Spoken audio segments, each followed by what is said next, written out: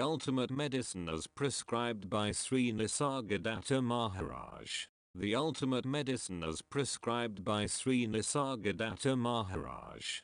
Dialogues with a realized master. A message and example that can awaken us to our original nature. Edited by Robert Powell, PhD. Thanks and gratitude to the editor, Robert Powell, PhD. The ultimate medicine, as prescribed by Sri Nisargadatta Maharaj. Thanks and gratitude to the website pdfdrive.com. Sri Nisargadatta Maharaj, 1897 to 1981. One of the most important spiritual preceptors of the 20th century, lived and taught in a small apartment in the slums of Bombay, India. A realized master of the Tantric Nath lineage, Maharaj had a wife and 4 children.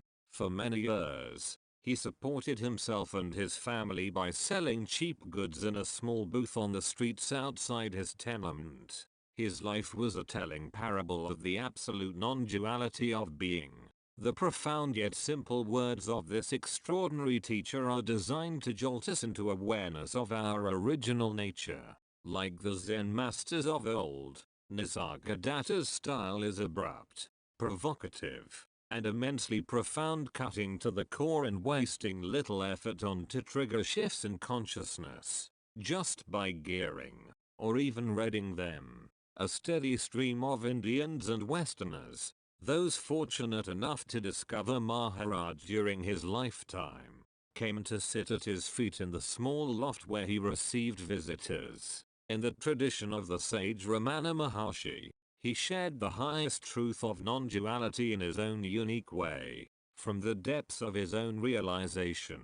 In this volume, Nisargadatta provides advanced instructions for spiritual aspirants. The ultimate medicine is not for those who like their spirituality watered down, but for serious students who will find herein powerful antidotes to unawareness. 2003. All paths lead to unreality. Paths are creations within the scope of knowledge. Therefore, paths and movements cannot transport you into reality, because their function is to enmesh you within the dimension of knowledge, while the reality prevails prior to it. Sri Nisargadatta Maharaj. Acknowledgement by the editor. First and foremost, I owe a debt of gratitude to my wife Gina, who took precious time off from her busy professional career to help me transcribe the tape recordings of these conversations into intelligible English. Her contribution in this matter has indeed been invaluable. I am also grateful for her general encouragement in my undertaking this project. Secondly, I want to express my thanks to Professors Willa Johnson, of the Department of Religious Studies, San Diego State University, and Lance Nelson, of the Department of Religious Studies, University of San Diego, for help given in the compilation of the glossary. Thirdly, I am grateful to Dr. Peter V. Medill, of Sebastopol, California, for making available the original tapes of discourses for this book and for writing its foreword. And last, but not least, I express my appreciation to Jeff Blum, my publisher, without whose vision and encouragement this work would not have been realized at this time. The editor. Contents. Forward. Preface. Publisher's foreword. 1. Stay put in beingness and all desire to be will melt away. 2. Whatever has sprung from the 5 elements is pure ignorance. 3. The ultimate medicine. 4. Once you know you exist, you want to remain eternally. 5. The greatest miracle is the news I am. 6. Whatever you can forget cannot be the eternal. 7. You are that which observes the coming and going of the consciousness. 8. To a jnani, all is entertainment. 9. Eventually, you have to give up this association with the consciousness. 10. The absolute cannot be remembered because it cannot be forgotten. 11. Understand your own incarnation. Epilogue.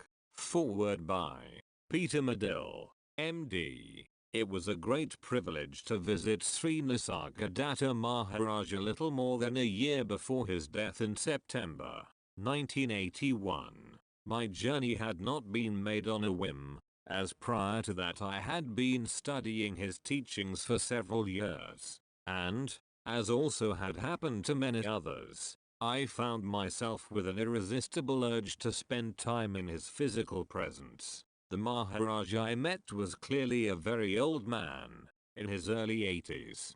Despite that, he struck me by his energy and vigor, and above all by his relentless passion for sharing his understanding. I also noticed the warm welcome he extended to those with a genuine desire to learn from him, although this did not preclude sharp words or pointed criticisms directed at those who only wanted to show off their book learning or self-assumed importance. My memories of the event are today as vivid as if they had happened yesterday, and the precept of a truly human yet utterly liberating spirituality remains the guiding beacon in my life.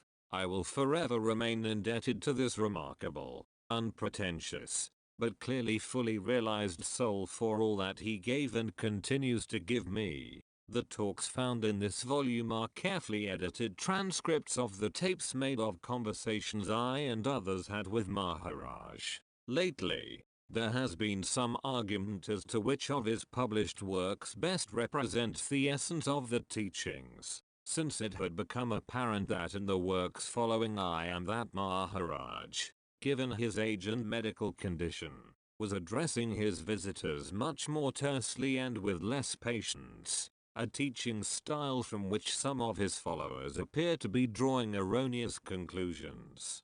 To mix metaphors for a moment, I would therefore advise any intending student of Maharaj's teachings to make as his main course a profound study of I Am That and enhance this meal with the fine wines of Robert Powell's thoughtfully and devotedly edited later volumes. It has been my experience that many who study this kind of teaching seem to be under the impression that merely listening to an intellectual commentary and a little subsequent reflection on them, to the point of acceptance, automatically grants them realization. Nothing could be further from the truth. Rather, I believe that a clear and detailed intellectual grasp of the teaching is essential but still only a first step.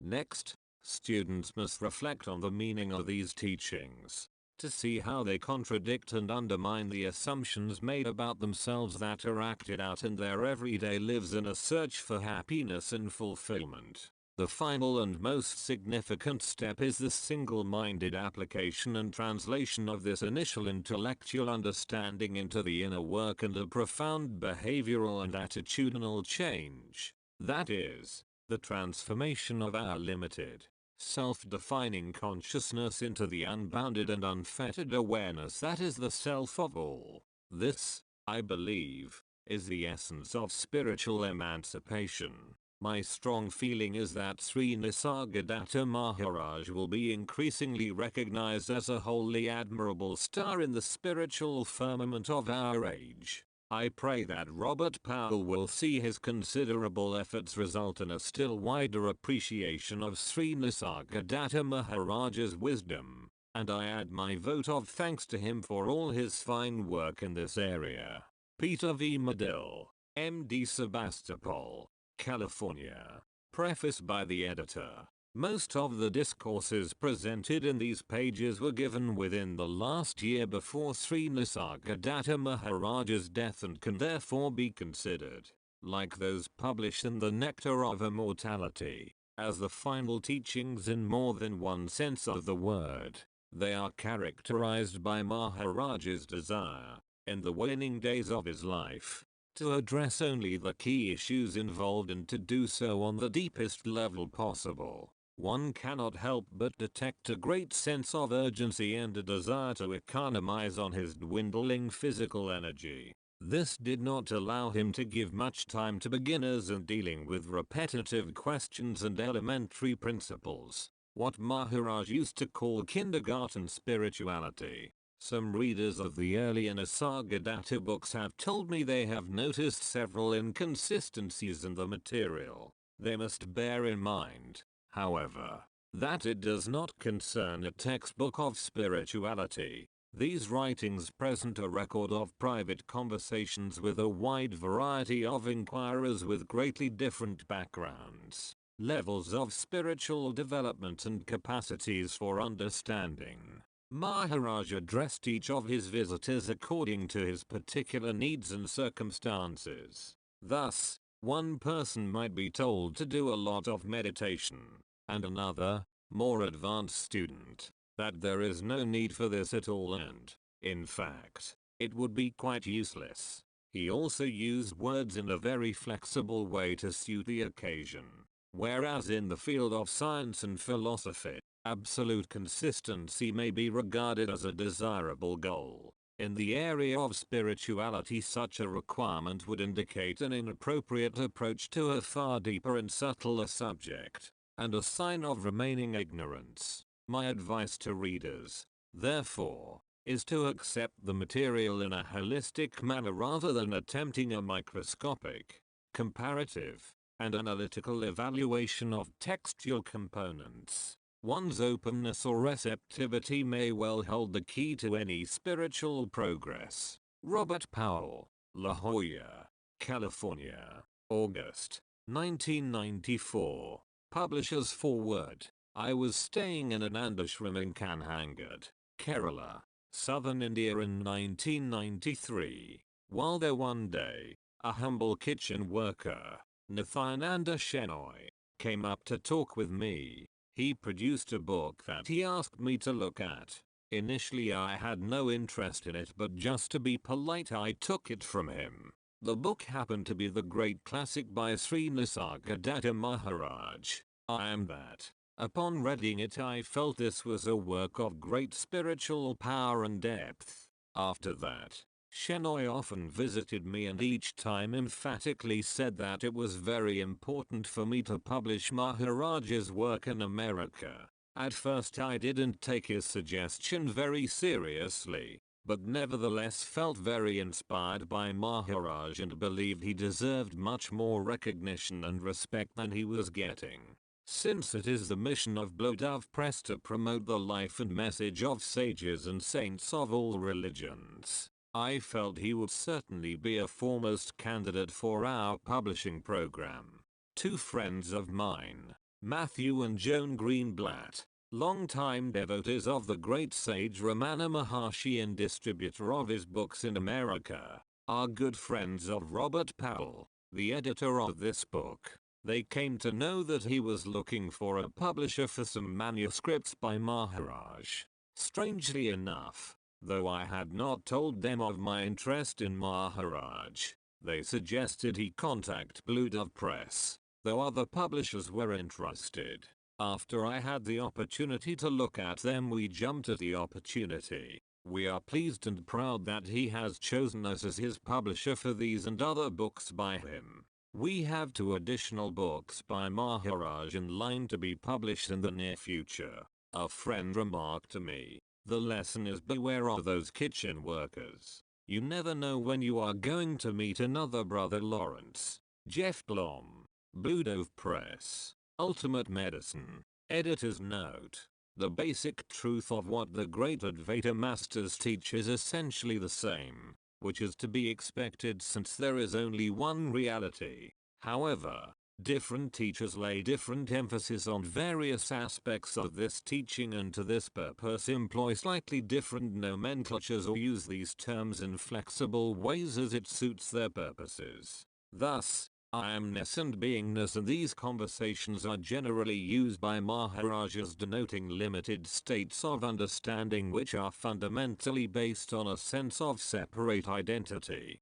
resulting from taking oneself to be the body. They are wholly conceptual. Often, Maharaj uses both terms interchangeably. At other times, depending upon the emphasis he wishes to convey, he denotes beingness as a somewhat superior state, which arises upon transcendence of the I amness and equates the manifest consciousness. Maharaj also refers to beingness as consciousness or knowingness, and according to him it still is the product of the five elements, rooted in materiality. Thus, he states, this knowledge I am or the beingness is a cloak of illusion over the absolute. Therefore, when Brahman is transcended, only the Parabrahmati is, in which there is not even a trace of the knowledge I am. The state of beingness is clearly an incomplete, provisional state of understanding, as is also evinced from Maharaj's following words. The sages and prophets recognized the sense of being initially, then they meditated and abided in it and finally transcended it, resulting in their ultimate realization. Whereas I amness, beingness or knowingness, has a somatic basis, which in turn arises from the physical elements. The absolute lies beyond all physicality and can no longer be described. In the absolute one has no instrument to make any statements. What I am in the absolute sense, it is not possible to convey in any words. In that ultimate awareness, nobody has any consciousness of being present.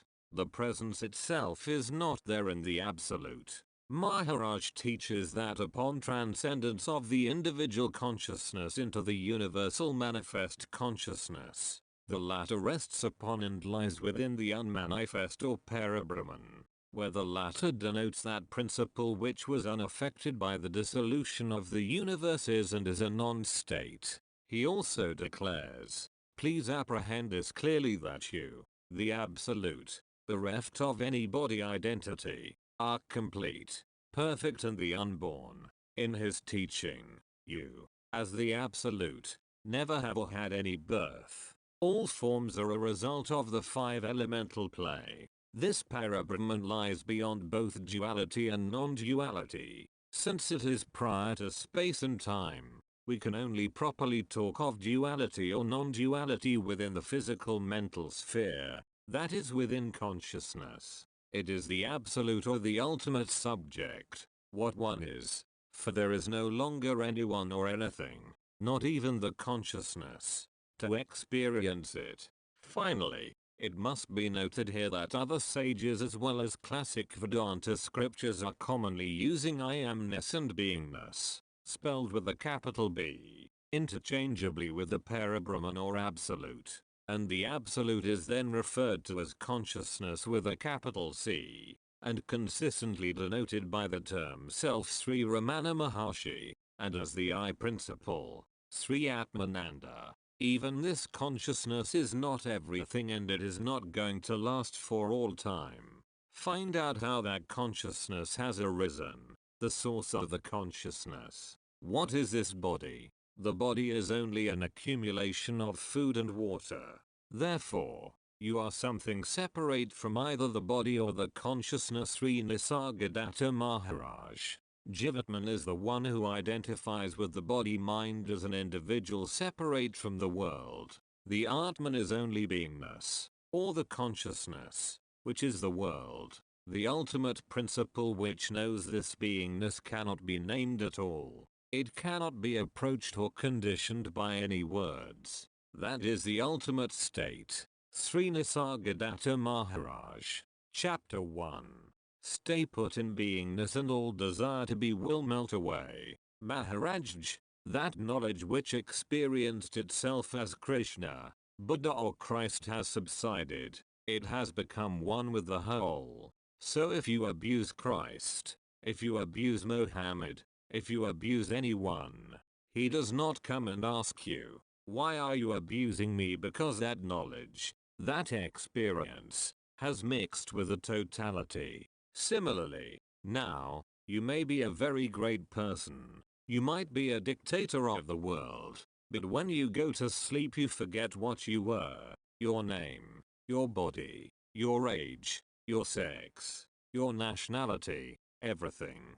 This sense of a separate identity is very limited and not the truth. In fact, it is totally false. So if that is the situation with Christ, what is the case with you? Or you may be a humble, virtuous person. Whenever you go to sleep, you forget sin, virtue, you forget yourself. What is the basic fact? It is that you forgot yourself as an individual, which gives you deep rest. When you go to sleep, you might have had sex with 100 women or 100 men. At that time you were enjoying it. But when you sleep, when you take rest, that sensory experience is not there. So then you don't have an identity. No weight at that place.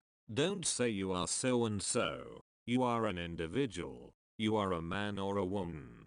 Just stay put. From there you can't move ahead.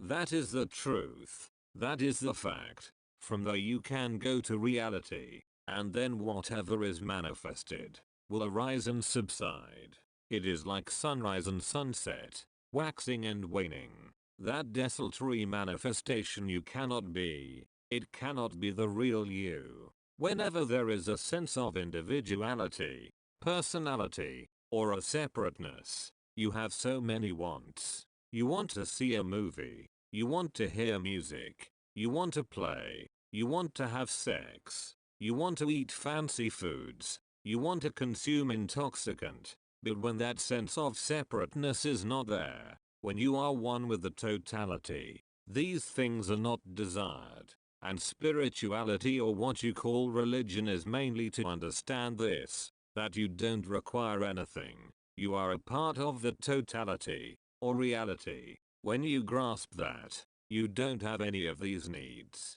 But so long as you are separate from things, you need everything.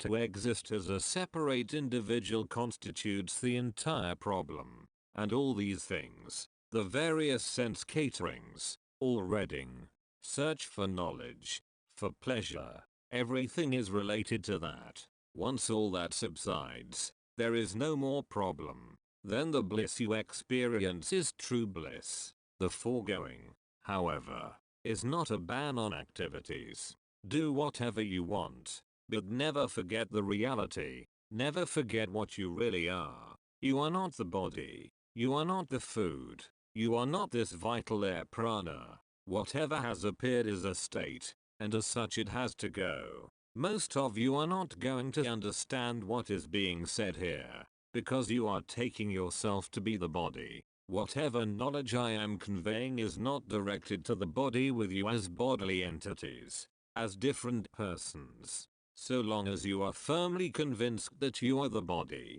whatever I am telling you is not going to be of any use to you. Because whatever knowledge we take it as body-mind, since it adds to our existing store of information. We then feel we have become more knowledgeable. For example, tomorrow some astrologer or palmist may want to come and tell me, I would like to tell your future. How can he tell my future when I am not there at all? You would be happy when told, okay, you will be president of the United States. But with me that is not the case. In various books, they have written about God.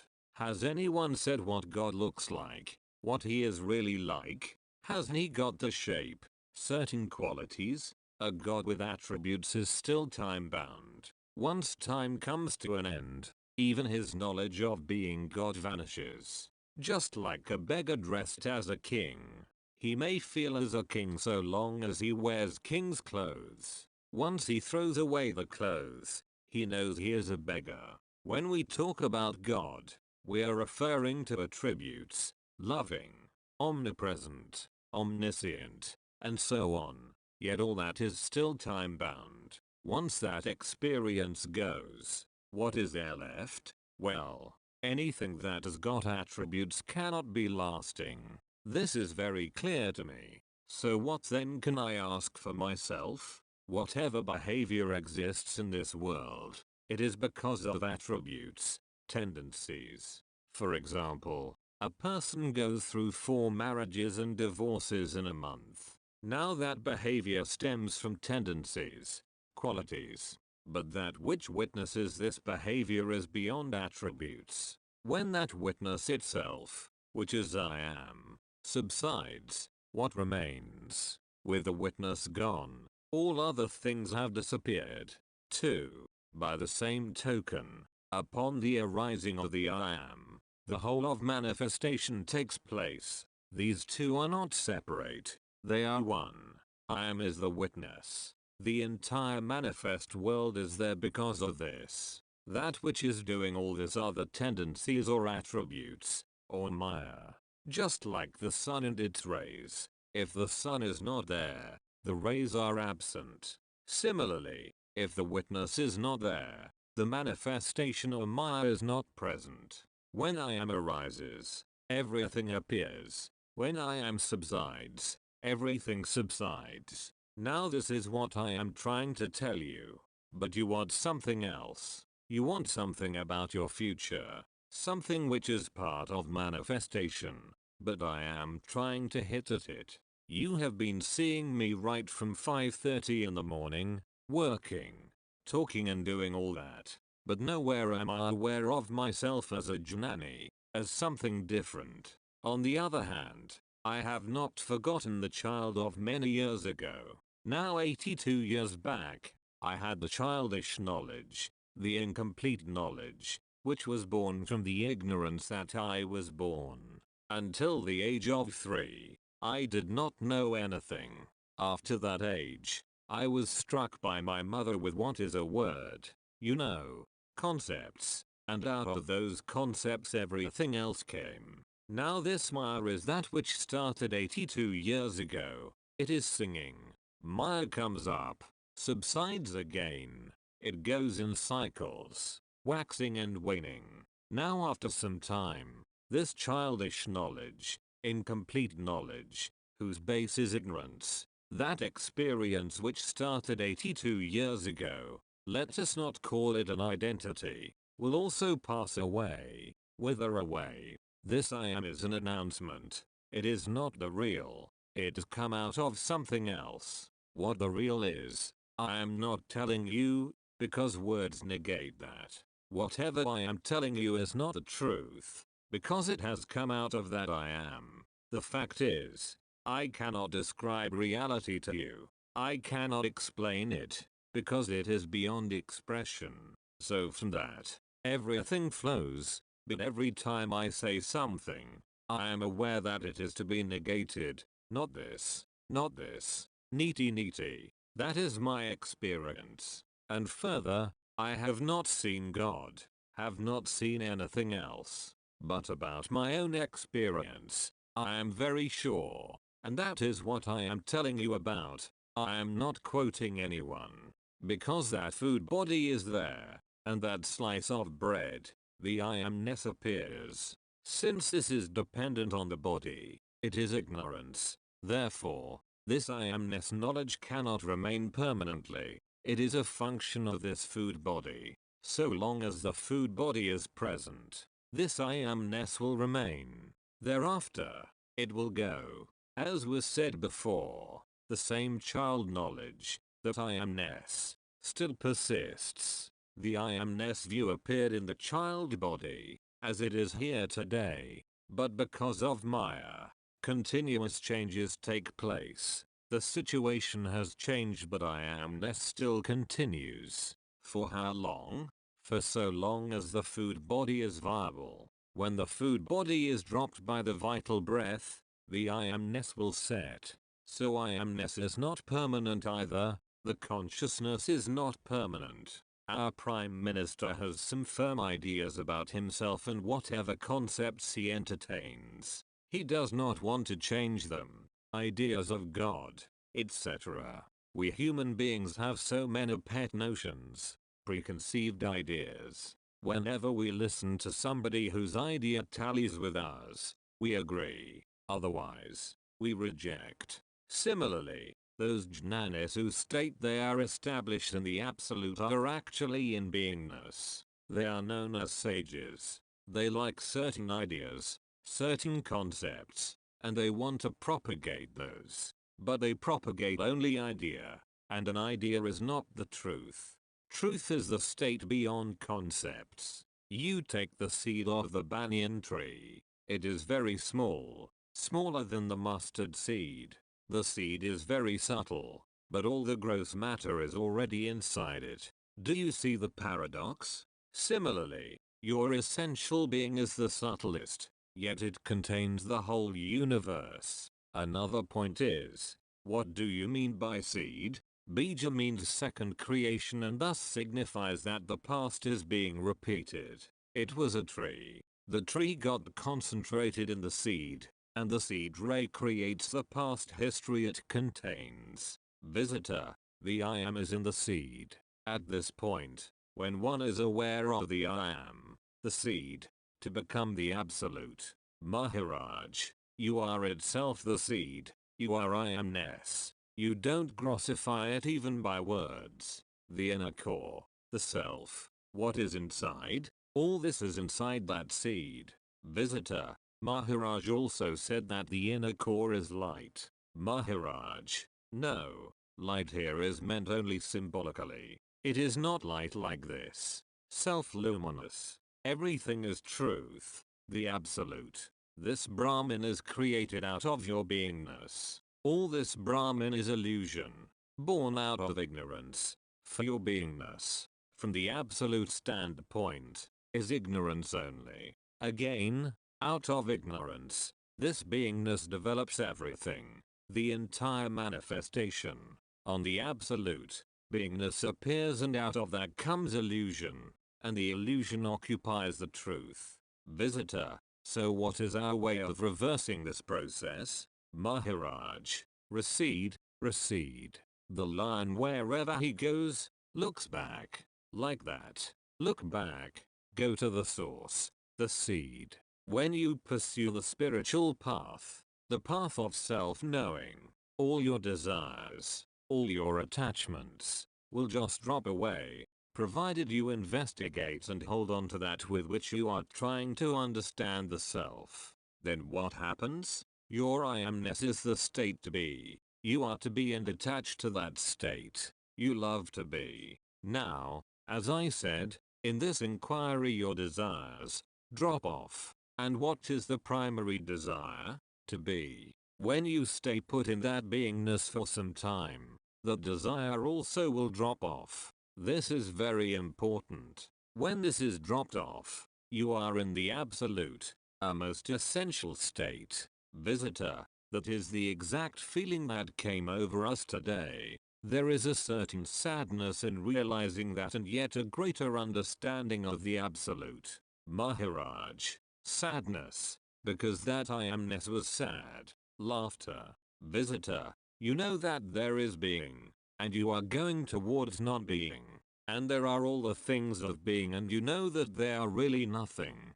But it was fun. It was a great illusion while it lasted. Maharaj, your true state. Stay put in that. It is ever there. In its pure state. Undisturbed. Only that consciousness, I amness, is consciously receding from the absolute. That you are present only. There is not the slightest movement from you. It is winding up the show.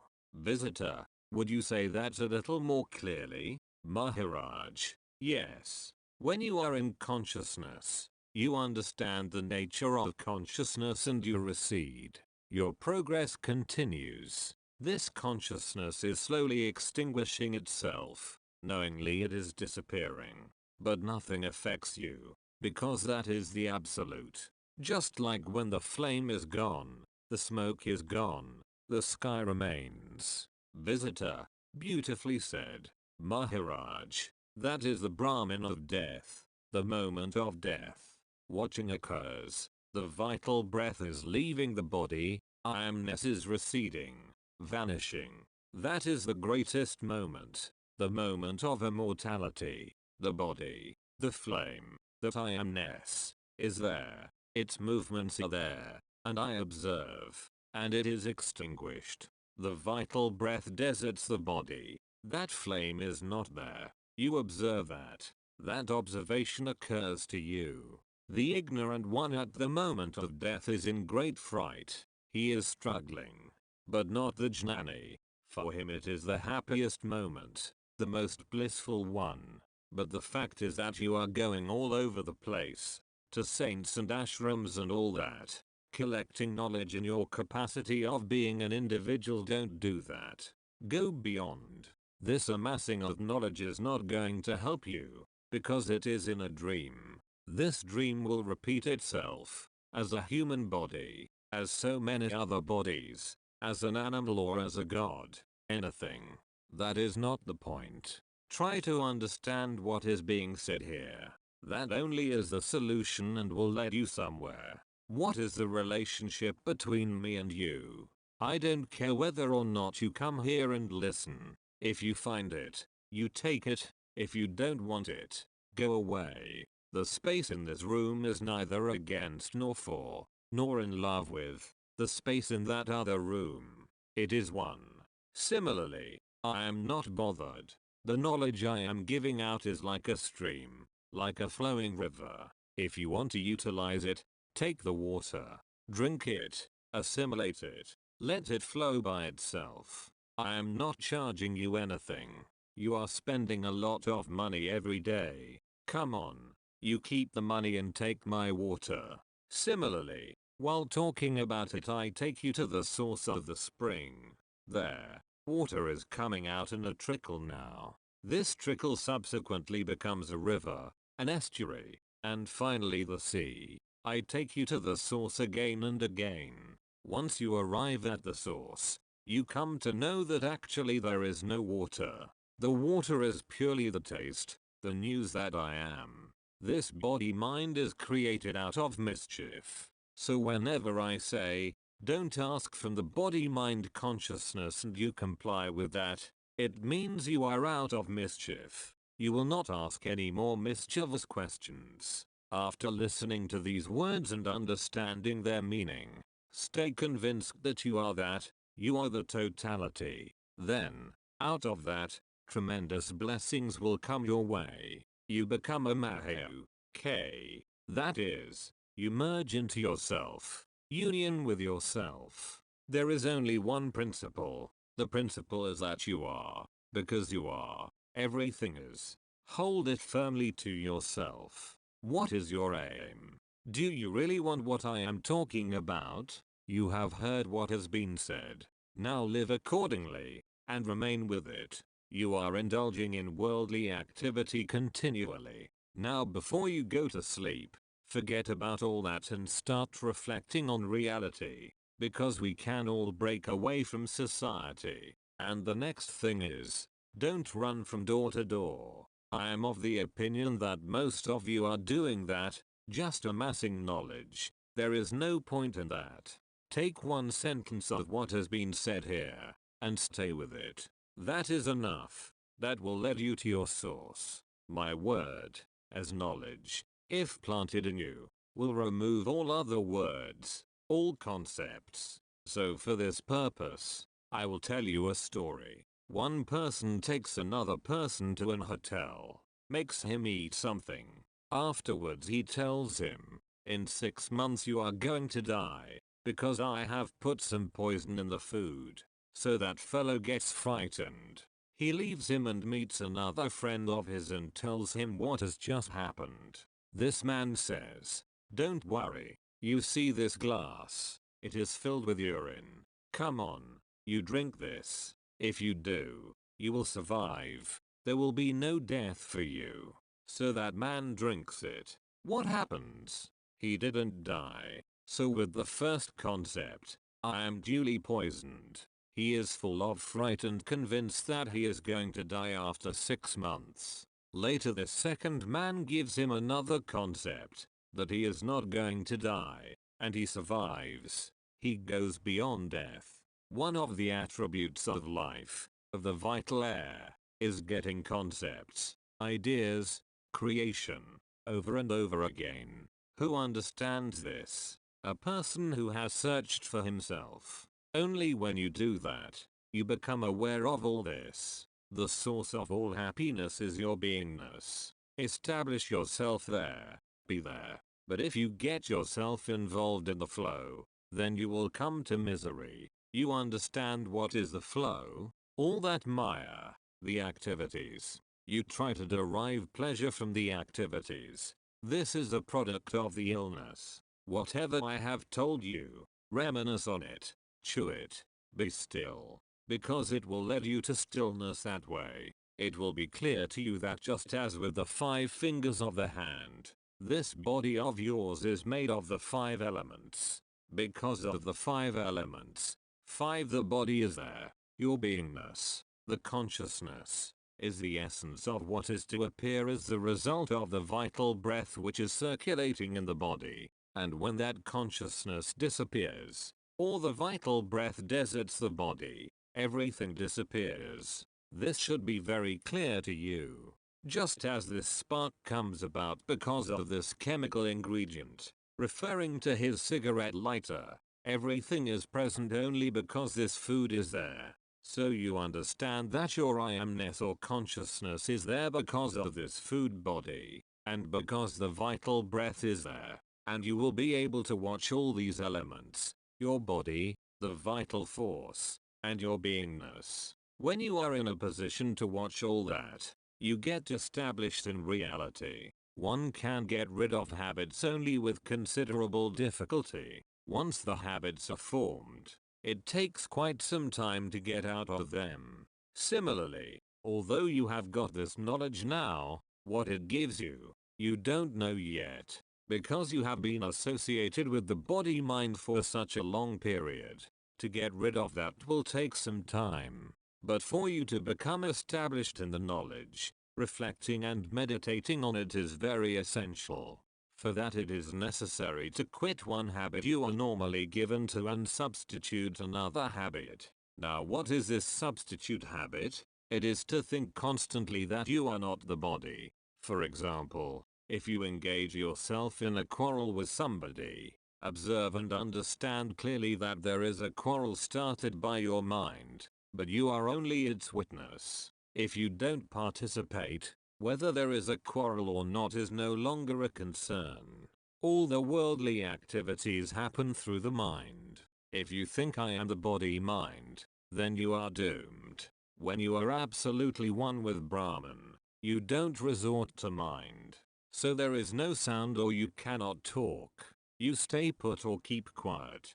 To talk, you have to take advantage of this instrument, the mind. So you need to get a little detached from Brahman, then only the talk can come out. The 1st of January, 1979. Chapter 2. Whatever has sprung from the 5 elements is sheer ignorance. Maharaj, the knowledge I am is the same in all sentient creatures, whether it be an insect, a worm or a human being, or even an avatar, the highest kind of being. I do not consider this basic consciousness in one form as being different in any way from the consciousness in another form. But in order to manifest itself, consciousness needs a base, a particular construct in which it can appear. That base can be anything, it may be any form, but the manifestation can last only so long as that particular form endures. And until that consciousness appears, there cannot be knowledge of any kind. In sum, knowledge depends on consciousness, and consciousness needs a physical matrix or form. One must also consider the importance of the word. The thought arises from the vital breath and expresses itself in the word. Without words, there could not be any communication in the world. In fact, there could not have been any activity, any busyness, or business, for that matter, at all. The world goes on because of the word and the name. People could not have been identified without name, so the word and the name have great importance. The principle of naming every possible thing has been carried forward to the extent that even God had to be given a name, and that name, when repeated, has a certain significance. At an early stage of one's spiritual development, there is no method, no sadhana, more important or effective than repeating the name of God. Now there exists no particular reason for the coming about of this consciousness. So there is no explanation for how this seed, this consciousness or knowledge I am, has arisen. But once it is in existence, it cannot stand still. That is, consciousness is tantamount to movement. and all movement takes place through the gunas, which are inherent in the knowledge I am. This consciousness keeps on humming. When people first come here, I always tell them that they come with the purpose of showing off their knowledge or trying to draw me into an argument. So I am aware of that, but I am even more strongly aware of the fact that such people have not got the slightest idea what they are talking about. I call it pure ignorance. It is for this reason that I say, don't ask any questions. Don't even start discussing until you have listened to the talk for a while and absorbed at least some of its contents. Then you can begin asking questions. How do I know that you are completely ignorant? From my own experience, any infant will take at least a year and a quarter, or a year and a half, before he can even utter a word. That word may not have any meaning, but to do so, what has happened? Again, I am using the word gun, that which is going on internally wanting to come out.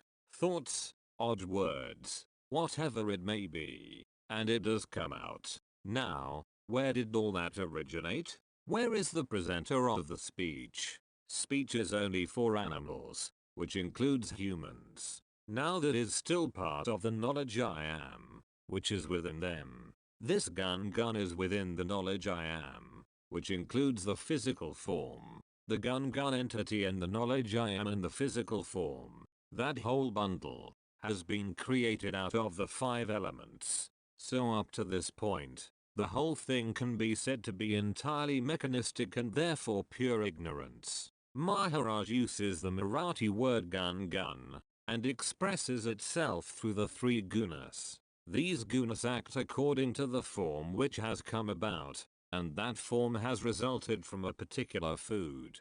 Behavior and action result from the combinations and permutations of the 3 gunas. The 3 gunas: sattva, purity, clarity, harmony; rajas, passion, energy, activity; and tamas, inertia, resistance, darkness, are the basic attributes or qualities that underlie and operate the world process, according to Hindu teachings. Now there are some people who say, I was so and so in a previous existence. How do they know? They could only have sprung from the 5 elements. And before the 5 elements were created, the previous knowledge could not have been there. Therefore, it is utter nonsense, rubbish. There are many hatha yogis who have great powers. Of those, I am the greatest. But I distinguish between hatha yoga and hatha. Hatha means insistence or persistence. You see, I persist. And what is this persistence about? I did not know that I was going to be born. How did I get this birth? That is the point on which I persist in finding the answer. I must know this. When I was told sattva, then what is sattva? Sattva is the essence of the 5 elements. In that essence, in that juice, is the knowledge I am. But all that is still of the 5 elements. Then how did this come about? My guru told me the whole story. Thus, I came to know that it is ignorance. And I know from experience that everybody is starting from there. Thus, whatever has come about is sheer ignorance. And we are nothing more. That is what my guru told me. My guru further pointed out to me the fact that the only thing you have and which you can utilize to unravel the mystery of life is this knowledge I am. Without that, there is absolutely nothing.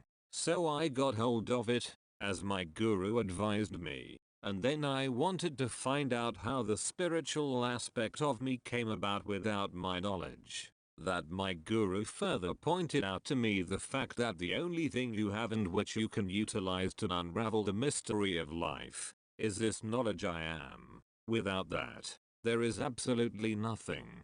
So I got hold of it, as my guru advised me, and then I wanted to find out how the spiritual aspect of me came about without my knowledge. That again is the result of the 5 elements. Therefore, I repeat, I know from my own personal experience that if anybody thinks he has something special, it is sheer ignorance. Even if this body lasts for 1,000 years, any experience with it that has come about during that period is necessarily based on the I-amness, which is based on time, which is a product of the 5 elements for which I have no use at all, on my pure absoluteness, which has no place, and no shape or form. This knowledge I am came, which also has no shape or form. Therefore, it appears, and it is only an illusion.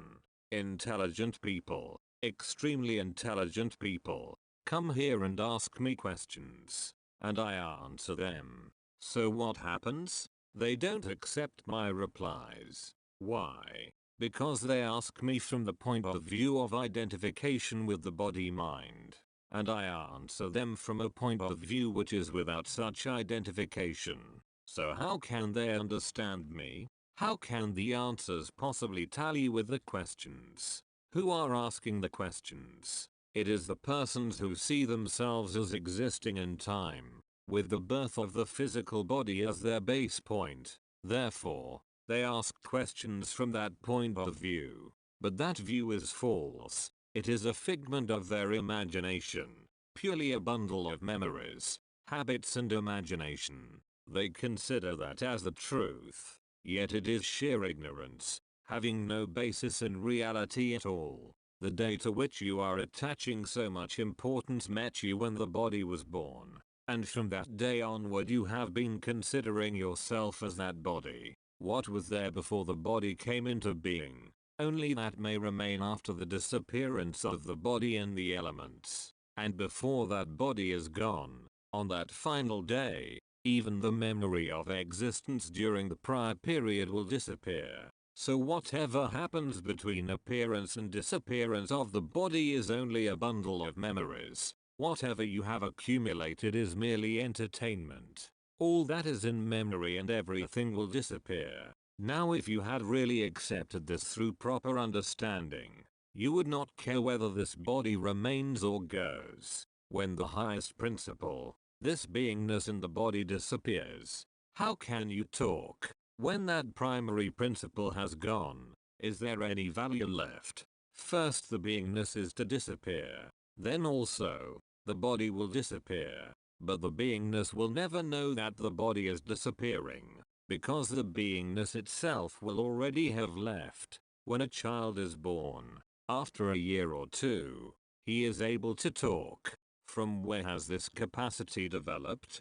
From the food essence of the body only, is it not? Internally, he developed this power of speech. The Maharishi has over 8,000 disciples, but does he speak of this knowledge? They depend on this beingness as the truth. They take it as the reality, and all deference is being directed toward that beingness. All spiritual activities are based on the feeling that this beingness is the truth. But is it not also the product of the food essence? And, therefore, does it eventually not become decrepit with the food essence? Maharishi Mahesh Yogi, don't you understand your knowingness naturally, effortlessly? Once you understand spontaneously, you will realize that it is also a temporary phase. This beingness is going to disappear, and in understanding this, you will come to the conclusion that it is unreal, and the one who understands its unreality is the eternal.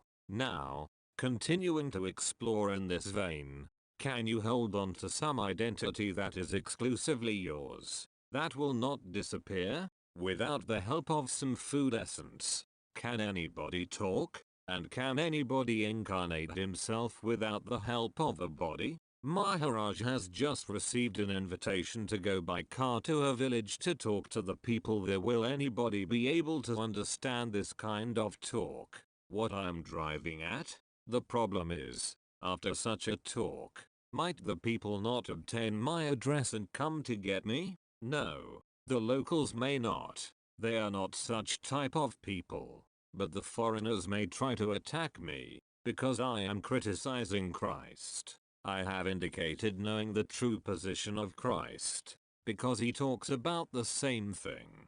What was done to Christ might happen to me also, because Christ started telling the facts, the truth, and people got enraged and crucified him. They dared to shed his blood. Since my talk will be beyond the scope of their understanding, some of the audience may become very upset and disturbed. They will say, "It's no use, we must finish him off. It is because of the command of my guru that I am doing this, participating in all these talks. When I go to that village, I will have to discourse about God and purity. I must take the devotional approach. But if I gave the kind of talk that I am giving here, they would not be able to understand it. I should talk on their level of understanding God, purity, and devotion." The 28th of March, 1980, Chapter 3, The Ultimate Medicine, Maharaj. The 5 pranas, panchapranas, become purified. Concomitantly the sense organs become purified, and the mind also becomes pure. And when the mind is pure, the language of the sages becomes intelligible. Without such purification, it is not possible to understand the sages. And, ultimately, the purification leads to self-knowledge, to the self. Visitor, does this purification arise as a consequence of applying oneself to meditation on the sense of I am, and is it one's central responsibility? Maharaj, I am referring to what we call the sattva, signifying the essence of the food that you consume. This body is nothing but food for the consciousness. Now the quality of the sattva is the beingness or the knowledge that we are, the T-consciousness. And, ultimately, you should know this sattva, what it is. But for the moment I will tell you this is the essence of all the food. Your question was whether through meditation this purification takes place. Yes. And how this happens is that by meditation the sattva quality gets predominant. The mind gets purified and then the knowledge of the self is made possible. Just as the quality of sugar is sweetness, so the quality of the sattva, the essence of food, is this knowledge, this I consciousness, or, as we also call it, beingness. Just as the sweetness of visitor, how can that be the quality of food? I am just not clear on what you are trying to say. Food can be either very tamasic or very rajasic. It depends on the food chosen. Are you talking about food in terms of whatever thoughts, instruction, we ingest, or just simply the gross elements we take in? Maharaj, ultimately the food has taken this form, which is the body. Now in this body, which is nothing but food, an entity called sattva is present. There is some connection between this sattva and the food. It is not simply that the food is this sattva, the latter is some subtle product, some essence of the food. Is that clear? Visitor, it's becoming clearer. Maharaj, then there is also something called the Mula Sattva, the origin of sattva, original essence. Its quality is that you come to know that you are. So in your body that primordial sattva, or Mula Sattva, is present because of which you have the knowledge that you exist. Another thing concerns so-called sickness. If anything goes wrong with the sattva or the material of the body, there is some disorder which is termed sickness. How do the doctors rectify that? By giving you medicine. The medicine is also a kind of sattva. So that medicine rectifies this disorder and then the sickness is cured. Visitor, sometimes.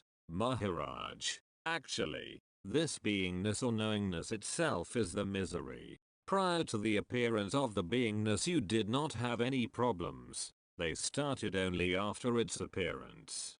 To repeat, with the form, the beingness appeared, the knowledge that you exist, and along with that, came all the problems. So this knowingness or beingness is nothing but misery. Any comment on this? Do you agree? Visitor, I agree with that. Yes. Sometimes I feel that illness arises as a lawful consequence of what people do. At other times it just seems to be something built into the body that we do not understand and it just arises. It has a force all of its own, and either it will be dissipated when something counters. Maharaj. Again, this beingness, the knowledge I am, which I call a padra, is the source of trouble. As I said in the morning, as the result of happiness this source of misery has also begun. In this apadra, in this primary essence, lies the knowledge I am. You know that you are.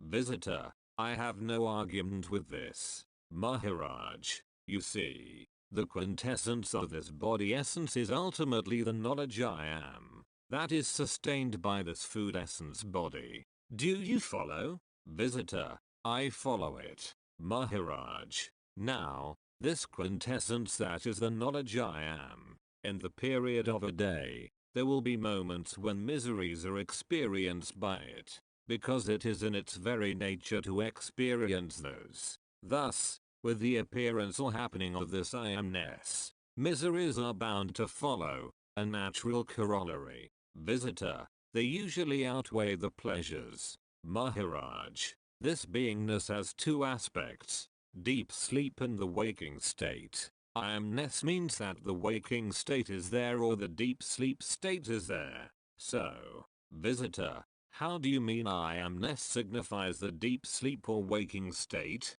I don't understand that. Maharaj, you know in the waking state that you are. Visitor, in the waking state, yes, I know that I am. Maharaj, when you go to sleep, you do not know that you are. Isn't that so? Visitor, that's true. Maharaj, so that means these two aspects of I amness are always there. In deep sleep, I amness is forgotten. And because it is forgotten, you are completely relaxed and at peace with yourself.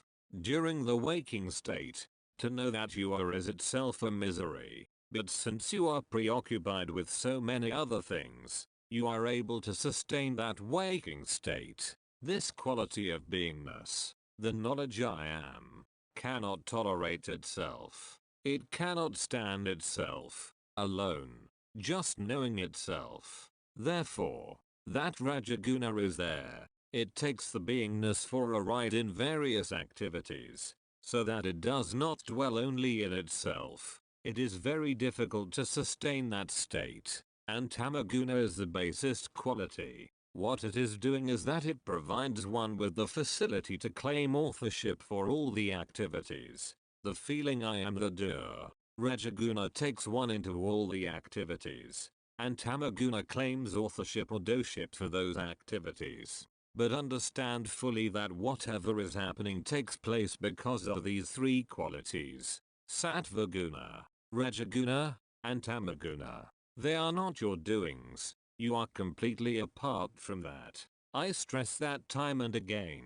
This is the play happening in these three gunas. Again understand, you are experiencing this sattvajama, the knowledge I am. This I amness is experienced by you, the absolute. But you are not I amness. What have you to say on this? Visitor, what could I say? I don't have any comment. Maharaj, what I am expounding here is not normally expounded anywhere. Visitor, I know. That is why I am here. Maharaj, having understood, realized and transcended all these three gunas, I know full well their play. That is why I talk like this. I have understood. I have realized. I have transcended them. A number of sages, having done all the expounding, will only take you into sadhana, the disciplines that are to be followed. But this is a subject, prior to discipline,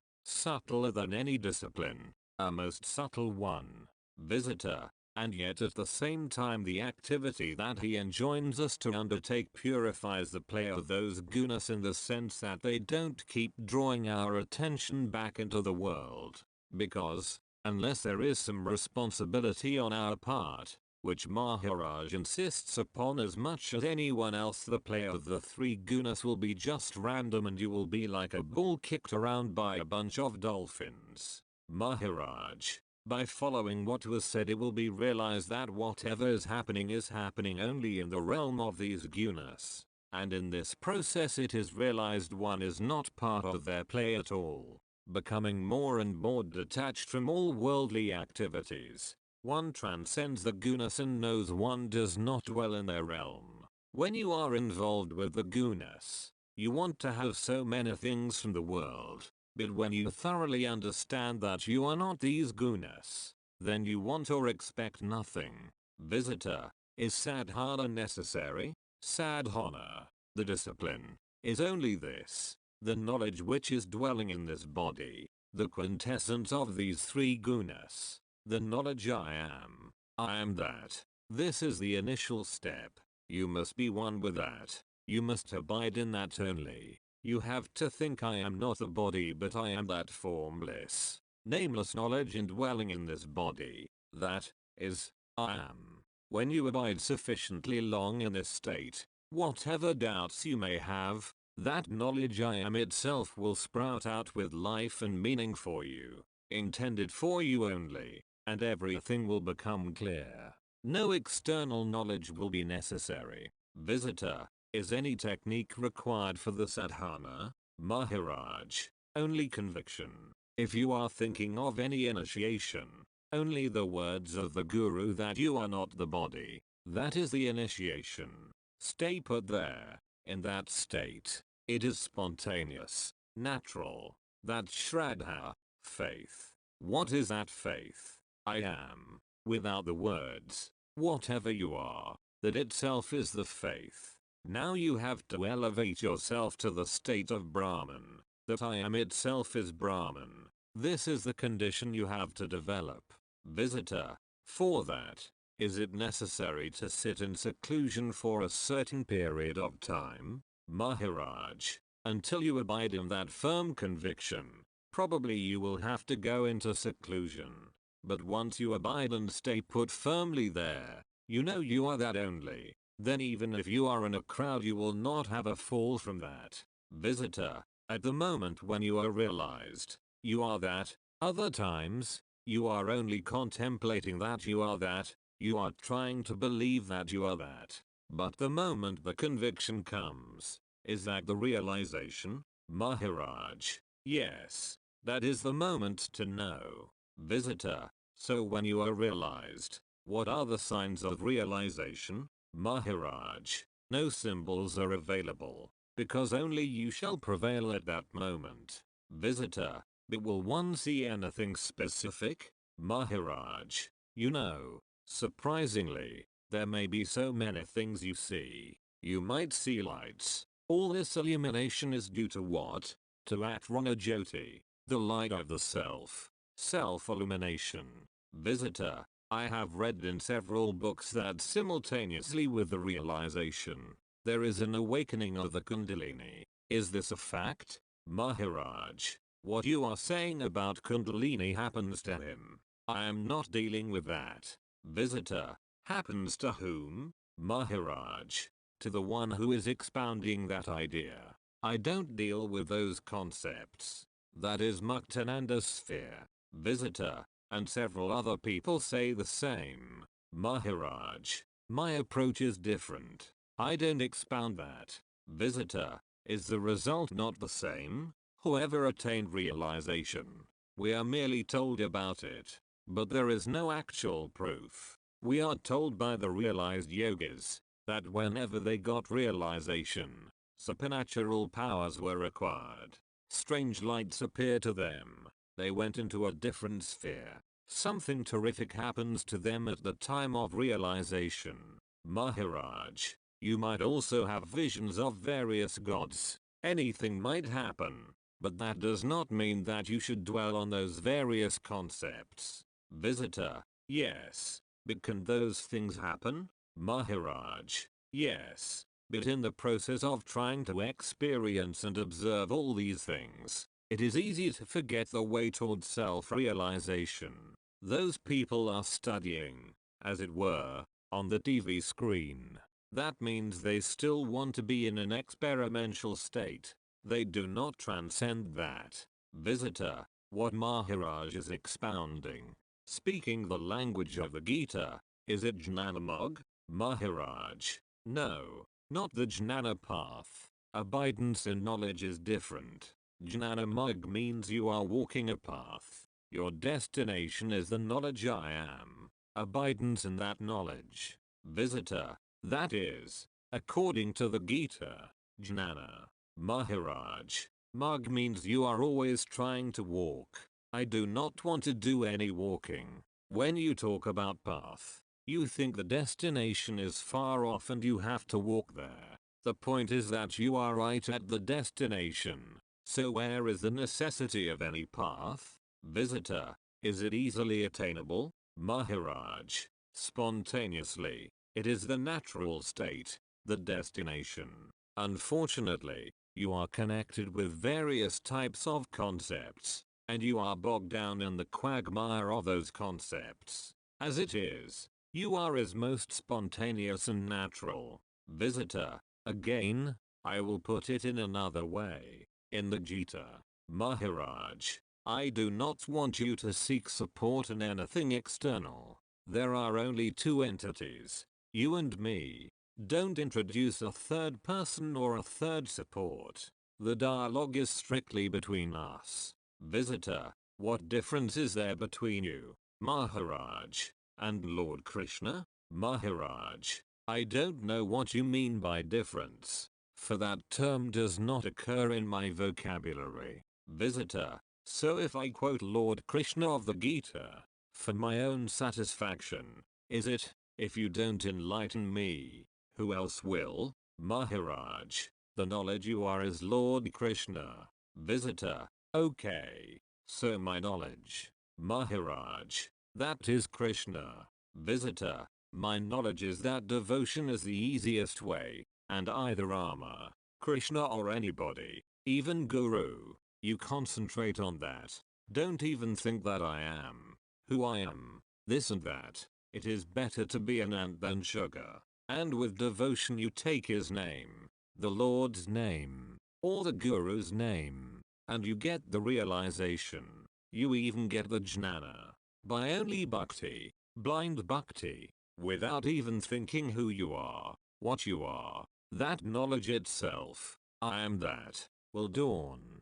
With conviction, realization will occur. Maharaj, if you have gone through all that, why did you come here? Having done all these things, the devotional path, the knowledge must have dawned in you. Again, one must ask, why did you come? Visitor, no, the knowledge has not dawned. I feel incomplete. I was not crowing about devotion. I was wanting. So, Maharaj, there is no question of knowledge dawning in you, because you are that knowledge. It is already there. That is the only condition. Visitor, by blind devotion? Maharaj, why do you want blind devotion, when you are already that? Visitor, because it is easiest for 99% of the people. I can believe in you more easily than I can believe that I am God. I can believe that you are God. You are more godly. You are God. You are Shaktiman. I can't believe that I am Shaktiman. Maharaj, you will never be alerted to that higher state if you do not believe that you are the God. That is Advaita devotion. There is no difference between God and yourself. You are God only. Only I prevail. Visitor, yes, I know. But they say even Dvaita and Advaita, both will lead you to the ultimate. Maharaj, a lot of people may say a lot of things. But what I am telling you is this. See that you are and know that you are. Just be that. Visitor, is Dvaita incorrect? Can it lead to the same? Maharaj, there is no question of duality because nothing exists except me. Only I exist. I deal only with that highest, whatever it is. In the lower, everything is true, on that level. But I don't deal with that stuff at all. I don't expound the initial stages. That time is over for myself. If anybody places full reliance on my words, that you are the Brahman, you are everything, that itself will transform you. Visitor, whatever I am is the result of my prarabdha. Maharaj, what is that prarabdha, that destiny, you are talking about? I know of no prarabdha, no destiny, in the initial stages, in the kindergarten thinking of spirituality. I used to say that to one who is receiving primary initiation into spirituality. For him these lessons are good enough, but not for my sadhana. For an advanced course in spirituality, I will not explain this. These concepts are rejected. If you don't like my teachings, whatever I say, you may blame me and are free to leave here. Visitor, can a man shape his destiny? Maharaj, I have said already, I don't believe in destiny. If you have been on the path of devotion, where is the necessity of destiny at all? With devotion, individuality has transformed itself into Brahman, the manifested. So how is the destiny needed for that? That Brahmin state, the manifest Brahman, is not subject to any destiny. Is there any question of something good or bad happening to that Brahmin state? He who is not one with the Brahmin and still thinks he is an individual, will always be thinking that something good or bad is going to happen to him, as an entity conditioned by body-mind.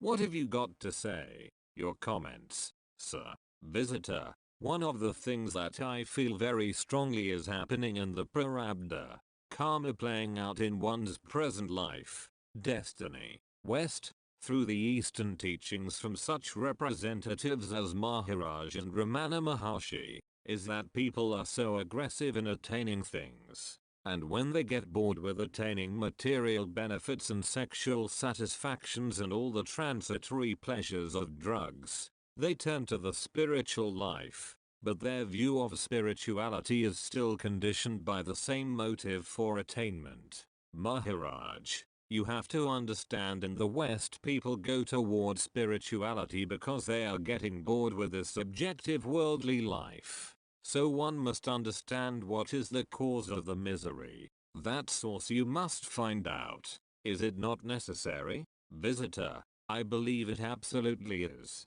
That is why Maharaj's teaching is so important, because it stands quite apart from the usual teachings. Second visitor, I think that what my newfound friend here is still trying to understand is the same basic confusion that we are having much more recently in the West, in that people associate realization with attainments relative to this whole chakra system. And it is not that at all. You know, when Ramana Maharshi was asked about this, he would say the only center that interested him was the heart. Maharaj, anybody coming here will be liquidated. He is not going to get anything. When you reach that state, the highest state, then only will you be realized, whether you are going to attain or discard. I assure you that you will attain nothing, and you will realize that no attainment is required. Abide in the words I have spoken earlier. First do your homework, then ask questions. I would like to know from you, what medicine is there which will help you to know that you are and put to use that knowledge you are? Visitor, Maharaj's instruction. That is the only medicine I know. Maharaj, continue to come here if you want to investigate what you are. Track down what that you are is. Investigate that medicine you are, and don't expose all and sundry to what I have told you. Keep it to yourself. Interpreter, to many he will say, don't ask anything, just listen. By merely listening, they understand. Most of their doubts will be cleared. To that lady in the morning he said, just listen, don't ask any questions. That can be very effective. 2. In the flow of the talk, many doubts will be cleared. He is sure of that. Visitor, why is there such a divergence between different gurus, rishis, and realized yogas? Perhaps they are not realized? Maharaj, no. This is to be explained as follows. Although consciousness is universal and the knowledge you are, and whatever knowledge there is all common, Its expression through the body and the mind is individualistic. There everything is different. Therefore, the path expounded by each sage will be different. It is bound to be so. Visitor, although several paths led to the Maharaj, they will lead to the same. Is it not that all paths led to Delhi? The paths will be different, but the destination is the same. So you can't compare the path or what I am expounding with somebody else's. Visitor, in your method, may I call it method, have you noticed any siddhas? Maharaj, number, but that is my own doing, because of the commands of my guru. My guru told me, although you are realized, you will have to expound knowledge only. No siddhi powers for you. I was very eager. I thought, I'll get certain powers, do miracles, remove the sickness of people. At first, I was thinking along those lines, as an initiate. But my guru told me, nothing of the sort for you. You have to expound knowledge only. There were to be no powers for me. And then he also told me, you must repeat all these bhajans 3 or 4 times a day. You have to do it, he said.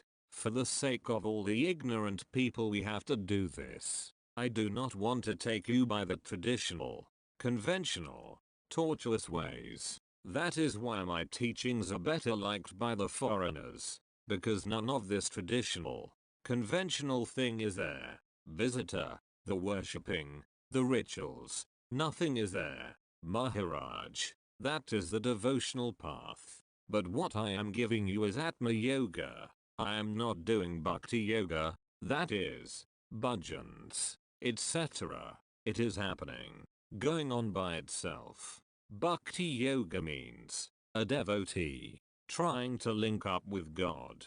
It is not only going on here, it is going on everywhere right from the ants. This means that everybody has that bhakti. Even an ant wants to live, which is the same as bhakti, but that ant does not know it. Only a human form. Visitor, my question is, even Ajnani's bhajans are devoted to some god, say Krishna, which takes for granted saguna bhakti. To the interpreter, are you convinced by the answer? Then in turn you can convince me. Interpreter, what has happened is this. As a jnani he would have remained unknown to the world. That is what his guru thought. So he told him, when Maharaj asked how he could repay this debt after he got realization, you cannot repay this anyway, but if at all you want to repay, you must do bhajans 4 times a day. Now the purpose of his guru's command was that when some bhajan goes on somewhere,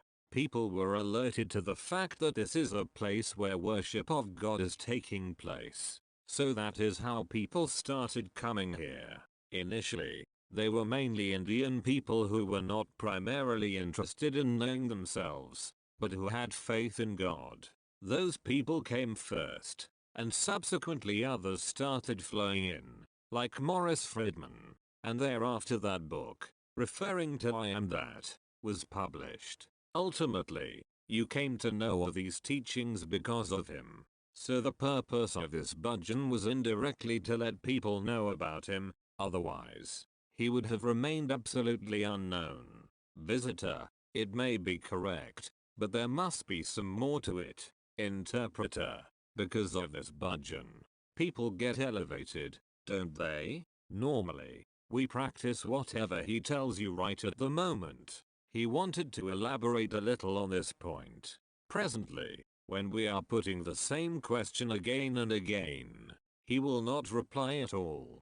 He was trying to say, bhajan is going on right from the level of ants up to ours. Eventually, when you get true knowledge, ultimate knowledge, then only will you come to understand that bhakti and jnana yoga are one. Visitor, and one can get that ultimate knowledge either way. Interpret, yes. The questioner is giving details about a recent visitor to Maharaj, a prominent homeopathic physician from America, who has been asked to utilize his expertise in trying to alleviate Maharaj's illness.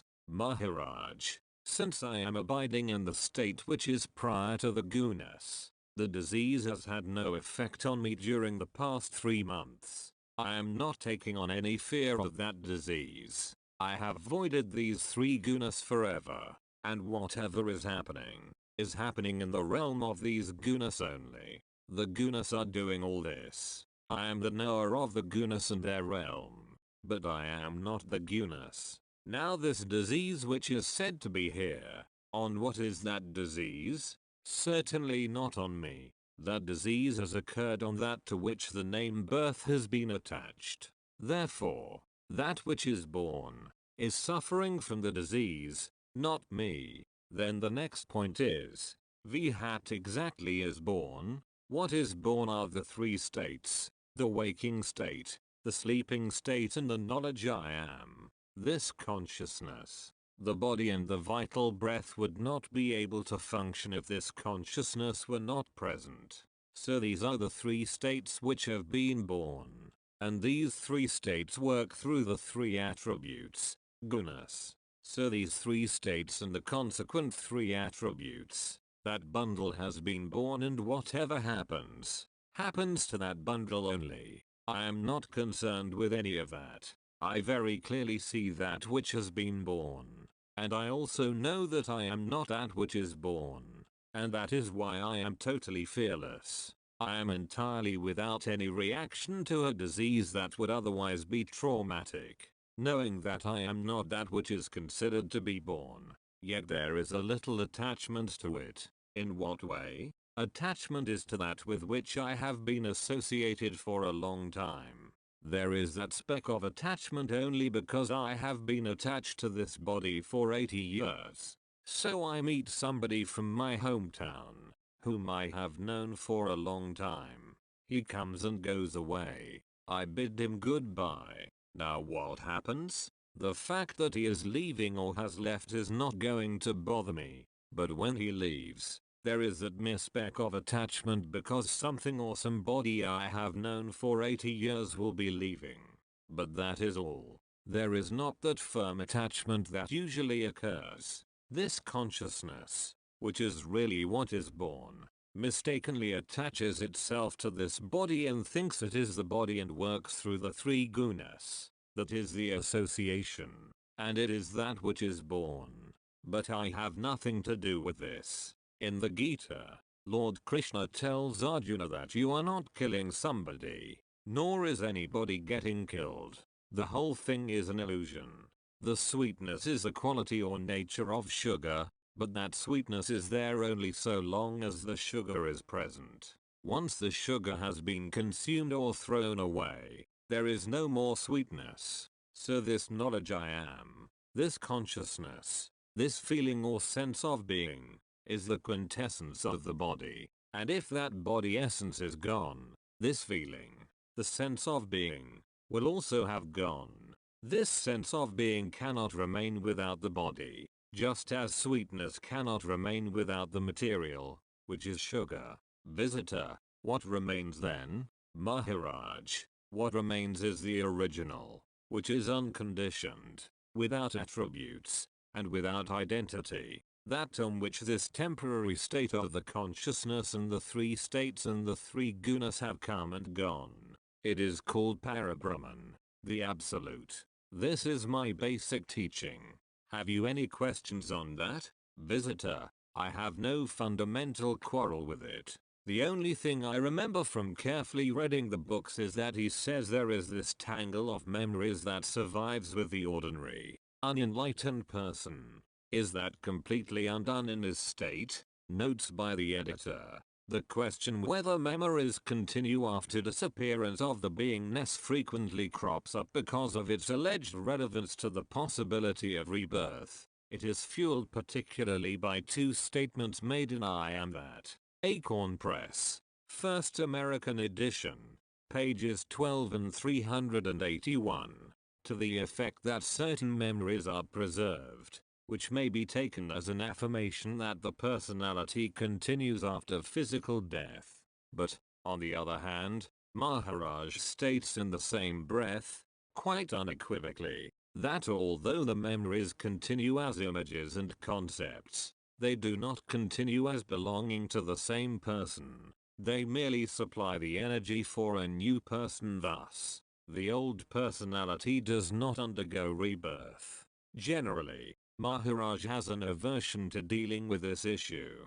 Partly, he feels this is like putting the cart before the horse. First understand the self, by undoing all identification with the body-mind. Then where is the question of rebirth? Maharaj, if there is sugar or the juice of the sugar cane, then there can be sweetness. So if this physical material essence, which is the body, is not there, how can there be any memories? Even the awareness that you are alive, that you exist, the sense of beingness itself, is lost, just as the taste of sweetness is gone. The lady's question was that after the body and the consciousness leave, there is something which is this Parabrahman. Then, how does one know this? Whatever remains?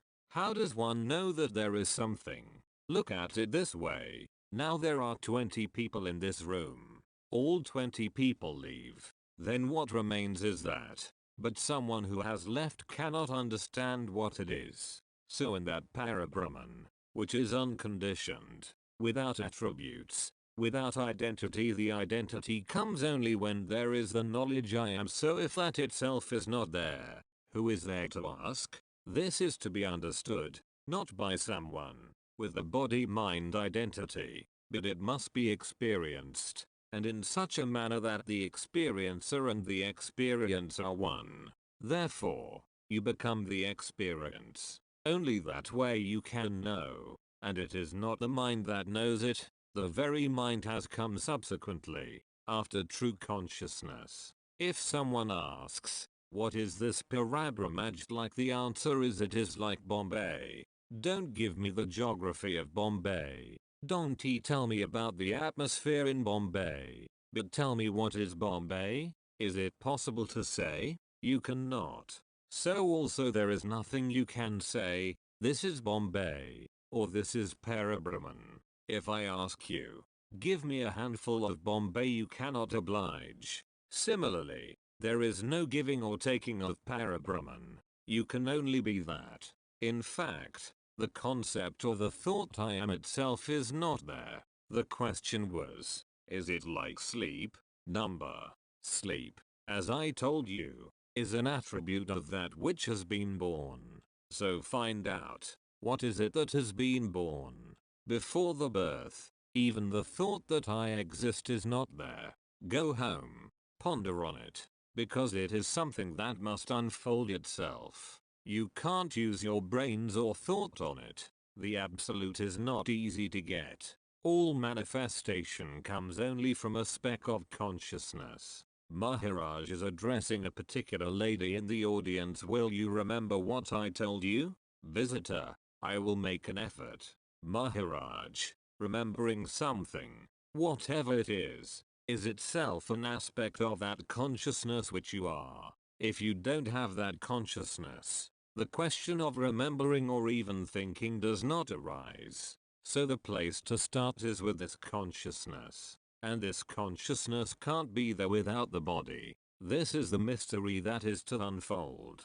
The consciousness is there so long as the 5 elements are present. Now WRNW is called the great dissolution of the universe. 3 of all the 5 elements takes place. The consciousness also is finished. But the knower of the consciousness, the absolute state, is unaffected. So I am always in that state, and that is why there is no fear of anything.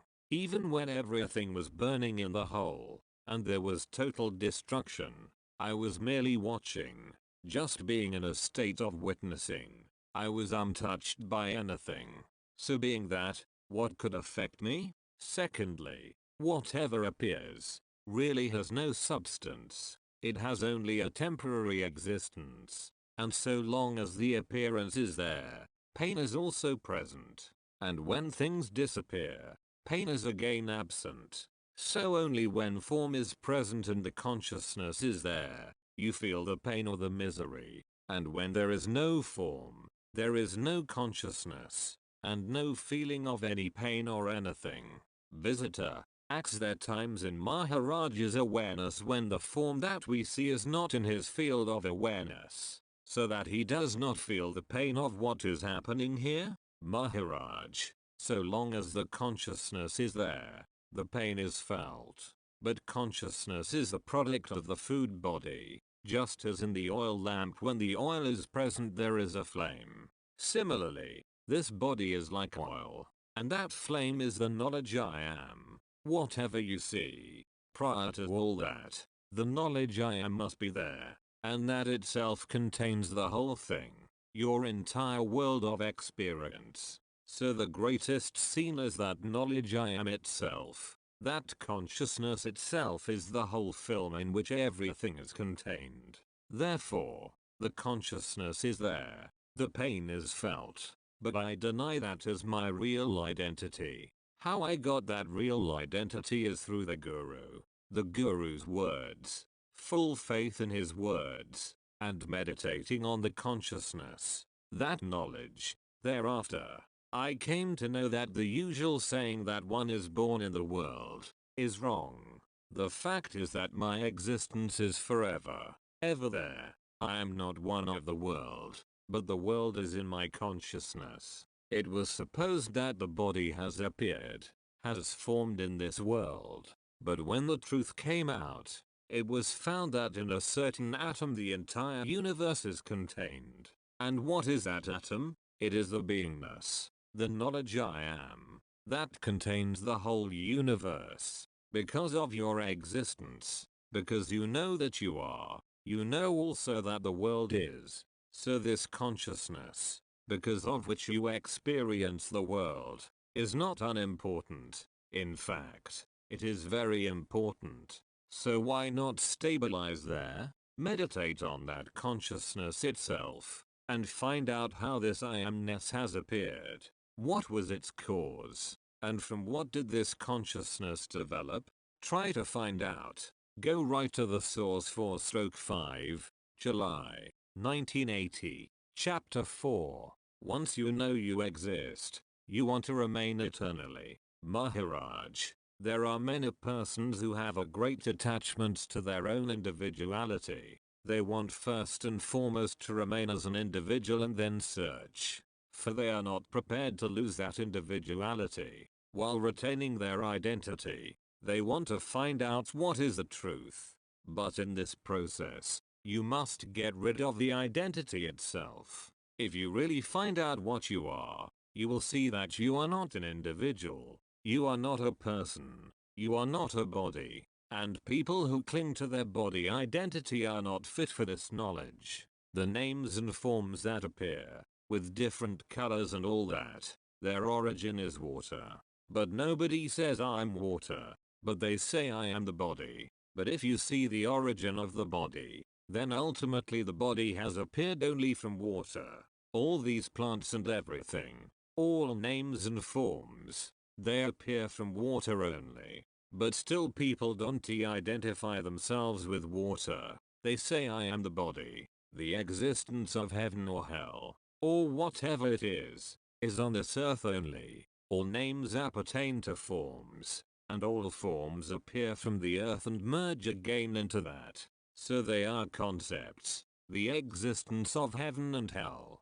Discoveries are made by the scientists. They receive help from their own consciousness. That knowledge I am itself. But what it is, they don't know. They cannot get hold directly of whatever they discover. Various books have been written, but ultimately Krishna, not a person, but consciousness in a form, has written about itself, what it is, and that I find most appropriate of all the existing scriptures. Visitor, you mean the Bhagavad Gita? Maharaj, yes, but I do not say Krishna is a person.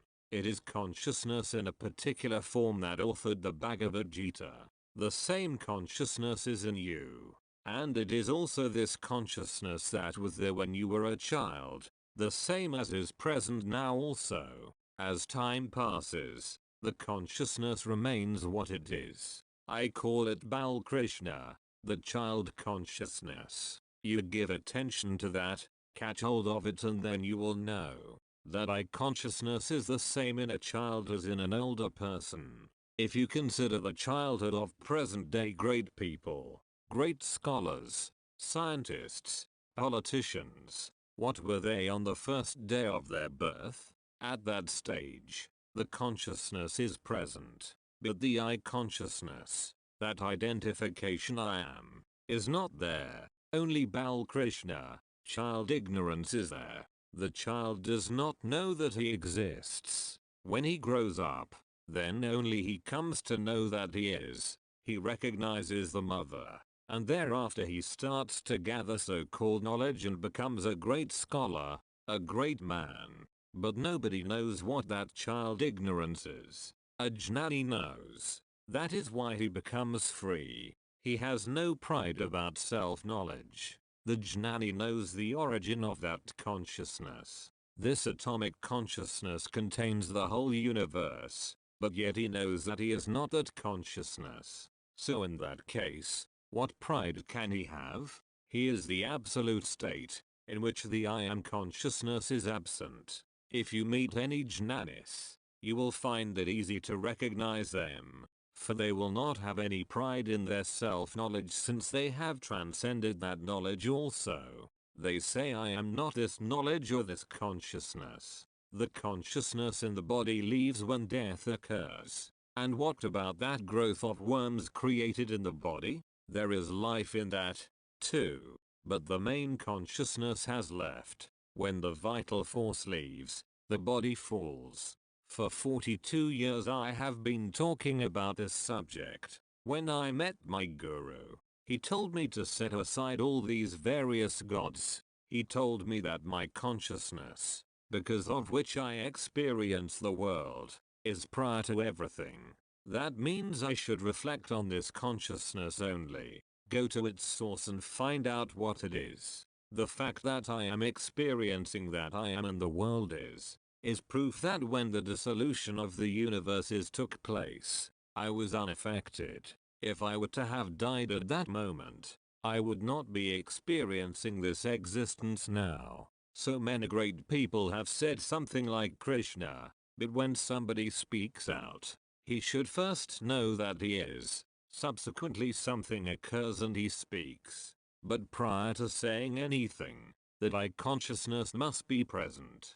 There was a time, in the absolute state, when there was no beingness, and then beingness appeared and you said something. So whether it is true or false, prior to the appearance of beingness, you did not know that you were. So whatever you said after the beingness appeared, whether true or false, is also the same. The source of this beingness, of the knowledge I am that you have, is in the blade of grass and the grain of rice. Those people who expound knowledge believe that the world is first and they were born in it afterwards. So long as this conviction is there, they cannot expound knowledge. They don't know better.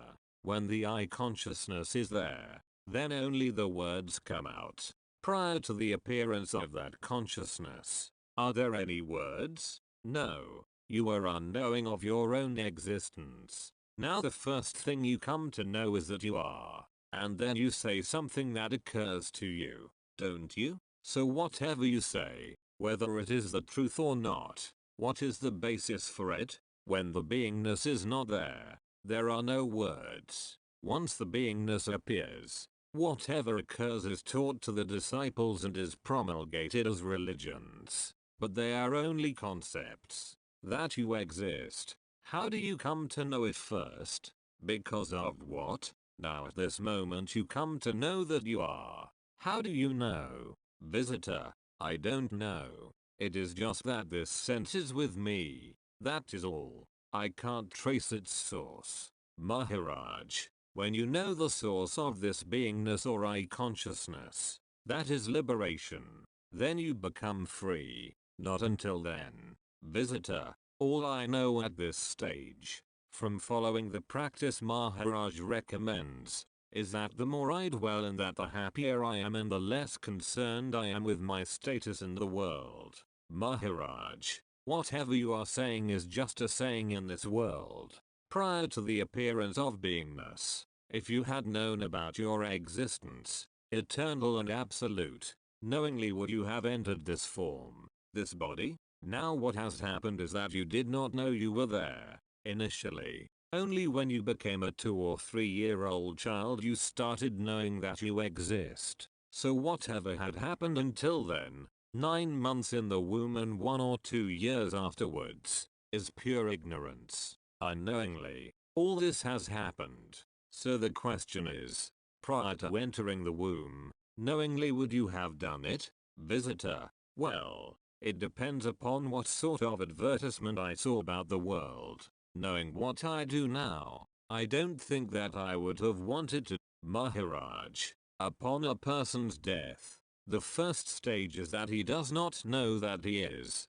Beingness has left. The consciousness, the I amness, is not there. Then the doctor comes and confirms it, and the body goes for cremation. And because of that which caused the I am knowledge to be present, the body material is there, but that I am knowledge is now absent. That I consciousness is not there in the body. So whether you bury or cremate it, cut it into pieces, whatever you do, does it matter? There is nobody to protest. I am giving you some homework now. Whatever you have heard, when you go home, ponder on this subject and write down some points. If you have any questions, you may ask them the next day. Interpreter. Many of the disciples write to Maharaj and say, I am separated from you, being in the West and you are here. I don't have money to come, but I don't feel you are not here. You are here. You and me are one. That sort of letters he is getting. They are also experiencing the oneness, the non-dual state. Visitor. They don't go beyond that. Maharaj. But they cannot transcend. They cannot go beyond that.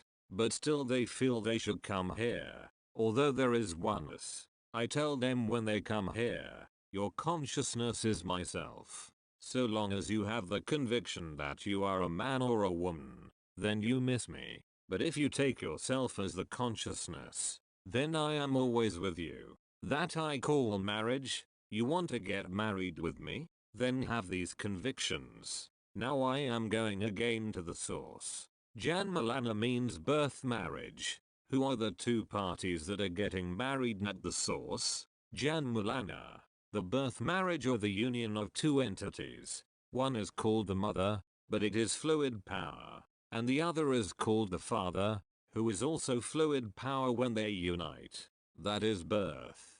This is my spirituality, my study of spirituality. This is what I have been doing all these years. And I have come to the stage to know that I am that principle which was unaffected by the dissolution of the universes. Those are my convictions. I am telling you from my experience that I did not undergo any pain when the whole universe was on fire, was being destroyed. I was unaffected. Is it true or false? Visitor. Of Maharaj's experience? Maharaj. Yes. Visitor. I believe it. That it is true. Maharaj. That is why that as far as I am concerned, heaven and hell do not exist. There are other people who believe in those and they may experience that sort of thing. But for me they don't exist. Interpreter. For the past 42 years he has been talking. Now he says that gives him pain because of his ill health. He tells people, especially foreigners who come here, to gather whatever knowledge they can in a short time. Maharaj, Jnaneshwar, a great sage, said, I don't tell a lie. Whatever exists has no substance. It is unreal. The present moment is unreal. Prior to the appearance of beingness, I did not exist. So what was there? Now you say you exist. So I am going to talk on this subject. What is this existence? Or is it non-existence? You tell me 60 or 100 years back. I was not there. So what was then? What was there 100 years back? Whatever you reply, Is it true or false?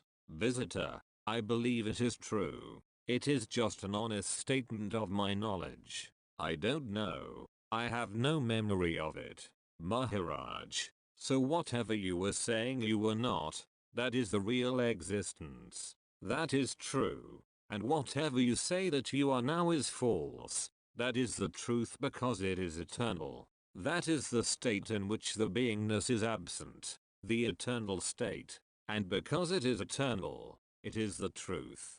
Now with your I amness, which is time bound, it is not eternal. That is why it is untruth. Eternal existence of the untruth. The principle which now replies I don't know what was there 100 years back. The same principle also says that it was unaffected when the whole universe was destroyed. If you have full faith in the Guru, it means you have his grace. Consciousness or the beingness itself is the love. It is formless, and it wants to exist all the time. That itself is love. That love wants to be. So all your efforts are for that, to sustain that, and that is of supreme importance, because it contains the whole world. Because of that, you experience the world. The world is in that consciousness. Since you are the Brahman, you lose your identification with the body. You are no longer a human being, as you identity yourself with the Brahman. And that is like a raw mango, which slowly becomes a ripe one. In that state you will see that you are not even the Brahman but the Parabrahman, the witness of that Brahman. It is essential to understand the working of this body and life force. That is, the psychosomatic process. One must understand it in order to perceive that the knower is totally apart from this psychosomatic mechanism. He merely witnesses. Now in this body, the life force is a concept, but conceptually there are 4 parts. The ones we normally know and understand are the Madhyama and Vaikhari. Madhyama is the thought that comes and gets spoken by the word, but underneath that are Para and Pashayanti. They underlie and start the whole process. When the words have come out spontaneously through the life force, the breath, they are known as Vedas. When a stage is reached where the Vedas are no longer able to explain what happens, we call it Vedanta, which means the end of the Vedas. But the knower of this is totally separate and not concerned with the body. That is what is to be thoroughly understood. Interpreter. The disease that he has is of the body and the vital breath. Earlier he said, he has passed it on, whatever that disease is, to the beingness. So let the beingness be concerned with it. If the beingness wants to accentuate it, let it do so. If it wants to hold it in abeyance, it can do so. In any case he is merely the witness, and he has passed it on to the beingness on which the disease has really come. That is, the body and the beingness. The life force is the working principle in this apparatus. Maharaj, whatever is dependent on the life force, including the Veda, exists only so long as the body and the breath last, and the consciousness. When that which is time-bound disappears, then everything else also disappears. Even the Veda disappears. But the knower of this is timeless, spaceless, and is not concerned with what happens to the body, vital breath and consciousness. When the breath disappears, this apparatus is also useless, and the one who knows this will not identify himself with the psychosomatic process of the apparatus. If he knows this intuitively and very clearly, he can be said to have had jnana. The knower has been given various names: Atman, Paramatman, Ishvara, God. Names have been given only for the purpose of communication. Unless the principle or concept is given a name, there cannot be any communication. So it must be kept in mind that that which is called Atman is not a thing with a shape or form. Yesterday we discussed how one is likely to mistake the name for the thing. That is to be avoided, and that is why if someone asks what is the Paramatman like, what is the Absolute like, then you may say it is like Bombay. That is merely a name given. You cannot give me a part of Bombay if I asked for it. But one should not be involved with the name to the extent that one forgets the substance. Various names have been given to that absolute state, but it must be understood that it is unconditioned, has no attributes and possesses no identity. A spiritual practice anyone may do is really based only on the working principle, which is the vital breath, and will therefore last only so long as that breath lasts. Whatever knowledge you have acquired of any kind, material or spiritual, is based only on this consciousness or breath. Other than that, there is no knowledge which anyone in the manifest world can acquire. It is based on this and, therefore, inherently strictly limited. So one may think he is doing this practice on the Atman, but he is not actually doing it on the Atman. Atman is quite separate altogether. He is doing it only from the point of view of the life force. Because of this practice, when the life force is tired, it wants rest. And when you rest, it may go into a state of samadhi. But whatever experience you may have, even in samadhi, is also not timeless. It is subject to time, and the one who experiences is different from the experience itself. The experiencer is totally apart. It is up to us to understand the experience and not get involved in it. What goes on in the world is based on this life force only, and the life force acts through the words. The entire action in the world is based on this, but the Atman, the experiencer or the witness, is totally apart. And, to repeat, the witness is like Bombay. No action can be attributed to the one who is the witness only. Can Bombay do anything? Any action will last only so long as the life force is there. One has landed himself in bondage by identifying with a name and form.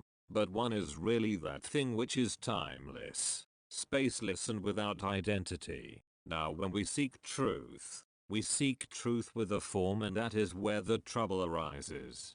There is name and form and action. The moment the life force disappears, there is no name, no form, no acquisition, no hopes, ambition, nothing. From the beginning of the life force to the end of it, or when the life force is tired, when it goes into rest, it is time bound. The arising of the three states, waking, sleep and knowingness, is based on this life force which has appeared. It is not the result of anyone's desire, neither yours nor mine. It is a spontaneous happening. Whatever practice one docks is done through the instrument of the life force and is therefore time bound. So one must not be mistaken to think that what one is doing is through the Atman. Whatever bondage one thinks one has is also based on these concepts, which are built up because of the life force, and they are all time bound. Now what is this bondage? Why have we got into it? It is because the mind flows out into words. Hence this Madhyama and Vaikhari. The earlier two stages, Para and Pashayanti, are imperceptible. Madhyama is the mind and Vaikhari is the words coming out. And through this, the thoughts and the words, we have mistaken our identity as me and mine. Whereas whatever takes place is independent of the one who witnesses and is based entirely on the life force. Would you please understand very clearly that this life force has mistakenly identified itself with the body and the thoughts and the words, and then considers itself to be guilty of something, or that is has acquired merit by certain actions, whereas everything takes place independently merely through the action of the life force. If this is clearly understood, then there is no question of either bondage or acquisition of any merit. Is there any God? With the end of the life force, there is no movement, no thought, no word, no waxing or waning. Visitor, does the physical death means the end of the life force? If yes, is there no truth in the theory of rebirth? Maharaj, the four kinds of speech, Para, Pashayanti, Madhyama and Vaikhari, are the names of the vital breath. Ordinarily, an individual is not aware of para and pashayanti. These two are too subtle, too basic and too deep for him to understand. So he starts working on the third one, madhema, which is also identified with the mind and comes out with words, and the fourth stage, which is called vaikhari. Now on this level of two minds, two kinds of speech, every ignorant individual works, and he has his own image made out of that madhama, which is mind. If he is ignorant and has not understood the secret of the universe, he will certainly talk about rebirth, birth and other ideas, concepts with which he has identified himself. Therefore, all these ideas and concepts of rebirth are for the ignorant. Otherwise, there is nothing. Visitor, is the science of astrology also in the field of mind, that is madhama? This third type of speech, Maharaj. Remember that madhama is the name given to the mind, and when there is no vital breath, where is astrology? Where is the future? Where is the past?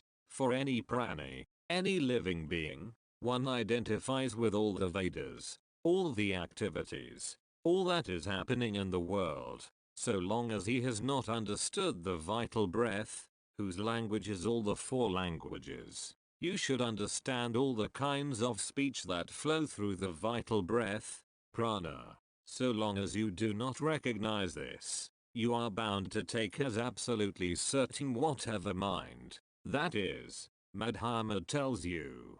Those concepts which the mind has given you will be final for you. Thus, there will be heaven and hell and all kinds of merit and demerit. On the other hand, once the vital breath is understood, the one who observes, the witness, is absolutely different, absolutely separate from all these activities that are going on in the world. Visitor, what is the difference after death between a person who has understood during his lifetime and a person who has not understood?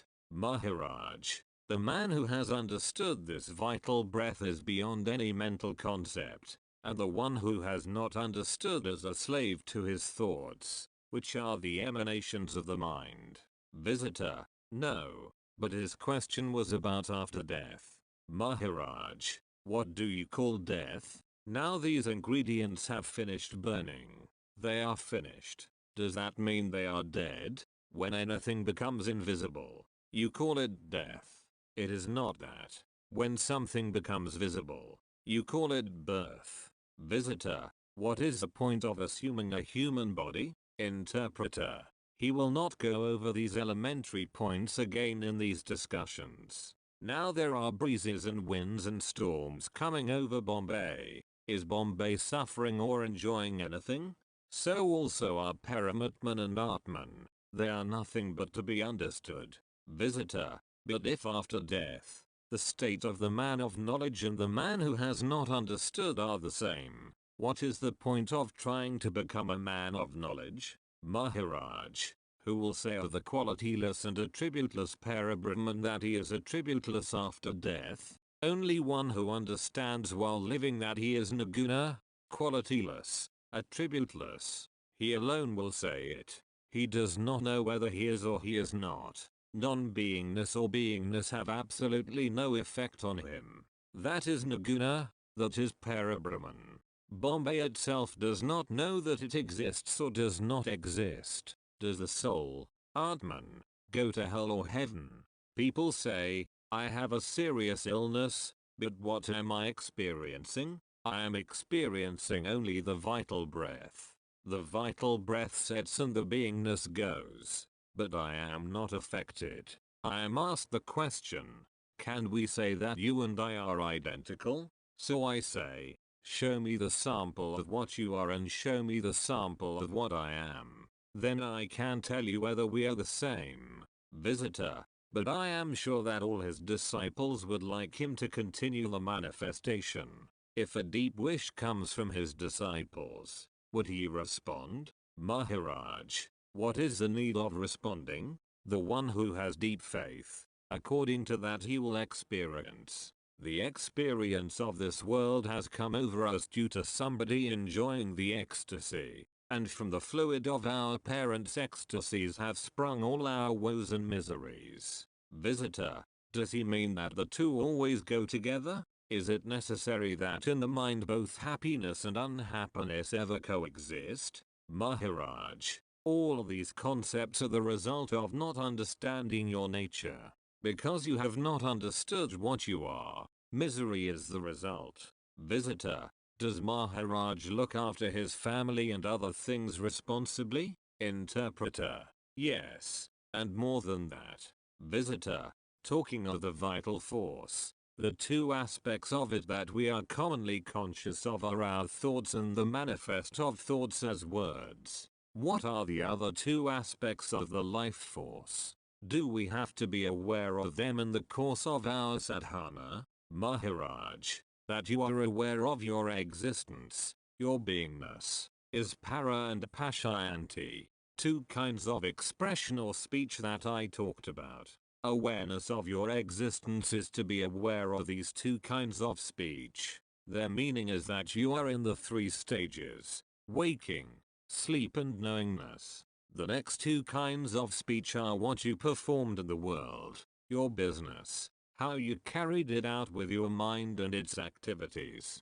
These four types of speech can always be distinguished in the following way. The first one, para, corresponds to your original state when you don't even know you exist. Then comes this feeling that you are about to become conscious. That is still para, but it is followed by pashayanti, which is this consciousness. When you say, yes, I am alive, I am awake, I exist. Once having this consciousness that you exist, the behavior in the world corresponds with the two final aspects of the vital force. At this stage, the thought comes, the mind starts working, madhyama, and the words start flowing through the mind, vaikhari. To recapitulate, first, I am not even conscious, I do not know that I exist. Then this consciousness forces itself on that state of unawareness to an extent that we begin to feel that we are conscious. Finally, it forces itself into a full consciousness, and I know that I exist, I am there, and that becomes a concept, from which starts the entire world of troubles. In that original state when you are not aware, there is no trouble of any kind. But once this consciousness makes its presence felt, all the trouble starts. This is not mine. I know this is not mine, but it is forced upon me, and then also I begin to say that it is me. This is the way that identification takes place. Earlier, the question arose, when I said consciousness, did I mean the body? I said, no, not the body. For the consciousness to appear, it needs a body, it needs a vehicle, and the body is the food for this consciousness. Without food, the body cannot exist, and consciousness cannot exist without the body. So this body is the food for consciousness to exist. If the body disappears, the food disappears, and then the consciousness will also disappear. Then also it may be asked, is there any difference between what is termed Atman or the self and this consciousness? It is the same thing, but different words are used in different contexts. The content is basically the same. I use the word taste, the essence of the body. The taste of that essence is this beingness, of being alive, and wanting to be alive. One loves the state of being alive and wants to perpetuate it as long as possible. So the love for this consciousness is this taste. Visitor, I have one other question. I heard through the translation of what was being said this morning that most of the spiritual practices that we do in a kind of motivated way are attempts to manipulate ourselves. It is just really the play of the life force. Maharaj, so do they have any value? Is that what you mean to ask? Visitor, no, no. My question is, if this is what we do, how is it that the witness state, which seems to be the core of Maharaj's communication to us, can arise at all in the midst of all these attempts? Maharaj, Although time-bound, the practice will unfold itself in the consciousness. The only important thing is its unfoldment. This will happen when through meditation we give it our fullest attention. Then, the consciousness which has come upon us and is pure ignorance, will itself show you your true nature. There is no question of going anywhere, arriving anywhere, or doing anything. You are there already. One has to work in the world, naturally, carry on your worldly affairs, but understand that that which has come about by itself, that is, this body, mind and consciousness, has appeared in spite of the fact that nobody has asked for it. I did not ask for it. It has come upon me in my original state, which is timeless, spaceless, and without attributes. So that whatever has happened is doing this business in the world. The life force and the mind are operating, but the mind will tempt you to believe that it is you. Therefore, understand always that you are the timeless, spaceless witness. And even if the mind tells you that you are the one who is acting, don't believe the mind. Always keep your identity separate from that which is doing the working, thinking and talking. That which has happened, that is, the apparatus which is functioning, has come upon your original essence, but you are not that apparatus. This is to be firmly kept in mind. Every sentient being has a guru within himself. Unless the guru were present, the being would not have come about. The beingness itself is the guru. With respect to the four kinds of speech, they are the result of the vital force. Whenever the vital force is present, there is the Atman, and vice versa. When the force leaves the body, all the four kinds of speech also go, and the Atman, of course, is not felt. I consciousness, beingness and all activities happen only because of the vital force. Thus, when this force leaves the body and the I consciousness is no more there, the body falls. Then, I am asking you, who is there? Visitor, it is nameless. I don't know who is there. It has no name. Maharaj, the existence of the vital force and the I consciousness have the experience of your existence. That is why and how you know that you are. Without them you could not know about your own existence. To a new visitor, do you have any guru? You are practicing yoga. What were you trying to unite? What with what? What were the two entities? Visitor, to remove the ego. Maharaj, at the moment, you just listen to whatever talks go on here. So sit in the back somewhere. If you like it, you can stay. Otherwise, you need not come. But don't ask any questions. Just listen to the questions and the replies. As a newcomer, you want to ask any questions? You think you don't know. That is correct. And whatever you think you know, that is not correct. Whatever you understand is not correct. And whatever you do not understand is correct. The former has a beginning and an end. Whatever you do not understand has no beginning and so no end. Visitor, the mind has to be still, because its movement is to create a disturbance. Maharaj, you said, you are not the mind. So whether the mind is quiet or unsteady, how are you concerned? You are not the mind. Whatever you don't know, you are. So do you feel the need to sit here any longer? What I meant is, if you really understand what was said, there is no need to attend. If you understood, once and for all, you can go. Visitor, I think, what a lot of us feel is that some of us are good at reading books, and others are not so good at that. And it is only too easy to spout back the verbal input we get. But there is so much more that happens when we are in Maharaj's company, whether it is his physical presence or even only when reading the books. And I think that is what draws us so strongly to be with him, because it is as if the need for all the talk at times just gets undone and that presence makes itself felt. Maharaj, After having acquired this I consciousness as a child, whatever impressions you gathered subsequently, on that basis only you talk.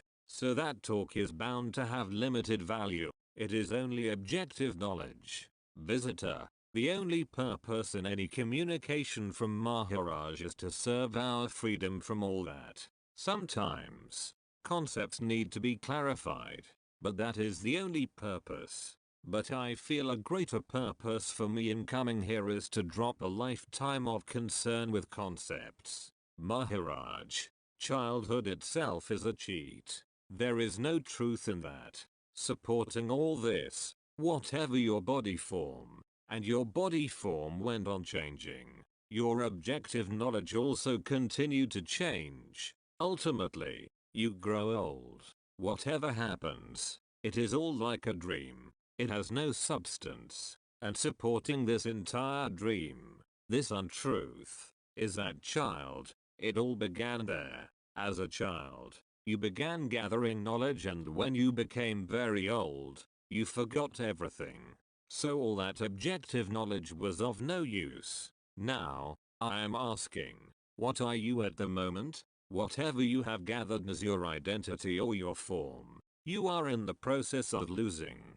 So what then is your real identity? Suppose somebody becomes very old, say 125 years, and then becomes very weak, and ultimately is about to die. Now why is it said that that person is dead?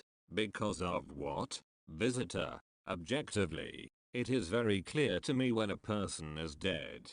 The vital breath just leaves and the body is merely a heap of decaying cells after that. Maharaj, when the childhood gets exhausted or extinguished, you call him dead. Because the childhood was originally there, the person was living. Visitor, does Maharaj mean life begins and ends with a childish state of mind? I take it that with childhood the body is set into motion, and in a sense, death is the end of the motion that was initiated at birth. Maharaj, why is it called childhood? What is that entity? And how does that name childhood first appear? Try to understand that. What is the principle called childhood? Visitor, consciousness is very rudimentary in a child. There is as yet no sense of his independent existence. No sense of I am this or I am that. A kind of randomness. Maharaj, in a raw fruit, is there sweetness? Vista, number. Maharaj, ultimately, that sweetness comes, does it not? Where does it come from? Visitor, from the biochemical changes that occur when the fruit ripens. Maharaj, when you will understand what this childhood is, then that is liberation. Paradoxically, you will realize that you are already liberated. You must try to understand your I consciousness or beingness. With that you can obtain a lot of objective knowledge and try to control the world. And if you don't understand this consciousness itself, then you are in bondage. You may do anything in the world, but ultimately you are in shackles. The consciousness, the child consciousness, has to know the consciousness. It has to know itself. That is the only way.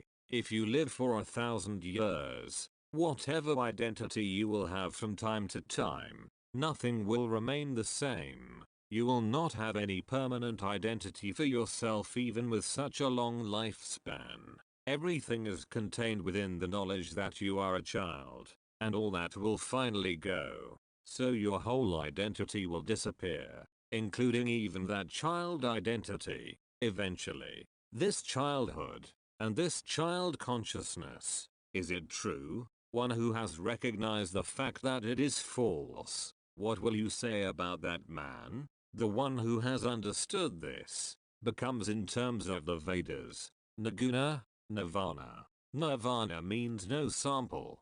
Niguna means beyond consciousness. So the activities of that, Niguna or Nirvana, are like this city of Bombay. What are its activities? One who has understood this truth and has transcended it, his activities are like the city of Bombay. Visitor, I think the activities are much greater from the city of Bombay and certainly spread much further. Maharaj, what I mean by the city of Bombay is without this land, without the earth portion. Because you cannot say exactly what this Bombay city is. Visitor, I think there are much better metaphors for it. Maharaj, small and big you can compare, when there is something as a standard.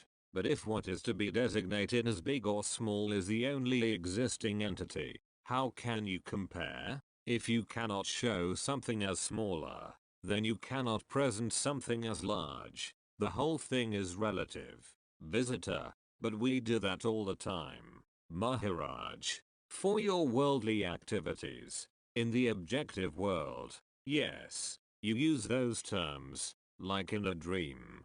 So all those activities are like those in the dream, the behavior in the dream state, like that. All the activities happen. Visitor, for some of us, life creates incredibly complicated and superficially appealing dreams. The great challenge is to accept these as dreams and see through the bondage they represent to us, their implications for name and fame and our inability to let go of all that. Maharaj, now this consciousness, as it began with your consciousness as a child, when that I consciousness first appeared, because of its appearance, you can say that somebody is very great. But suppose that this consciousness had not appeared at all, could you then have detected the greatness of somebody? Visitor, I would not have known. I would be non-conscious. Maharaj, so it means that in the absence of that child consciousness, you cannot detect greatness, does it not? Visitor, the funny thing about our first impressions of self-awareness as a child is the painful memories that usually bring you to that rather than all the happy playful times, when there was just no need and you were not thrown back on yourself. Maharaj, so remembering childhood means painful experiences, according to you? Visitor, well, that is the first time that self-awareness arises. When you are hurt, rejected, beaten up by your friends, when your mother spanks you, when your mother or father neglects your need for love. Maharaj, childhood itself is painful. Without that childhood, there is no experience of pain, is there? Very straight, very simple to understand. One who has not experienced childhood, will he have any experience of pain? It all starts with that. Visitor, I don't think adulthood is very much better, on its own terms. Maharaj, we are talking about the beginning of everything. It all began with childhood. Now that childhood is also a concept, an idea. So if you understand that, you transcend at once all concepts. That is why it is imperative to understand childhood. What is the function of childhood? Its function is for you to know that you exist. That is all it has done. Prior to that, you had no experience of the I consciousness. My statement, and that of my guru, is that childhood is a cheat. It is false. The knowledge I am itself is a cheat. When the beingness appears, that love for existence is a result of the primary illusion. That Maya. Once you come to know that you exist, you feel like enduring eternally. You always want to be, to exist, to survive. And so the struggle begins. All because of that Maya. Interpreter. The doctor has told him not to talk. Visitor. How could any doctor tell Maharaj not to talk? That is the very reason for his being with us. He says, the doctor who examined him and found out what is wrong with him, has advised him not to talk. Visitor, that is standard advice. Here you have the supreme doctor of life and death, and his medicine comes through his words.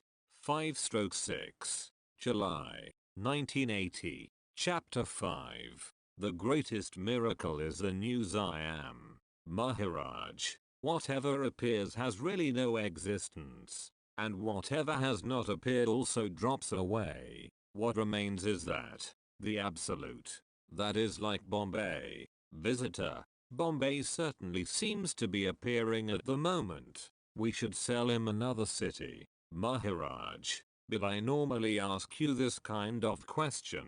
Whether Bombay sleeps, whether it wakes up in the morning, whether it is worried, whether it has pain and pleasure. I do not refer to the people of Bombay, nor to the land, but to that which remains. Now you know that you are. Prior to this moment, did you have this knowledge that you exist? This consciousness, beingness, which you are experiencing now, was it there earlier? Visitor. It has been, on and off. Maharaj. This confidence that you are, the knowledge of your existence, was it there earlier? Visitor. When I do what Maharaj tells me, it is very clear. It is still in an infantile stage, but my sense of me is completely undone, and there arises great happiness, peace and clarity, but it comes and goes, and I forget. Maharaj. Its inherent nature is time-bound. It has appeared as childhood and it is there now, but it wasn't there some years back. So you cannot possibly say that it is the eternal. So don't believe that it is true one, and so long as you are having this I consciousness, you will be trying to acquire things. So long as you know that you are, the things that you possess have an emotional significance to you. Now there is the fact that your I consciousness itself is time-bound. So when this dissolves, what is the value of all those things which you possessed? Visitor. Nil. Maharaj. As long as you have not understood this child consciousness, you'll get involved in the world and its activities. Therefore, the real liberation is only when you understand that child consciousness. Do you agree? Visitor. I do agree. Maharaj. During your entire lifetime, you do not have any permanent identity. Whatever you consider yourself to be changes from moment to moment. Nothing is constant. Visitor. And what you think you are going to become changes too, with time, in spite of yourself. Maharaj. That change is also made possible by the child consciousness. Because of that, all these changes take place. That is why you must grasp this principle. If you really want to understand this, you must give up your identification with the body. By all means, make use of the body, but don't consider yourself to be the body while acting in this world. Identify yourself with the consciousness, which dwells in the body. With that identity, you should act in the world. Will it be possible? So long as you identify yourself as the body, your experience of pain and sorrow will increase day by day. That is why you must give up this identification, and you should take yourself as the consciousness. If you take yourself as the body, it means you have forgotten your true self, which is the Atman, and sorrow results for the one who forgets himself. When the body falls, the principle which always remains is you. If you identify yourself with the body, you will feel that you are dying. But in reality there is no death because you are not the body. Let the body be there or not be there, your existence is always there. It is eternal. Now who or what has heard my talk? It is not the ear, not the physical body, but that knowledge which is in the body, that has heard me. So identify yourself with that knowledge, that consciousness. Whatever happiness we enjoy in this world is only imaginary. The real happiness is to know your existence, which is apart from the body. You should never forget the real identity that you possess. Consider a patient on his deathbed, certain to die. Now when he first comes to know of his disease, say cancer, he gets such a shock that it is permanently engraved in his memory. Like that, you should never forget your true nature, the true identity I have told you about. A patient who is suffering from cancer is, as it were, all the time silently chanting I'm dying from cancer, and that chant proceeds without any efforts. Similarly, In your case, take up that chant I am consciousness. That chant, too, should go on without any effort. One who is constantly awake in his true nature, having this knowledge about himself, is liberated. A patient suffering from terminal cancer always remembers his state and ultimately undergoes that very end. So much is certain. Similarly, one who remembers that he is the knowledge, that he is the consciousness, has that end. He becomes the Pararaman. So if you are about to photograph this land, I would say, no, don't photograph. Take a photograph of it but without land. Whatever is Bombay, take a photograph of that and show me. Can you? Visitor, I could not do it. So that is like photographing yourself without the body. You are that, like Bombay. Remembering that you are the consciousness should be without any effort. When you say I, don't refer to this body's I, but to that I which represents this consciousness. The consciousness is I, and make use of this knowledge when you act. The pleasure or happiness that you have had, is it through the words that you have heard or because you have had a glimpse of your Atman? Visitor, I have been studying a lot all along and doing the sadhana. Since I met Maharaj, things are becoming clarified and also I am getting confirmation of what I have learned. Maharaj, what should be your ultimate conclusion after reading a lot, doing sadhana and listening to these talks? It is that the hearer, the knower, is not concerned with the upadhi, that is, the body, mind and consciousness, and that he is separate from this upadhi that has come upon him. Visitor, does that mean Sakshivan, witness consciousness? Maharaj, you use that word Sakshivan, but what do you really mean by it? That there is sentience, through which you see what is happening. But other than that, is anything needed for witnessing to take place? The sun has arisen, and there is daylight. Have you put yourself out to do any witnessing, or do you see effortlessly? Therefore, witnessing simply takes place. There is nothing that what you call the witness has to do. Witnessing happens purely by itself. This knowledge I am has dawned on you.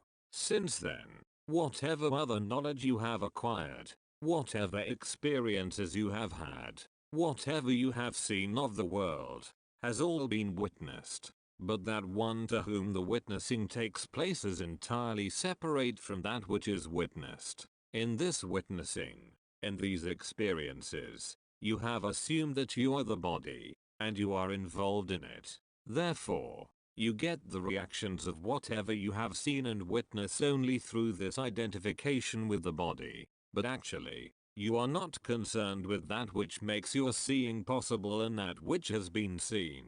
You are apart from either of them. Visitor, living the worldly life and being a person of the grihastha ashrama, drudging, working, sleeping, laughing, mixing with people of all nationalities. Is it possible just to be, and not identify oneself entirely with the body? Maharaj, show me a sample of that which you think is identifying itself with the body. Visitor, generally, one identifies oneself with a body. One should not do so. You are not body, consciousness or buddhi. You are something different. I is something different. But you do identify living in this world. Is it possible not to identify completely? Interpreter, that question has been conveyed. But Maharaj is asking, what is this I that cannot keep away from identifying with? Visitor, the same I of which Maharaj talks. Maharaj, why is there any relationship between you and what goes on in the world? How does the relationship between the body and the world arise? Visitor, because the I is encased in the body, and it is the body that keeps coming in contact with material beings, other bodies, animate and inanimate. Maharaj, you think it is the body that is coming in contact. If that consciousness had not been there, how could the body have come in contact with the rest of the world? What actually is it that comes in contact with the world? Visitor, the eye comes in contact with the world through the body. Maharaj, whatever the Madhyama is, if that consciousness were not there, where is the question of either the mind medium or that with which the medium comes into contact? If the consciousness were not there, then does the body exist or even the world exist? Visitor, that is very correct. Maharaj, then consider this beingness or consciousness as the supreme God and let go. And even then, you as the knower of this are separate from the consciousness in the body. Visitor, I understand. Maharaj, that which you have understood can work no more mischief on you. Then, is it not so? Laughter. Visitor, I have understood with my buddhi. Maharaj, which means that you can only use the instrument of the intellect to understand. But what is prior to the intellect? Visitor, the Atman. Maharaj, you understand the Atman. Therefore, that which understands the Atman must be prior to even the Atman. Visitor, that means buddhi. Maharaj, Atman is prior to buddhi, and you understand buddhi and also that Atman is prior to buddhi. Visitor, I understand Atman with buddhi. My buddhi tells me that there is Atman. I want to understand Atmajnana. With buddhi jnana came Atmajnana. I want the Atmajnana, not buddhi jnana. Maharaj, there should be no confusion. Understand a simple fact, and that is that any kind of experience can only come upon the consciousness that is there. And you are separate from both that consciousness and the experiences which come on that consciousness. Unless there is consciousness, call it buddhi, mind or whatever, can anything be there? The answer is obviously no. Thus, in that consciousness I can see my body in the world, and it is basically only on that consciousness that any movement or experience can take place. Visitor, so that consciousness has the power to think, or to feel. Maharaj, on that consciousness, something happens. Whatever movement, thought, or experience there is can occur only on this consciousness. And you are prior to this consciousness. Therefore you are neither the consciousness, that is, the instrument, nor any thought or experience, or whatever it is that is happening on that instrument. You are totally apart from it. Now stick to that. Visitor, stick to what? Maharaj, to the fact that you are apart from it. Visitor, and you are that. That I know. But oftentimes, one cannot forget that one is in the body. Maharaj, remember that this body is made of the 5 elements. It is a material body. I call it food body, and in that is this consciousness because of which the body possesses its sentience, enabling the senses to function. For the senses in the body operate only thanks to the consciousness, and you are separate from this body in the consciousness. That is the only thing to remember. All you have is the vital breath, the life force, and part of the prana is the Atman. Other than that, what have you got? I keep coming back to the same thing. Other than that, there is absolutely nothing. Maharaj is commenting on X, who is having a lot of troubles. All these difficulties that come and go should be merely watched like something in a play. When one scene is finished, another scene takes place, going on like an act. Then, the entire act and the entire play, does it take place anywhere but in yourself? If she did not have this consciousness, would she be aware of this play that is going on? So ultimately, whatever the play, whatever scenes and acts that take place, they are merely movements in her own consciousness. The lady has been urging Maharaj to take care of himself. Who is to take care of what? I know what has come upon my original state, and there is nothing to take care of that. It is a happening that has come and will take care of itself. And whatever has happened, I have not been affected. So, again, Who is to take care of what? I am not concerned with taking care of anything.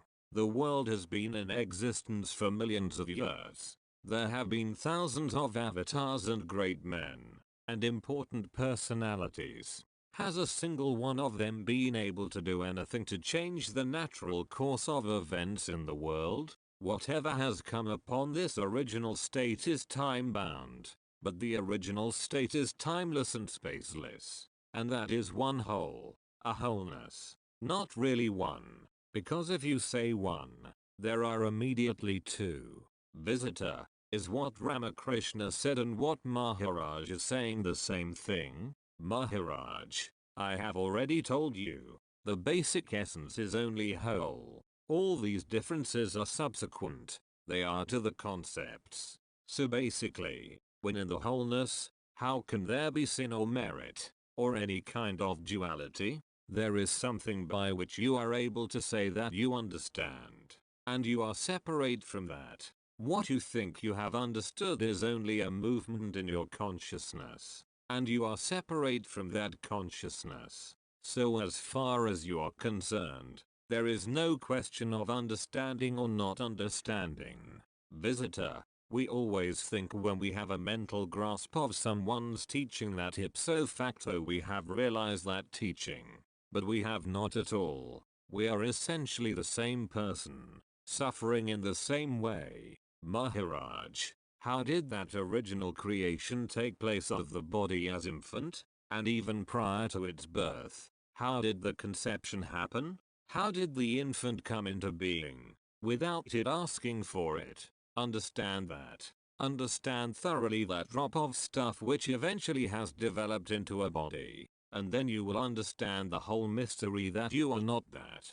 This body that is now occupying a certain space, how much space did it occupy upon its conception, and what was it then? If you understand that, you will understand the mystery of the self. You base yourself on the body that you are now, and don't understand its root. That is why we think we are this body, and for that, you must do meditation. What is meditation? Meditation is not this body-mind meditating as an individual, but it is this knowledge I am, this consciousness, meditating on itself. Then the consciousness will unfold its own beginning. Identification is with what? With this body that is now. But does it understand its origin? If you understand the temporal aspect, then you won't take so much pride in the body that is now existing. Maharaj is now talking about himself. The body is thoroughly old. My mission is fulfilled. Now you people come, which is alright, but my mission is done. My soul is about to leave this body. I am happy. I clap. Clapping his hands. I am in a clapping mood that I am about to pass on. I am no longer in love with, or held by, anybody, anything, any attachment. Forgetfulness, that noble, most elevated forgetfulness, will not arrive until all doubts have been dispelled. Unless the doubts are eradicated, that peace will not prevail. So long as I remain identified with the body, I want to be occupied with actions, because I am not able to sustain that pure I without them. I cannot endure it, because I identify with the body-mind, with all kinds of activities. I call it Jiva-Atman, which means conditioned by the body-mind, and is the self that is occupied with all the activities, and the I which is unconditioned by, and not identified with, the body-mind, that therefore has no form, design, or name, is Paramatman. The Jiva-Atman is being witnessed by Paramatman, which is your real self only. Visitor, what is it doing? Is it partaking in the working of the world? Maharaj, Paramatman need not participate in the activities of the world, but without that principle no activities could take place at all. Just as is the case with Akash, space. Without it, no activities are possible. Activities are going on naturally, spontaneously, in the same way that there is no author or doer of your dream world. Nevertheless, you fully put to use your dream world. You will not be able to comprehend this so long as you try to understand things as an individual. But once you are the universal manifest consciousness and abide in that Paramatman spirit, I am without form and distinction, then you will realize how things are. Visitor, it can be doubted whether Krishna was the incarnation of God into a human being. If it is indeed so, however, then we must attach importance to what he told us. Maharaj, whatever Krishna stated is perfectly correct. For that moment, the particular time in history, it was most appropriate.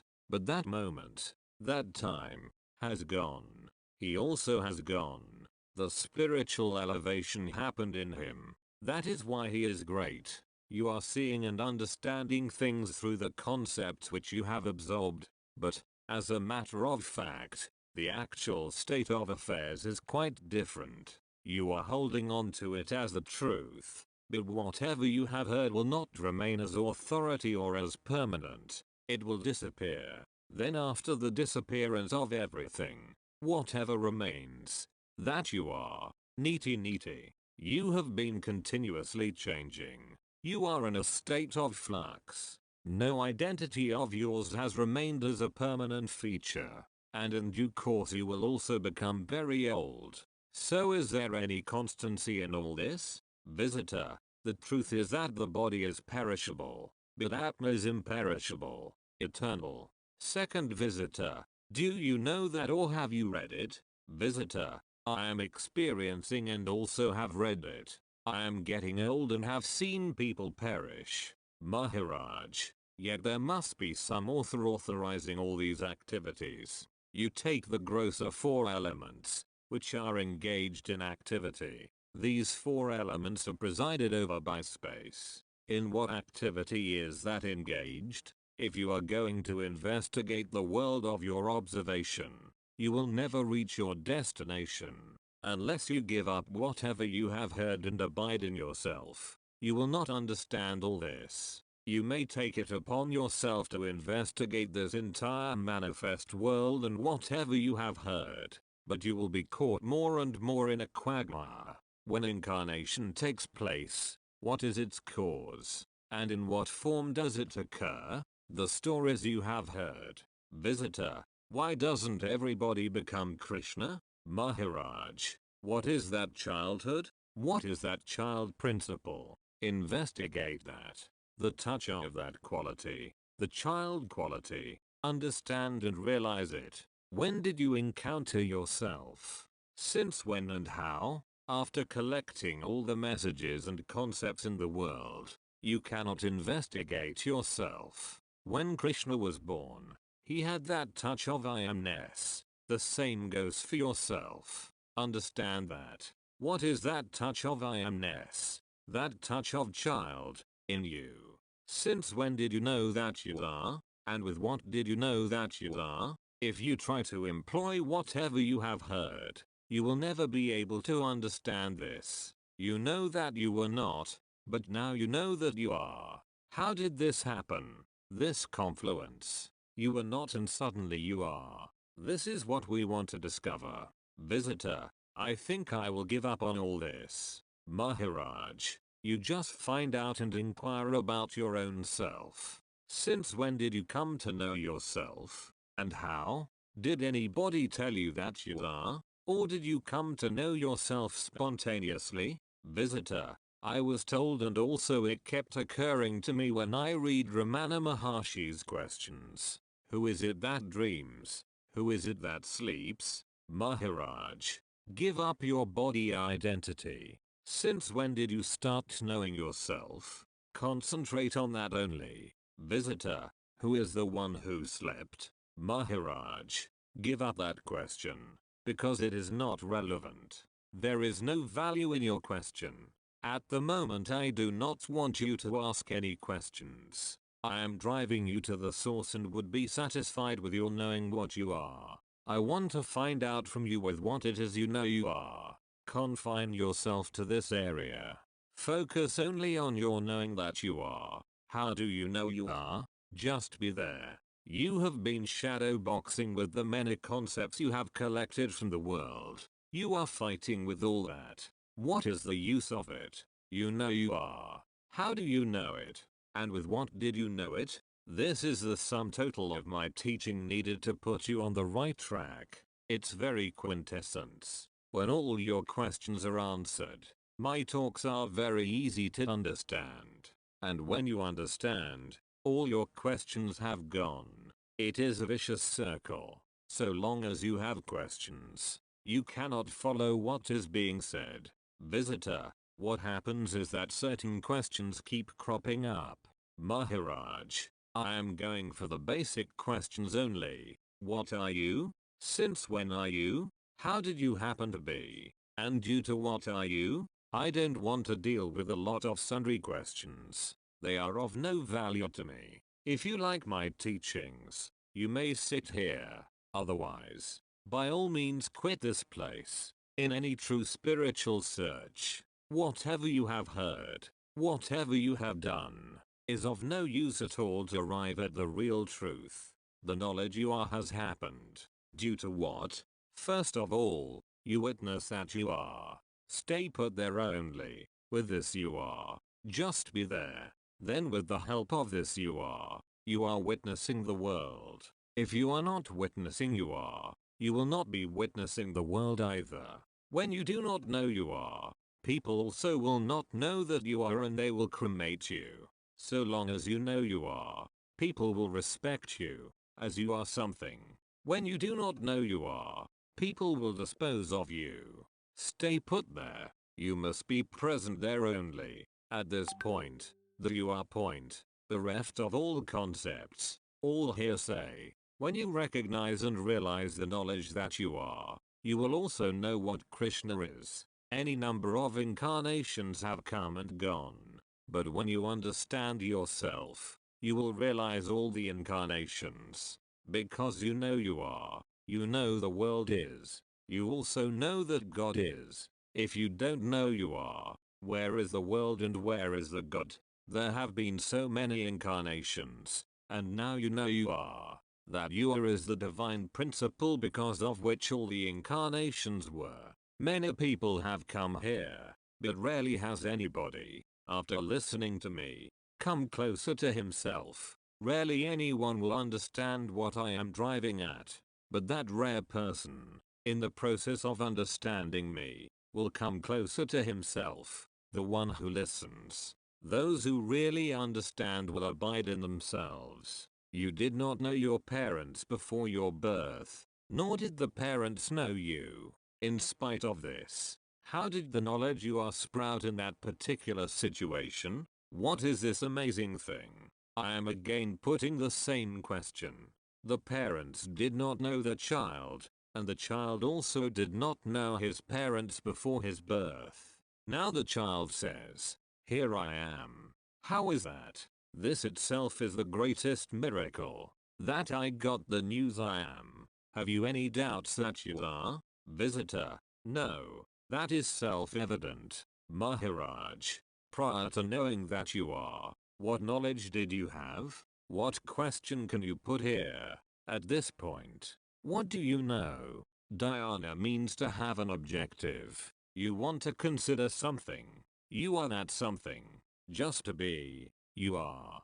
Just being the being. I am. You meditate on something. That knowledge I am is yourself. Abide only there. How can you ask any questions at this point? Because that is the beginning of knowledge. Visitor, one should not ask any questions until one has achieved the goal. When one achieves that, the questions will be dissolved. Maharaj, that is exactly what I am telling you. You know that you are is a very great miracle. This type of talk is not expounded anywhere else. The very source, the seed of this philosophy, nobody will expound. They will tell you to go and worship a certain god and you will get his blessing, you will be benefiting in such and such a way. Do this and you'll get that. The deep urge to understand the truth is definitely going to occur. But if you desire to inquire into this entire objective world and are captivated by it, you will never reach the goal. By trying to learn all the history of Rama, Krishna, Christ, etc., you will not attain it either. You will never get satisfied. You will have that peace and quietude only when you know yourself. When you have that intimate knowledge you are. You know you are. How did it happen to be with what you are? Because of what are you? What is the cause of it? Find out all that. Your present capital is what you have read, whatever you have heard and read. But that type of investment is of no use in the spiritual field. As I tell you, abide in yourself. Be your own being. Then only you will get that peace and quietude. Visitor, so I should not ask any questions? Maharaj, correct. No questions. Just be what you are. As I tell you, when you abide in your own self, all your questions will be dissolved by the knowledge you are. The manifested extends beyond any limits. It is spread all over. Ample. If that knowledge you are is not there, where is the world? And where are the gods? By reading various books and listening to everything else, you cannot become a Mahatma, but only through that knowledge I am.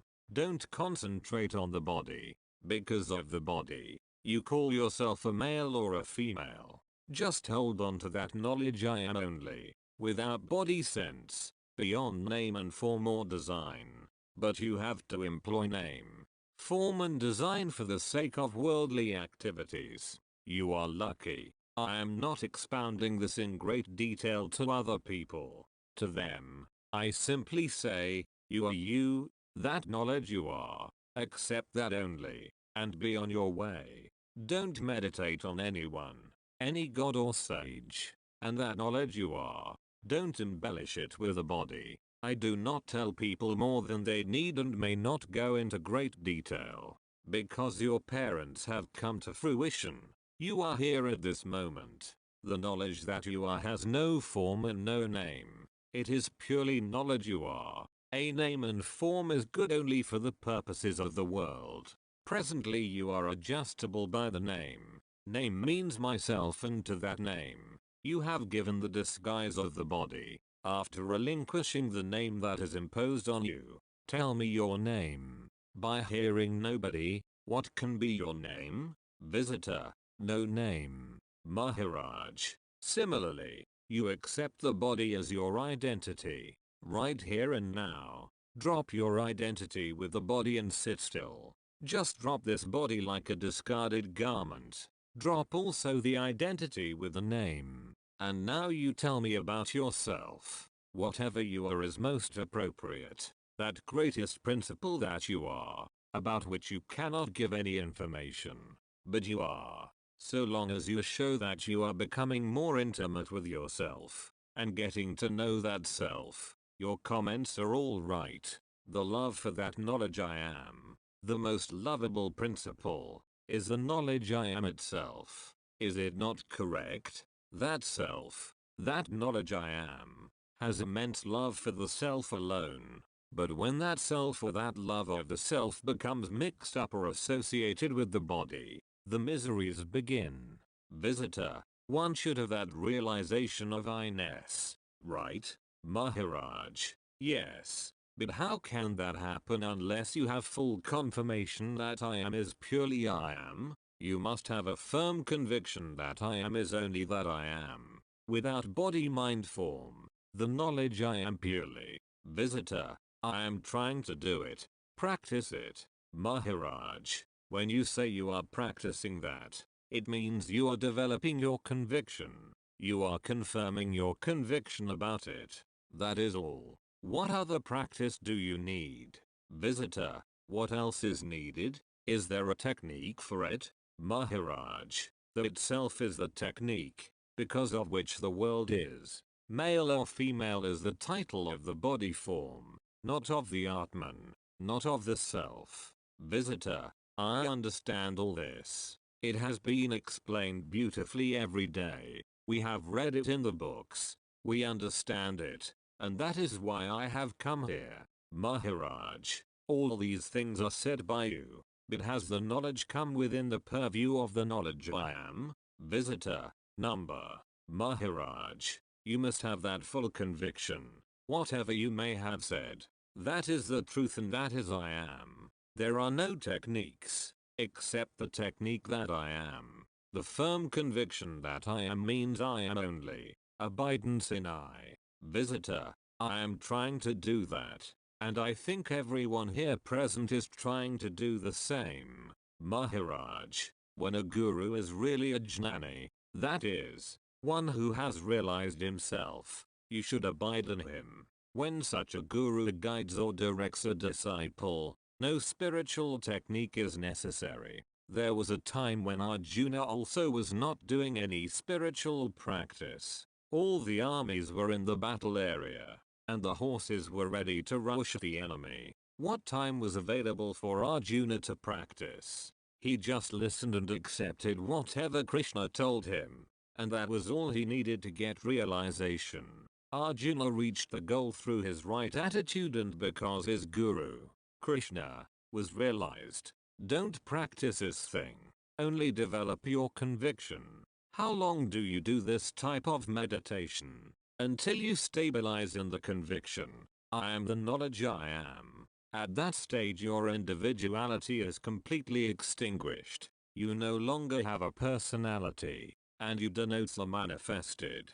In place of the lost individuality has come the manifest totality. For a realized sage, there is no question of going into samadhi and descending from samadhi, so long as the so-called sage does not abide in that stage, in that selfhood. Until then he has to practice going into samadhi and coming down from samadhi. Visitor, by sage, you mean the individual? Maharaj, a seeker. Normally the word sadhaka is used here, and also mumakshi. Mumakshi is a lower stage and means inclined to spirituality. Sadhaka means one who thinks he is not body-mind but the manifest only. 6/7, July, 1980, Chapter 6. Whatever you can forget cannot be the eternal. Visitor, is it possible to tell me what to do step to come closer to realization?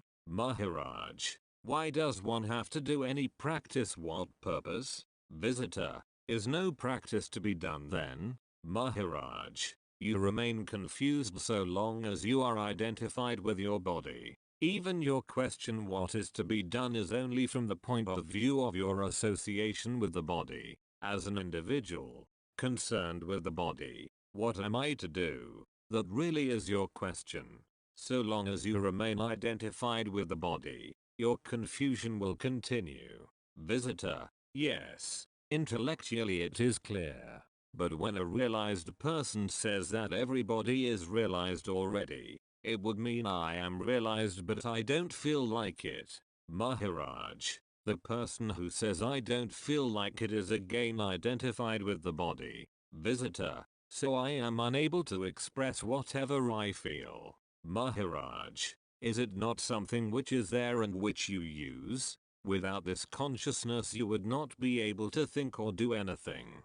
So that which you are using is already there. There is no other practice to be done, except to understand, that is, telling yourself with conviction, that it is this knowledge that you are which is itself the knowledge, and not the way you are using this knowledge at the individual level. So the knowledge itself is the one that exists and must remain pure in and as that knowledge, and you must remain apart from it. That knowledge that you are has mistakenly identified itself with the body and so you are thinking of yourself as the body. But you are the knowledge. Strengthen your conviction that you are the knowledge, this beingness, and not the body. Visitor, how can one do so? Maharaj, by meditation, like dhyana. And dhyana means the knowledge must remain in meditation with the knowledge. Now, what is meditation? Meditation is the knowledge I am remaining in that knowledge.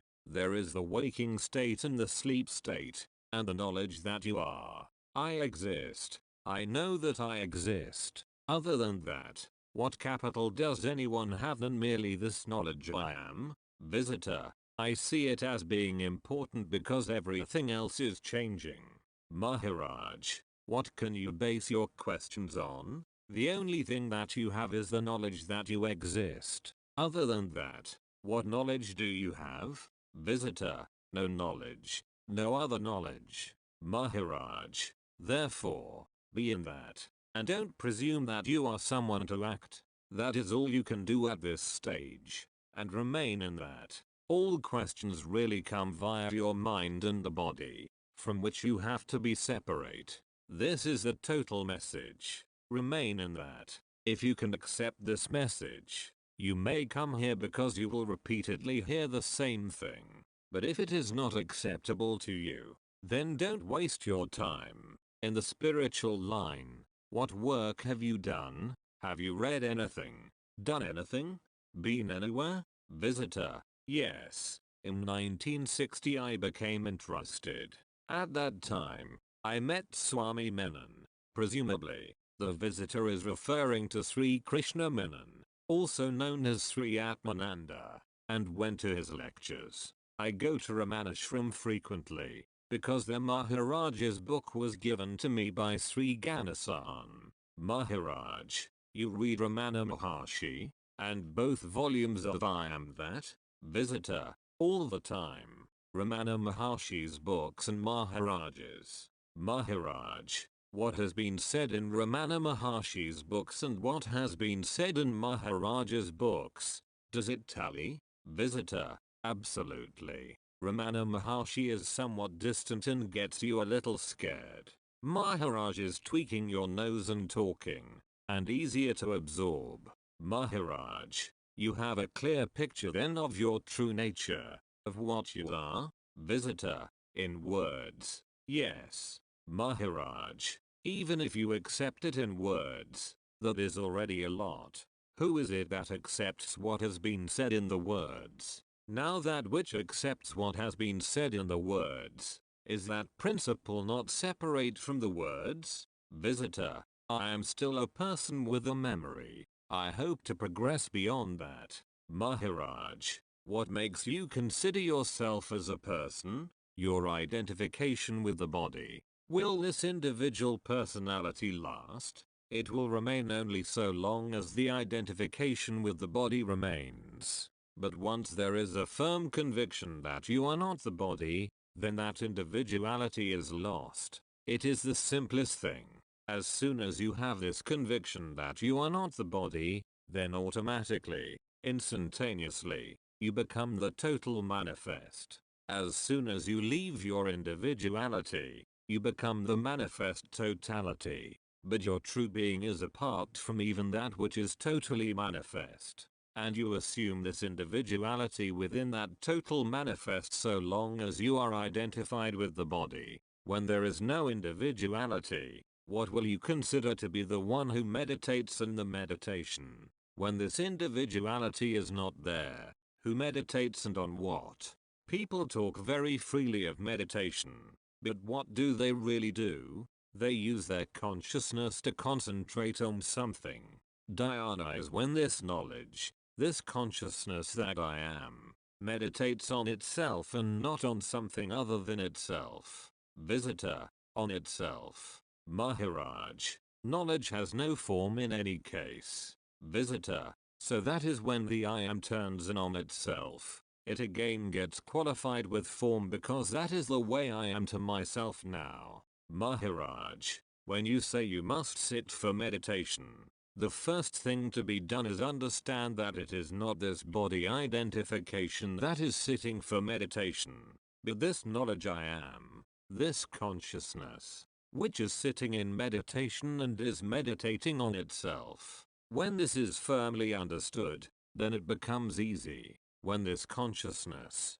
this conscious presence, merges in itself, the state of samadhi ensues. When this mana, buddhi, chitta, or whatever names are being used, merges in that state, then even the knowledge I am meditating gets lost. This also becomes merged in that state. It is the conceptual feeling that I exist that disappears and merges into the beingness itself. So this conscious presence also gets merged into that knowledge, that beingness. That is samadhi. That knowledge unfolds itself and begins to have the knowledge of everything movable and immovable, and that knowledge begins to know itself. And ultimately what happens? The conscious presence alone remains. That is, there is just a conscious presence, not I or you, or anything. I repeat, it is total presence, that is, total manifestation, not I, you or any individual. This consciousness, which is within the body and therefore has mistakenly assumed that it is the body, gradually realizes its true nature, namely that it is only conscious presence without any inherent individual aspects.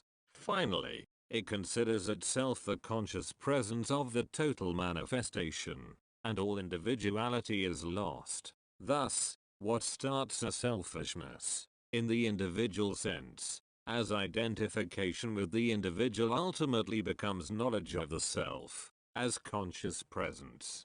Have you any comment on this? When you ask questions, ask them on the basis that you are not the body-mind, but that you are the conscious presence. Visitor, it seems that Maharaj is describing two aspects of meditation on the beyond.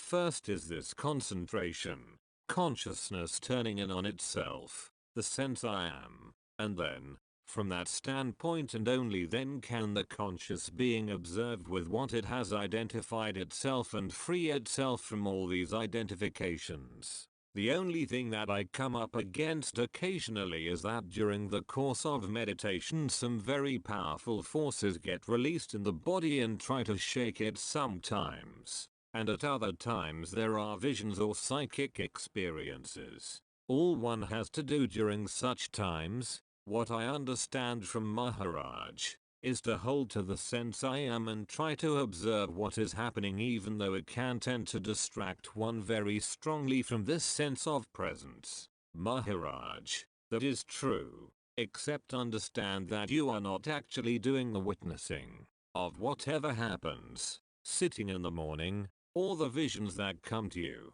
Merely look at them, but understand that you are not looking at them. There is no you as an entity witnessing them. Witnessing takes place by itself. So just be in your meditation, and witnessing takes place of whatever there is to be witnessed, and don't even involve yourself in the witnessing. There is daylight outside.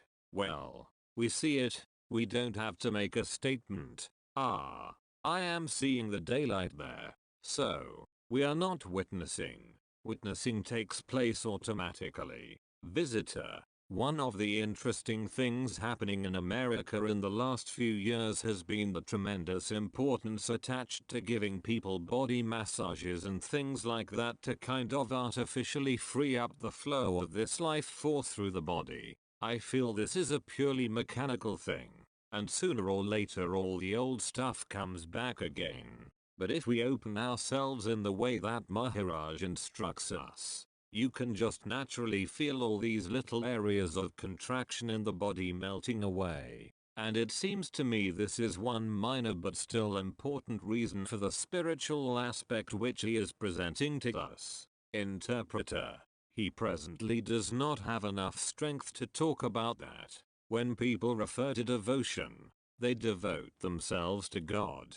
But it is actually devotion to the vital force. All these yogas, what they are doing is they are devoting their time to the vital force. Visitor, does he mean by that the play of the vital force through the whole chakra system, and that they do all these exercises to manipulate the spine to elicit various effects? Maharaj, the most important thing is the vital force. Whatever names are given for doing all the spiritual practices, ultimately these efforts apply to the vital force only, because without that there is no existence at all, there is no consciousness. So the vital force is the most important. Whenever the vital force is there, that I consciousness, the knowledge I am, is there. And then there are the four kinds of speech. Para and Pasha refer to existence, and all the activities happen through Madhyama and Vaikhari.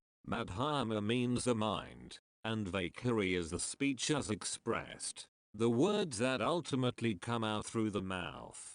People are directed to other things, but nobody tells them about this birth principle. Sattva. That birth principle contains everything. All these four kinds of speech and everything else are contained in it. Not only that, the whole universe, everything that appears, is contained in the birth principle. This is the reason so much stress is placed on finding out what it is. Few people give attention to that birth principle, because they don't realize its importance.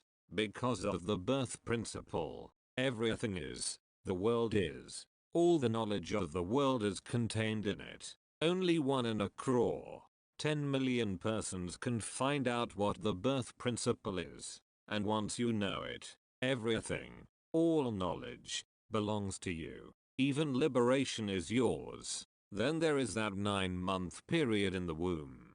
So what is the content of the womb? It is that knowledge I am in dormant condition. That is being developed slowly. So within that birth principle, everything is contained. Interpreter.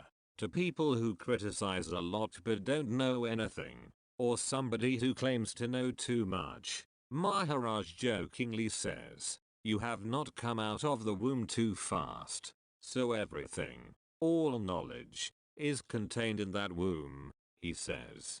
He has found certain changes taking place in his body, something extraordinary. For example, when you examine his pulse, some kind of inner strength is sensed. How do all these things happen? He says that the disease is for the birth principle, whereas, he being the witness of the birth principle, is unaffected. Because he has no birth, there is also no possibility of death. So he just witnesses all these things. He has passed all that on to the birth principle, he says, being the knower of it. Thus, the disease applies to the birth principle only. It has appeared, and ultimately what the disease can do, is to extinguish that birth principle. But I am not that, he says. Therefore, he is unconcerned with it. Recognize what he is. In order to recognize him, you have to follow his method.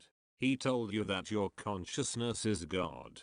Now once you understand that you are not the body but the consciousness, then you get stabilized or established in God's womb. When you go there, you can know what he is. Until then, you don't. That is why he says, so many people have come and gone but nobody has recognized him correctly. They come here and have frequent meetings, and then they say that they follow him. Ultimately, they will come to know that they are the Brahman, but still they don't know me, he says. The knower of Brahman, they don't know. You are still within the realm of consciousness. You are to transcend consciousness to know him. The effect of the disease will be that the memory of the birth will disappear. I am not affected, he says. So long as that remnant ink is available, there is a recording done. That applies to the causal body also. When the ink gets dried up,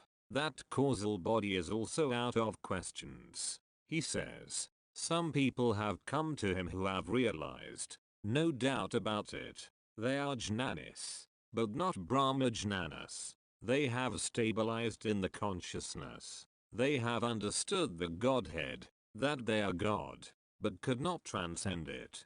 Bra means world and aham means I am. So world together with I am the world. That is Brahman. For 42 years he has talked so much that he does not like to talk much now. Although people listen to him, they don't get rid of their concepts. Therefore, they remain ensnared within their concepts. In order to really understand what he says, you have to worship that prana, the vital force. That meditation is necessary. Maharaj, wherever there is some sound, there must be something responsible for it. Now the world is there, so something must have been responsible for its appearance. So that is consciousness. Consciousness is there, therefore the world is. Now, in whose presence can you say, is the eternal truth, the absolute principle. Turiya means where the consciousness is. One who knows Turiya is Turiyatata. That is my state. Turiya is within the consciousness, which is the product of the five elements. And one who transcends that, who knows that Turiya is Turiyatata. In order to be stabilized in Turiya, you must know the birth principle. Visitor, Turiya is always described as the witness state that sees through waking, dreaming and sleeping. And Turiyatata is beyond even that. Maharaj, that which is called birth, the birth principle itself, is Turiya. The experience that you exist itself is Turiya. At this moment, whatever you are, its principle has a beginning. It had to originate somewhere. It may be any god, Krishna, Rama, or anybody, but it had to originate at some point. Without the birth principle, what is there? Interpreter, there is no reservation. You know, he does not spare anyone. He just talks straight. Visitor, tell him I saw that very vividly yesterday with a friend whom I brought here. Interpreter, he says he can talk like that because he has no doubts whatever about what is and what is not. That is why his talk is of this kind. There is no perhaps, or suppose, and all that kind of thing. Visitor, it must be very frustrating for him when people come here and just cling blindly and adamantly to some concept and think they can find a solution through a little manipulation of that. Maharaj, many sages in the past have proved their victory over mind. For example, there was Mirabai. Mirabai was a great sin and she was given poison by her husband. But nothing happened to her. Then there is the story of another sage. This one was sick and had not taken medicine for a very long time, and all his disciples were very worried. So they said to him, "You must take medicine." He answered, "Bring all your medicines," and he gulped down the whole thing, and they were again worried. But again nothing happened. Now this also is victory over mind. Victory over mind is one thing. A better expression would be stabilizing in the self, conviction about your true nature. One common characteristic of these sages is that they know what they are. They identify themselves with the sickness. They don't accept all that. They don't believe it, because they have no doubt about what they really are. Visitor, you might put me out of business. I will go home and tell any patients who come to see me it is all in their head. Maharaj, of all the statements that I have heard, I have not accepted any except my guru's, that I am Brahmin. That is the only acceptable statements to me. A man came here from Baroda and gave me some number and said, "You will become a millionaire overnight." I said, "Don't give me that. You give it to other people who are here.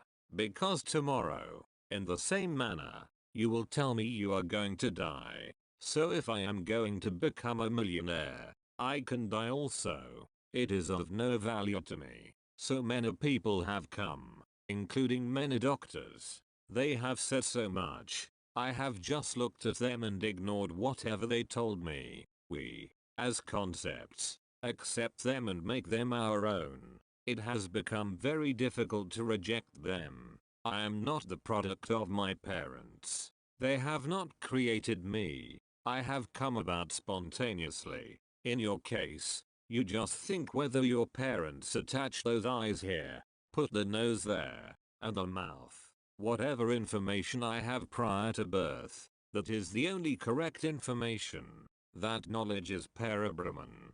Prior to birth is the absolute, Parabrahman, and after birth is Chaitanya Parabrahman, the manifest Brahmin or the consciousness Brahmin. I am that principle which was not affected when the universe was dissolved so many times. This I am concept was not there prior to what you call birth. So as this concept has appeared, it will also go away. How am I affected? In no way whatsoever, because it is not true. This applies to all concepts. prior to birth, and after birth, whatever knowledge I have, my own, without hearing it from anyone. That is the only true knowledge which I accept, and the proof lies in my guru's words. I tell people whatever is correct. I need not read the Vedas to learn from them, but prior to what is called my birth, whatever knowledge I already had, I am getting confirmation of it in the Vedas. In this world, it is common practice for human beings to ask others for knowledge in both worldly and spiritual matters, and from that they try to live. Knowledge gathered from others, not their own. People learn whatever they are taught, what they were, prior to being taught. Nobody gives attention to whatever you can forget. Cannot be the eternal. It cannot be the truth. That is why you cannot forget your true state, and that is why you cannot remember it. Whatever you forget is not the truth. Always remember that. People come here to ask questions, but what do they know in order to ask questions? Do they have any knowledge of themselves? Do they have any real knowledge? Whatever they have read, heard, or have been taught they regurgitate.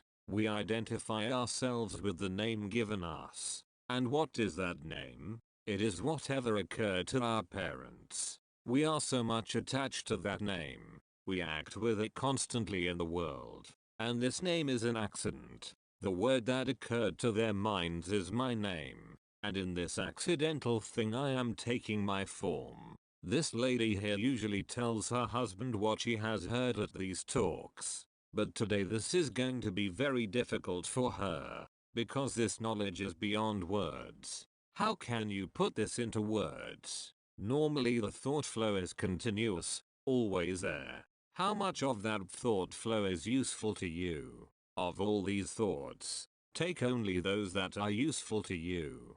Sometimes, I command thoughts to get out. I don't want to have anything to do with you. Fewer than 1 in 1,000 people will ever wonder what is the use of all these thoughts that are just flowing. Visitor, very few stop to think about thinking. Maharaj, when thought has no customers, thought vanishes. There is no thought. Visitor, yet, when he is teaching us, the thoughts are so clear and well defined. It is a paradox. Maharaj, I have no faith in any religion, including Hinduism. When you first come here, just listen to what is going on. Try to understand it. Even if questions arise, don't ask them for the time being. Just listen. For now I will be talking about that power which looks like an individual but because of whose presence the world is carrying on its business. It may not be easily comprehensible, but I can't be bothered to go into much detail and explain everything at this stage. So try to understand as much as you can, otherwise, let it go. I am talking about this power which is in the body, but which is the root of the existence and maintenance of the entire universe. What there is in my body, is in everyone else's body also. But everyone else is concerned more about this corpse that he is living with rather than that which lies within that corpse. Whatever upheavals occur in the world, they are movements in that power, for it is that which makes the world go around. And whatever events take place are movements in that consciousness.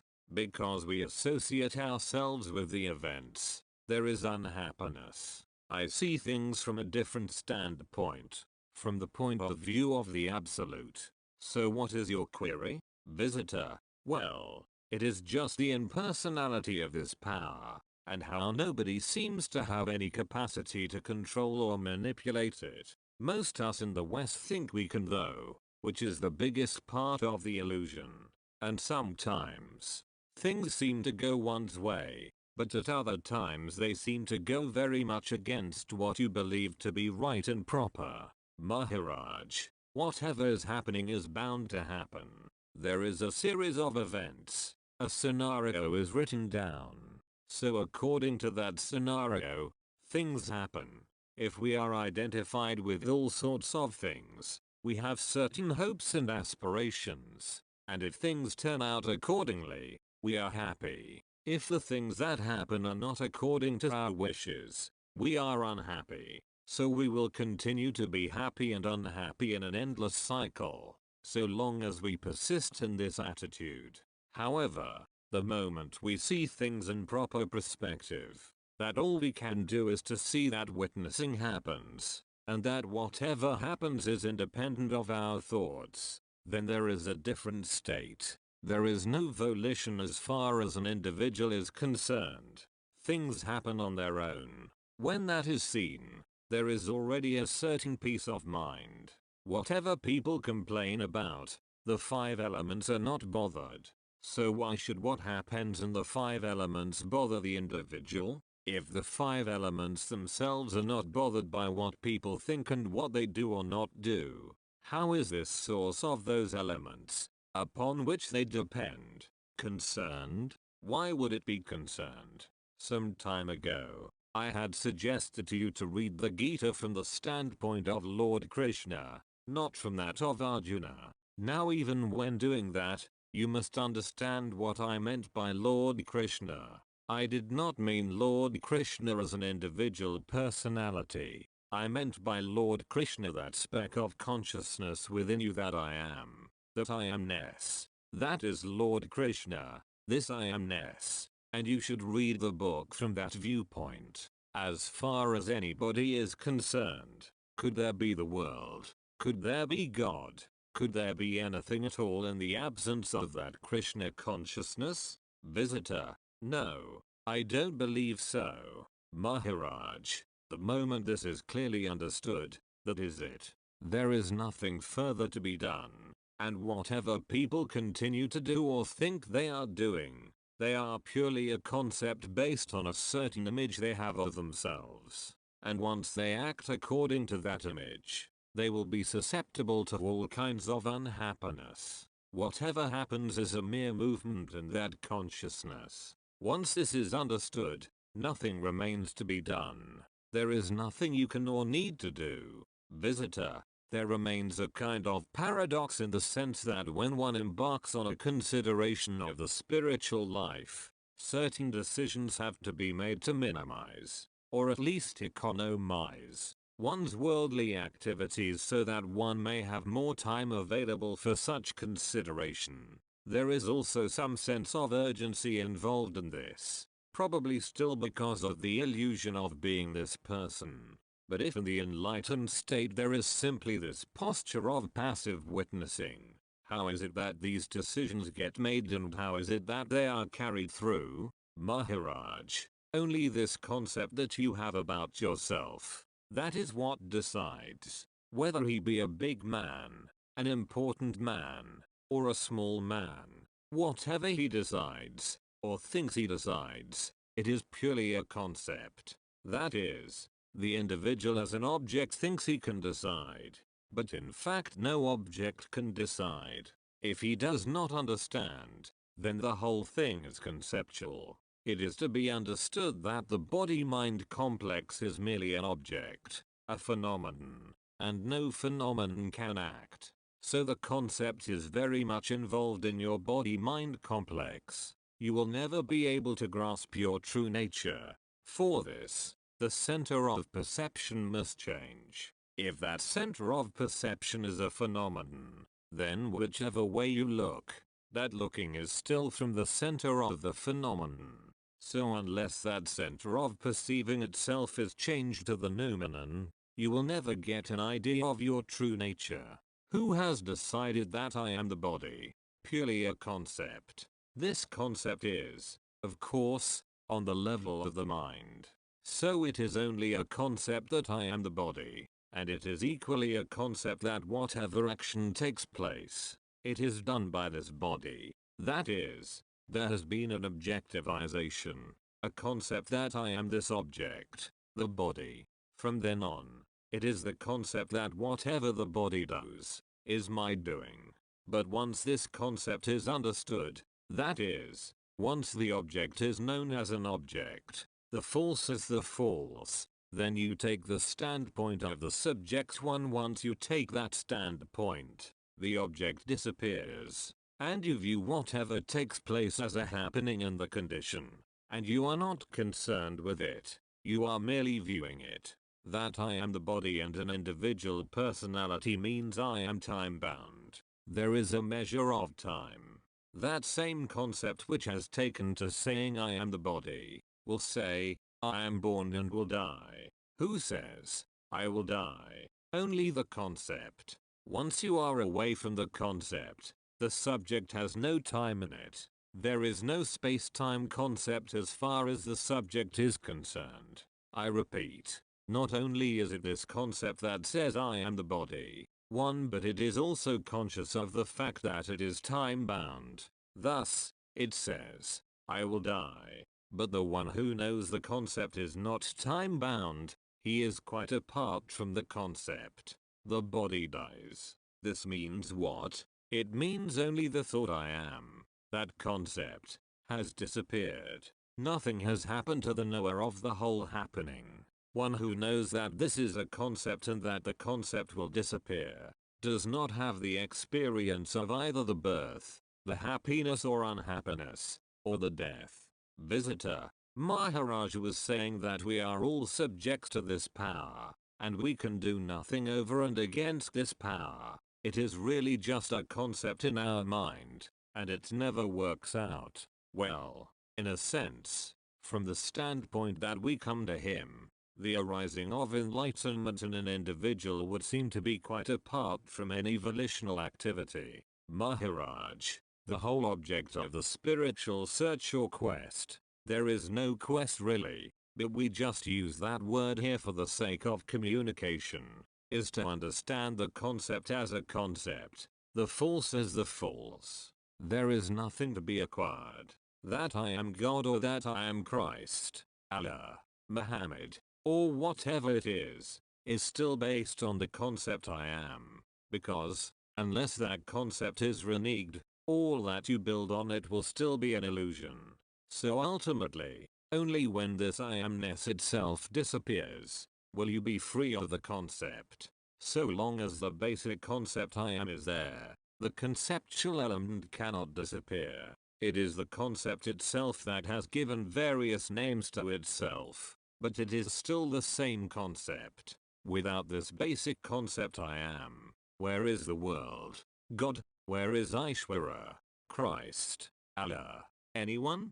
Before this concept of I am came on you, were you happy or unhappy? Was there even any feeling of happiness or unhappiness? Any of the dualities? Visitor, I don't know. Maharaj, I had no experience of happiness or unhappiness because this concept I am was not there. Visitor, nor was there any awareness of that fact. Maharaj, whatever conceivable thing or feeling, or thought, it can come only when there is this basic I amness. The basic I amness itself was not there. So, who was to know? Who was to be aware? The very feeling of existence was not there. That I am. That I exist. The feeling. The concept itself was not there. So who was to have any feeling? Who was to have any awareness? Who was to have any consciousness? If I am a yogi, a king, or whatever, this consciousness that I am, this I amness, imagination, mind, call it what you like, is only this concept. Before this concept arose, was there anything? There was nothing. There was not even any happiness or unhappiness. The perfect state. Visitor, I think the other thing that was absent and gives rise to so many of our questions is the sense of time. For example, why was I not aware in the past? If there is some understanding, there is no past. Maharaj, exactly. When one talks of consciousness, one is likely to think in terms of an individual, but understand that it is not really the individual that has consciousness, but it is the consciousness that assumes innumerable forms. I keep repeating that the average person will not understand this. Why? Because it is too simple to grasp. One wants something, some form, some shape. That something is born, and is going to die or disappear is all imagination, all an illusion. Nothing is born. It is the child born of a barren woman. Who calls it that? Even that is a concept. Because in the absence of the basic concept I am, there is no thought, no awareness, no consciousness of one's existence. To one of the visitors in particular, what about that actor friend of yours? Will he reach the state of absorbing what has been said now? Visitor. To the interpreter. Tell him. He is at home licking his wounds. Another feeling or idea I just wanted to put to Maharaj, while on the subject of concepts, especially this fundamental concept I am, is that we tend to confuse it with all the crude, ill-formed thoughts that, but in a sense this concept is like the most subtle activity right at the very touchstone of consciousness. You can miss its fundamental nature if you just consider it in the way that we ordinarily use the word concept. Maharaj, 1 in 10 million will grasp the subtle part of the whole thing. Visitor, the total population of Bombay. But obviously the Maharaj has not got disheartened either. He has been talking for 42 years. How many times has he seen anybody for whom he has held out any hope at all? Maharaj, even then, it is a concept again. But I give you a criterion by which one can sort of judge something. When a stage is reached that one feels deeply that whatever is being done is happening and one has not got anything to do with it, then it becomes such a deep conviction that whatever is happening is not happening really, and that whatever seems to be happening is also an illusion. That may be final. In other words, totally apart from whatever seems to be happening. When one stops thinking that one is living, and gets the feeling that one is being lived, that whatever one is doing, one is not doing, but one is made to do, then that is sort of a criterion. Visitor, the teacher in the West who has his disciples ask themselves that question. Who is the one who is living you now? Maharaj, it can never be announced. Visitor, that is true. Maharaj, if an answer is given, it can only be at the mind level. If there is someone who has done a lot of sadhana, and having done that, still has not achieved anything, he will have questions to ask, such as what have I been doing wrong? Visitor, one of the obvious answers for a lot of people who come here is that they have been waiting for Maharaj's teaching to come into their lives. Maharaj, how do all people in the world, successful or otherwise, operate? When you look into it, you will find that everyone has assumed a sample, a certain image of himself. I am so and so, an image or a pose, and it is from that pose that he is acting. That pose has been taken by his concept about himself, and only someone who understands this, the source of his actions, becomes free of it. He sees the false as the false. These godmen, even rishis, munis, who consider themselves avatars, every single one of them, are doing the same thing. They have assumed a certain pose, based on a particular concept, and unless they also see why they are acting and how they are acting from that pose, based on concept, they will continue to do so and not be free from it. Visitor, I have often felt that everybody in this world is trying to present some sort of face, and all our activities are in aid of maintaining that sense of the self we have, to protect us from having to look beyond it. We were making some funny remarks about psychiatrists yesterday, until they begin to understand that so many of people's neurotic behaviors occur when this face they are trying to present is being threatened or challenged in some way. I don't think they will ever know what they are doing. Maharaj, psychiatrists will have first to understand what mind is, not how the mind works, but what mind itself is. Then there may be some change. Visitor, it is a long way off. Maharaj, it is indeed. Visitor, because they are never going to learn that from books. That is where everybody thinks he is going to learn it from. Maharaj. The Marathi word for psychiatrist is Manashastri. That is, mana is mind. So doctor of the mind. Unless the doctor of the mind first understands what mind is, he will not get anywhere. Whatever goes on is based on the mind. The main question he should address in the first place is, what is it that the mind itself is based on? What is that of which mind is the content? Then he will get somewhere. Whatever goes on in the world is based on concept. The concept in action is mind. Have you thoroughly understood the fact that you are not the concept but the knower of the concept? Whatever names and designations exist in the world, they are all of concept. And you are not the concept. What I say, has it now acquired some familiarity? Visitor, very much so. I have tried to live with it for the past 2 years, every day of my life. Maharaj, it is not something to be put into practice easily. Only look at yourself. This is you. There is nothing to be done. I will never let you get away from it. Nothing to be lived. In fact, that is what was said earlier. When you realize what is living, what you think you are living, is that you are merely being lived. Whatever you may think you have understood, whatever is your knowledge, it is all a concept. Rishi, Muni, Yogi, King, whoever he may be, is all based on concept. A pose taken. Visitor, one thing that has baffled me for some time is with respect to a man I came across, with all sorts of miraculous powers who very obviously professed himself as such and such, an avatar.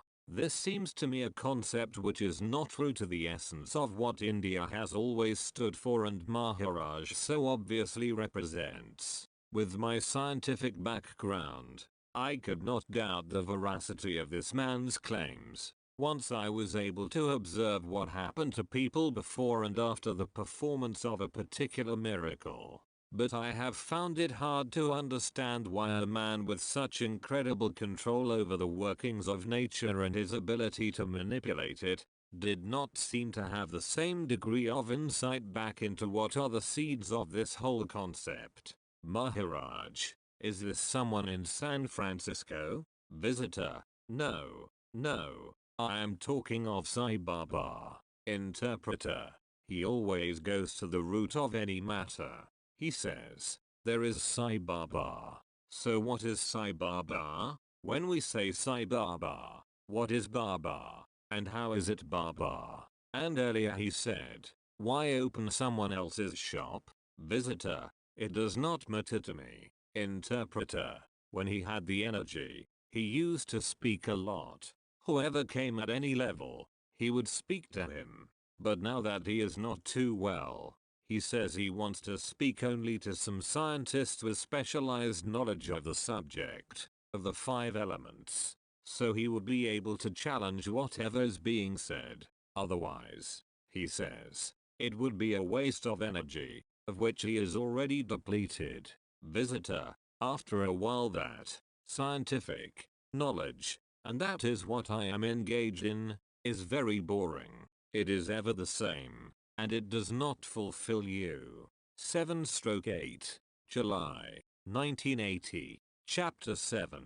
You are that which observes the coming and going of the consciousness. Visitor, one of the things that Maharaj was talking about this morning is how the life force in our bodies, the prana, would not have been able to appear without consciousness being present. Maharaj, when you understand that this knowledge consciousness is your very thought, and as your conviction about that increases, you become desireless. Then, gradually you let go of all desires, they drop away. With medicine, can one make a condition endurable? Visitor, each case has to be taken on its own merits. You can't make a universal law. Yes, in my experience this can happen. You can't say, yes, it definitely will happen. That is just not the way it works. Maharaj, we must have death without pain. Most of the great sages in India died of cancer. We had one sage, some 3 centuries ago, by the name of Tukaram. He was doing bhajans and at the last moment he just disintegrated into nothingness. No pain, no body, nothing. All he left were probably his sandals and sitar, that string instrument. He just vanished. We have 3 or 4 other sages like that, who just disappeared into thin air. Mirabai was another one. She merged into an idol. In the south, there was a sage from Bengal. He went to Puri city in Orissa state, and he also merged into an idol. No remnants. So I said that is the best type, and if they could pass on this skill to all of us, we would be immensely grateful. Visitor, the story I heard about Tukaram was not that he decided to die, but he was with his disciples, and he was so disgusted with their lack of response to his teaching that he said, I am going to leave you. He entered this little room, with only one door and no windows at all, while the devotees were sitting outside. After some time, they went inside and found no trace of him. Interpreter: Maharaj does not want people to hang on to him for long periods. They should receive the talks, understand, and abide in them even while being away from him. Maharaj, spirituality is very necessary to keep oneself alive. Having understood what is what, you come to the conclusion that death is also an illusion. A jnani is one who abides in the absolute, who is the absolute only. A jnani who has understood and transcended this consciousness does not want to prolong the life of consciousness. He leaves consciousness to its own nature, to spontaneity. He does not interfere. Of a jnani, nobody can say he has any relatives. All could be his relatives or none could be. Only a jnani knows that everything is not, everything will not be, and everything has never been. For a jnani, individuality has been liquidated completely. There is only manifest consciousness, which is ample and plenty for him. Visitor, he is saying there is no identification with that. Maharaj, a jnani has transcended consciousness, although the association with consciousness is still there, and consciousness, I amness, represents manifestation in its totality, because it is not confined or conditioned by the body as an individual. As are the concepts occurring to a person, so will be his behavior. This I am itself is the primary concept, and from that flow all others. According to you, what is your identity? With what identity do you exist in this world? Visitor, well, I try to detach myself from any identity. Maharaj, yes, but who tries to detach from any identity? Who is it who detaches also from that identity? What is the nature of that particular identity or entity which wants to get rid of the suffering? Is it the happiness or is it something else? What do you think? Visitor, maybe the feeling of dissatisfaction. Maharaj, you have a feeling that happiness is there, and you have a feeling that suffering is there. Between these 2 points, where are you? Who are you to find out this feeling of happiness and that feeling of suffering? Visitor, I found there is actually nobody there. There is only the suffering. Maharaj, the fact that there is nobody, no entity to feel like that. Are you really convinced of it? Visitor, well, the conviction is based on practicing. Maharaj, nobody is there. Nobody is existing there. That's what you are saying. There is no identity whatsoever. That nobody. Is it wearing this garb now? The questioner wears a monastic robe. Visitor, no. The difficulty is there is still some sense of attachment. Maharaj, since when do you know that you are? Visitor, maybe since I was born. Maharaj, did you have any experience of your birth, or you just heard about it? Visitor, there are only vague memories of very early childhood, and images. Maharaj, That is, you have heard about your birth, but you don't know anything yourself directly. Visitor, I must have heard about it also. Maharaj, you know that you are, because you have heard that you were born. Therefore, you are. You say I feel I am since my birth, but you only heard of your birth. Visitor, and that is more or less interrelated with one's environment. The memories build up a sense of self-identity. Maharaj, regardless of what you have heard about being born, the particular identity is this, is it not? Whatever you feel you are, is it not the form? The same form, is it not, of which you have heard that it was born and signified your birth? Visitor, you mean I stay in the same identity with which I was born? Maharaj, you have heard about the form being born, and this is the form. You call it now your identity, whatever you call yourself. You have heard you were born and you are experiencing that birth only now, isn't it? From the moment you are experiencing the world, you are experiencing the birth. All that you understand is objective knowledge, which is impermanent and will not remain with you. The one who says, I don't understand, that is you. You are that particular thing that says I don't know. And whatever you know, whatever is an objective perception, is all impermanent. Visitor, doesn't that imply the sense of me as well? Maharaj, if you say you have a sense of me, that is not going to remain with you. It is impermanent. Once again, it is an Atma. So why be bothered with that? Why worry about a thing that is not permanent? So where is your question now? The one who says I don't know, does he exist prior to the one who says I know? There is something which says I know and there is something in you which says I don't know. Which is prior? Visitor, there must be something existing before. What we mean by I know, I don't know. I know if it is just knowledge based on objects that are impermanent. Maharaj, that which knows it is impermanent is existing all the time. Without this knowledge, you cannot make the statement I don't know. All objective knowledge is impermanent. Visitor, but then what is so-called self-realization? Maharaj, we will come to that a little later. Self-realization means I am completely full. I don't want to know anything. Laughter. I don't require anything at all now. Self-realization is a term, a goal which we are trying to understand. If it is an outside answer, it cannot be reached, unless it undulates within you, signifying you are that, you will not be able to understand it. It cannot come from outside. Those are the only terms and goals, and no path leads to it. There is nothing more to be understood, since you are that. If you understand this, that is all. Then whatever objective understanding is impermanent, that entity which knows is permanent, which you will never be able to understand.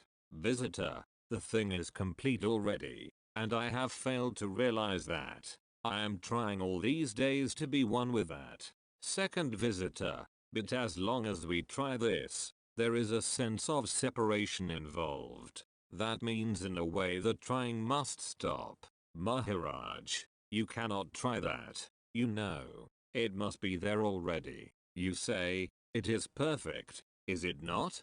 Then where is the question of reaching the perfection? You cannot reach something which you are not. You must be perfect right from the beginning. Therefore, you are that. You don't have to reach something. You are trying to create a goal. Only your mind is creating something. You see, you don't know the fact at all, because you are the fact. How are you going to know a fact as an objective thing? That is, if it is a fact, it is subjective. You cannot know it as other than you. If you are going to know it as other than you, it becomes objective. It is impermanent. That is why all people are after spiritual pursuits. You see, they go with one hand out. They want something to be blessed. But if somebody blesses you, You put out another hand and you say bless me here also. Self-realization is not to be given on a platter. It is already there. What is there to be given? That which can be given to you has to be secured. You don't require any security or anything at all. It is already there. If you feel it is not there, you are never going to realize it. Visitor, some instruction helps, though. Maharaj, if you are getting the instructions according to a certain path or method, then again you will get into trouble. There is nothing like that. There is no path, no instruction at all.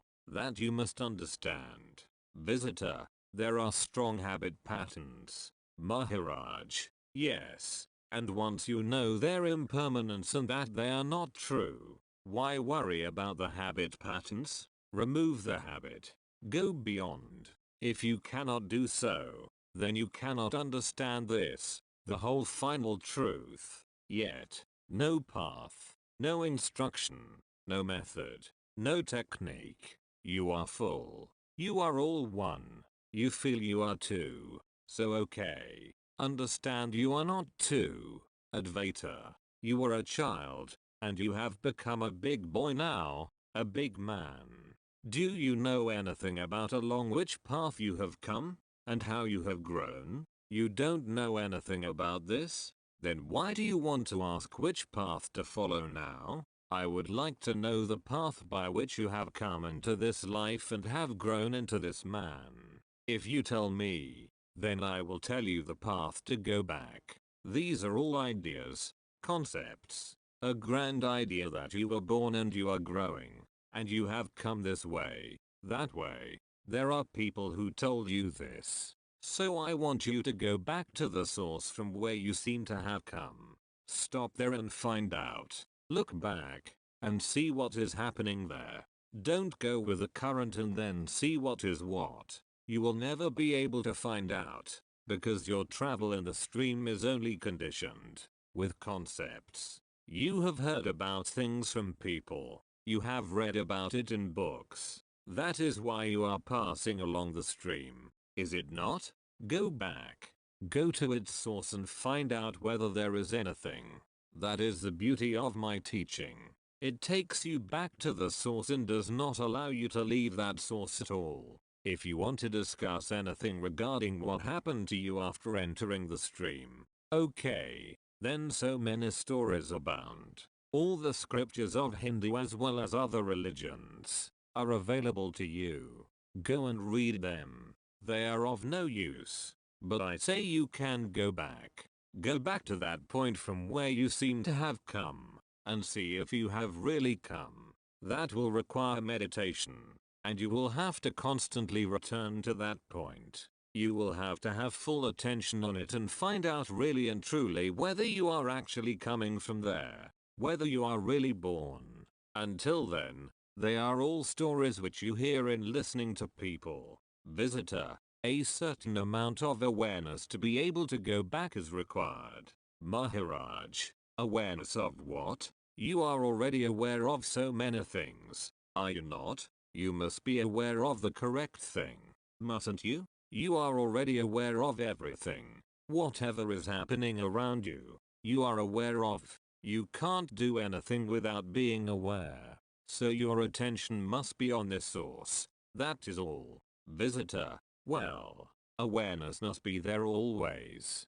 Maharaj, but you are not aware of that awareness, which must be there. Visitor, one is not always focused on this to the same degree. Maharaj, in the awareness also you are moving with the conditioning, because your consciousness is nothing but a bundle of concepts, ideas, whatever you have gathered right from childhood.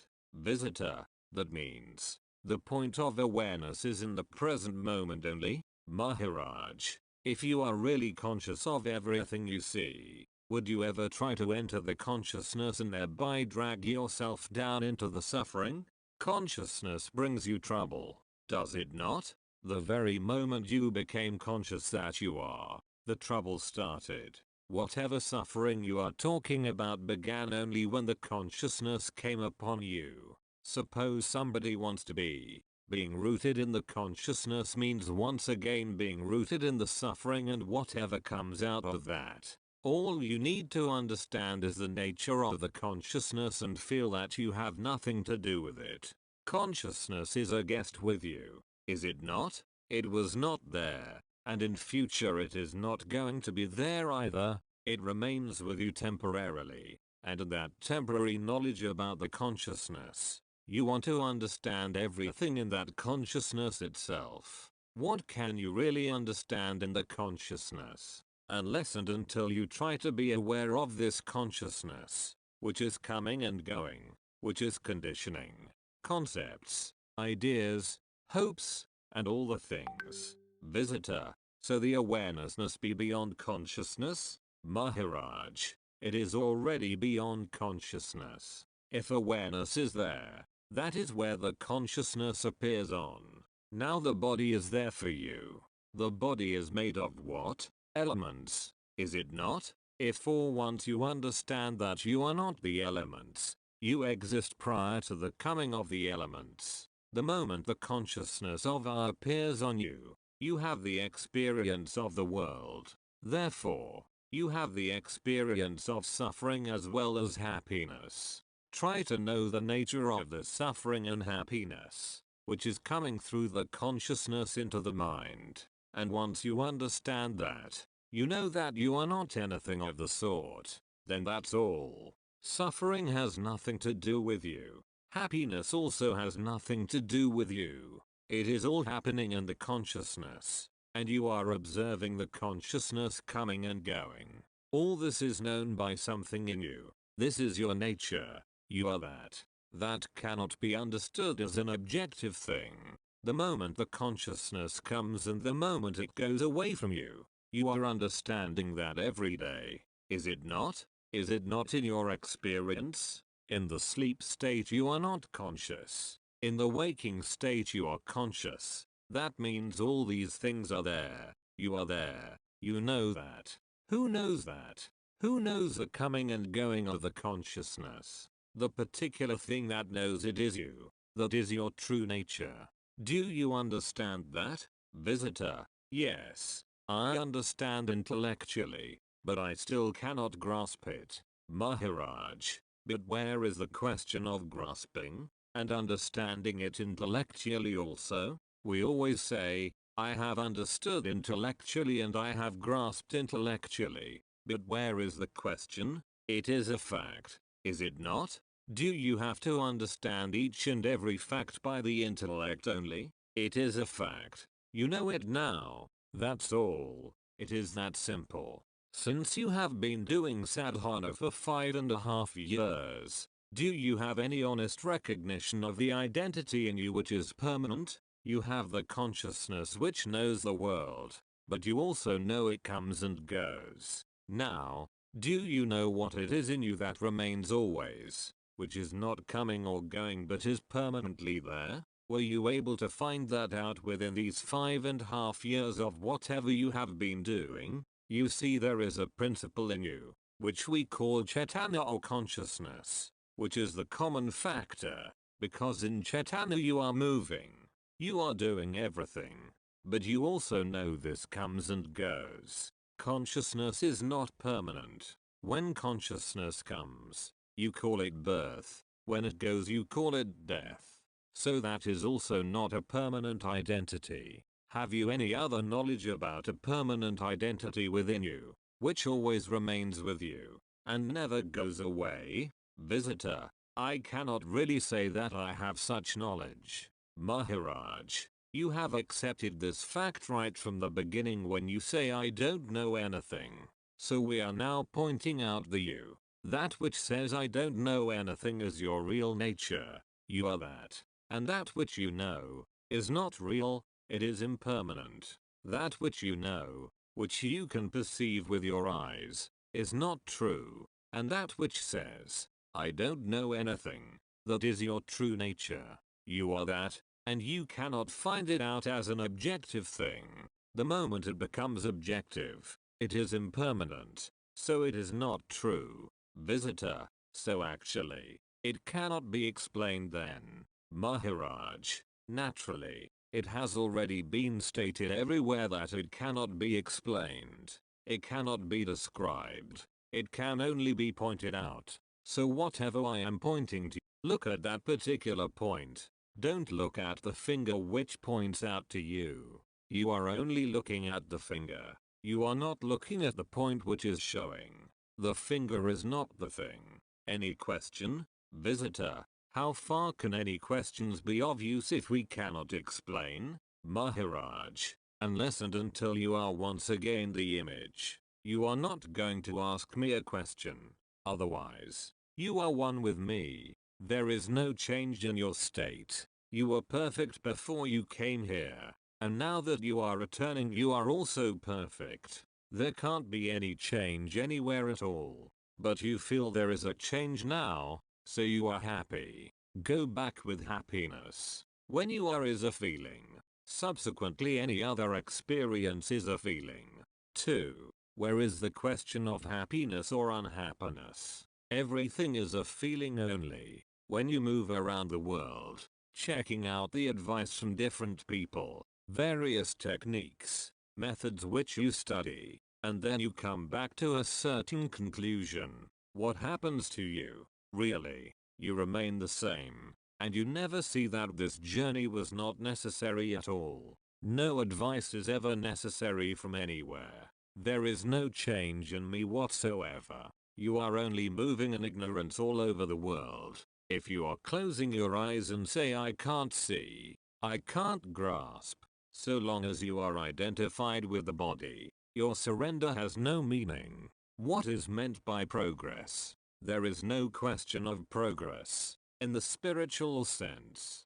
To become more and more convinced about the Guru's words, to get more understanding about your true nature is the only thing that matters. Other than that, there is no spiritual progress or spiritual path, because you are that. Only you must be absolutely clear about it. The visions you get while doing meditation, what about them?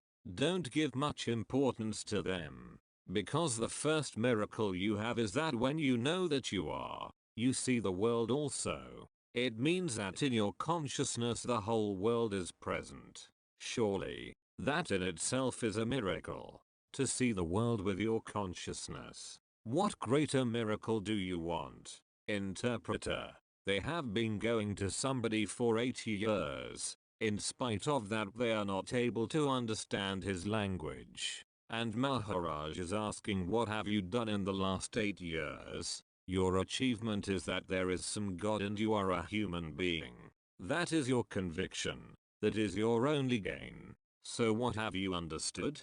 Visitor, unless you meet the right sage, you cannot progress in spirituality. You cannot do anything. Maharaj, there is no progress. You have to dissolve progress. You get conviction about yourself only when you go to a man of conviction. But who knows him? He has no doubt about himself. But they find it very difficult to understand him. Visitor, have they read Maharaj's book at all? Interpreter, yes, but they have some doubts. Whether they are satisfied is not certain. Because only when you listen to him for a number of days can you understand. And in this way, you can understand more if you attend both morning and evening talks. That is the best. All your doubts will cease. Don't allow any doubts to remain. Visitor, many of the people who have come here have become jnanas. Maharaj has said that one should stay with the beingness consciousness. Is that enough to automatically realize oneself, or should one transcend the consciousness? Maharaj, I am giving you an example. Suppose I am sitting here and you come. I come to know you are. Then witnessing happens automatically. Has anything been done to make it happen this way? No. It is just like that. It is simple. You should understand.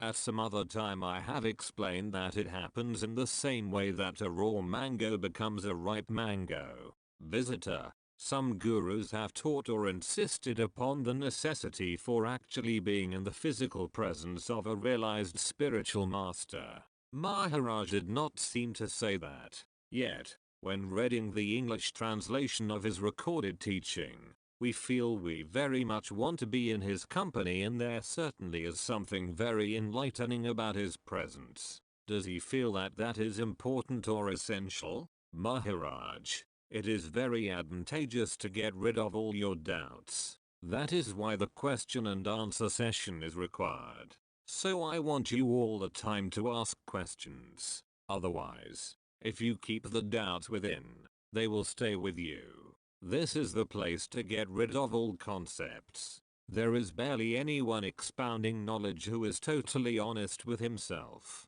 Normally, knowledge is given out with a view to getting something. What is that self one has to abide in? The entire world is the expression of the self. At the same time, the tiniest of the tiny, like an ant, like an atom, that also is the self. Visitor, sometimes it is called the mustard seed in the heart. Maharaj, beingness is like that sesame seed, very tiny, but its expression is the manifest world. The entire world owes its origin to this seed, the touch or pinprick of I amness. The seed contains the oily substance, which is the very source of love. Having provided love or oil to the entire manifest world, the remnant is that I am. The pinprick or touch of I amness is the quintessence of all essences. Since you asked the question, many people having got the knowledge are not yet self-realized. He who claims to have gained the knowledge and yet is still worried as to what will happen to him, cannot be considered to be a jnani. Have faith in the words of the Guru, whatever he says. Here I do not repeat or imitate what other so-called sages are doing. I am not championing any religion, have no stance or pose for anything, nor even that I am a man or a woman. If you accept any pose or stance, you are obliged to take care of that by following certain disciplines related to that pose. Pay no attention to whatever other people have been saying. I abide in the self only. As to actions by other sages, I have nothing to say, no comment. Whatever is happening spontaneously, let it happen. Did anybody exist prior to me? When my beingness appeared, then only everything else is. Prior to my beingness, nothing was. The layers of relationships pertaining to the bodily self are now being obliterated. Visitor, does he mean the 5 sheaths as traditionally described in the scriptures? Maharaj, originally, I am untainted, uncovered by anything, without stigma, since nobody existed prior to me, nor do I entertain any concepts about somebody existing before me. Everything is in the form of the manifest world. After the appearance of the knowledge I am with the body, together with the body and the indwelling I amness, everything is. Prior to the appearance of this body and the knowledge I am, what was there? Visitor, there was nothing. Maharaj, the Paramatman was there, the highest self, the core of the self. This identity is without any stigma. Even the sky cannot touch it. The space cannot touch it. It is subtler than space. It is just like sun rays or moonbeams. They do not get dirty in dirty waters. If such is their purity, what would be the purity of the self? Consciousness? Understand this first moment, when we understood we are. The first moment of the body, when it understood it is. Recognize that very first moment. Once you grasp this, then you are the highest of the gods, the point at which everything arises. At that very point, everything also sets. The source and the end are the same point. So once you understand this, you are released from that point. Nobody tries to understand this happening of the self, the happening of this I amness. Once it is understood, I, the absolute, am not this I amness. What did you understand? Visitor, that when the practice of dwelling in this I amness reaches its fullness, there is no longer any containment by that sense of being a separate individual as indicated by the words I amness. That is how I understand it. But I may be wrong. Maharaj, the only way we can express it is through words. There is no other way. This I amness, the quintessence, the sattva, parashakti, is not I that I amness. The feeling of I am, is the quintessence of everything. But I, the absolute, am not that. That I amness is the highest knowledge. And this is surrendered here by the abidance and the action. Interpreter, the duplicate of him, who talks like this, you will not find anywhere else. Maharaj addressing one American visitor, would you be inspired to put this into writing, these teachings? Visitor, yes, I would. Maharaj, every creature in the universe prays to that principle which he considers his God or whatever. But all this can only happen from the time the life force has awakened until the time that the life force is no longer working. In the practice of meditation, this life force gets purified, and then the light of the Atman shines forth. However, the working principle is still the life force. When this purified life force and the light of the self merge into each other, then the concept, imagination, or mind, everything, is held in abeyance. When anyone tells you to do some sadhana, with what can you do sadhana of any kind? It can only be this life force. The only instrument one has to do sadhana with is the life force. This life force, instead of viewing it merely as an instrument, has to be treated, mentally accepted, as the highest principle in the world. That is, God, Paramatman, Ishvara, or whatever you want to call it, so that when this life force is pleased, it gets purified and merges with the light of the Atman. What is creation? Whatever has been created, is it the creation of God or is it the creation of this life force? By practicing meditation, diligently and continuously, this life force gets purified to such an extent that it attains divinity. Do understand that this life force is God, and God is the life force, and be one with it. Now when this life force and the highest principle become one in your meditation, then whatever is reached by this merger, signifies the moksha or awakening, liberation. Call it whatever you like. So what is moksha? Subjection to the gunas and all the other apatis, the conditioning, obstruction, connected with the individual, all that disappears. That is liberation. This life force is the acting principle, and that which gives sentience to the person is the consciousness. Visitor, this is the traditional imagery of Shiva and Shakti. Maharaj, Shiva is that speck of consciousness, and the working principle is the life force, the Shakti. People only go by the various names that have been thrown up and forget the basic principle. The principle is that within the body, consciousness and the prana or life force together are Atman. I call it Antakarana, psyche. It is said that somebody is dead. So what has happened? The life force has gone and the principle behind the life force, that is, this consciousness, has also disappeared. That is all that has happened. I have been explaining the principle, analyzing it, for all these years. But from now on, I haven't either the energy or the inclination to explain all this again. So I can only say what is to be done, if anything. And the only thing is that nothing is to be done as is generally understood by the word do, but merely to sit in contemplation and let the consciousness unfold itself, unfold the knowledge about itself. You have done a certain amount of homework. That is why I am still explaining whatever needs further clarification. So far, what most people do is they explain only the surface position. You are to do dhyana or meditation, and in that meditation itself the consciousness will unfold whatever knowledge is to be revealed. But people generally don't go to the root of the matter and explain the principle, which is what I have been doing all these years. But now, I will also stop doing this for other reasons. The Gita is a song sung by Lord Krishna. What is it you want to ask about it?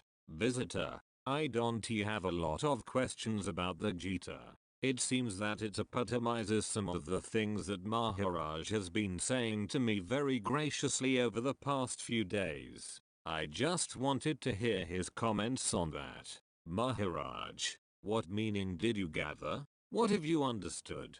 Visitor, I feel that when dhyana is done properly in the way we are instructed, the first thing that becomes apparent is that this consciousness, which is usually spread in 1,000 different directions by our daily activities, starts to get a greater sense of itself and then witnesses what arises. At the same time, the body's energy as a consequence becomes intensified too, and it seems to be polarized in a vertical dimension. I can't explain it any better than that. The other thing that happens seems to be part of the purification, and what he was talking about was that we often, Maharaj, I am talking about the meaning of the words. First, as you have understood them, not what is happening. Happening would be an experience. Visitor, well, that is what I have said. That is what I understand by the meaning.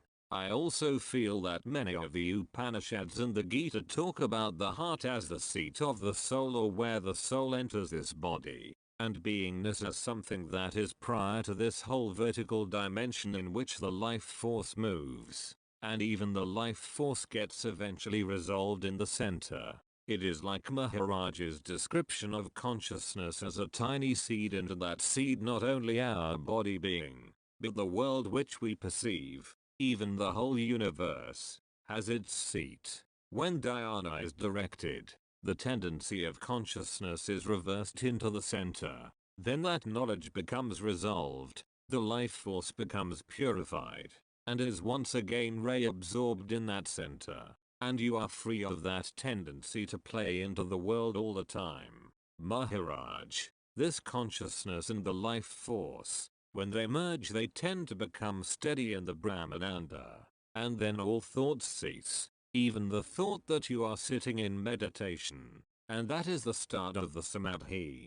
That state will remain for a while and discontinue again, whatever the reason, and then normal behavior in the world will start. That is, the life force will start its normal work or activities. Now I am asking, this disease that I am said to suffer from, to what has this illness come? It has come to this consciousness and the working principle, that is, the life force. These two are concerned with that illness, and I, being apart from it, am not concerned with the illness. But it is one's duty to keep that life force in reasonably good working order. That is why the medicine was taken in the same way that the food is normally taken, so as to keep this consciousness and the life force in proper working condition. So medicine is much like food. But as far as I am concerned, I don't really care whether this life principle and the consciousness work or not, because I am totally apart from it, beyond it and tired of it.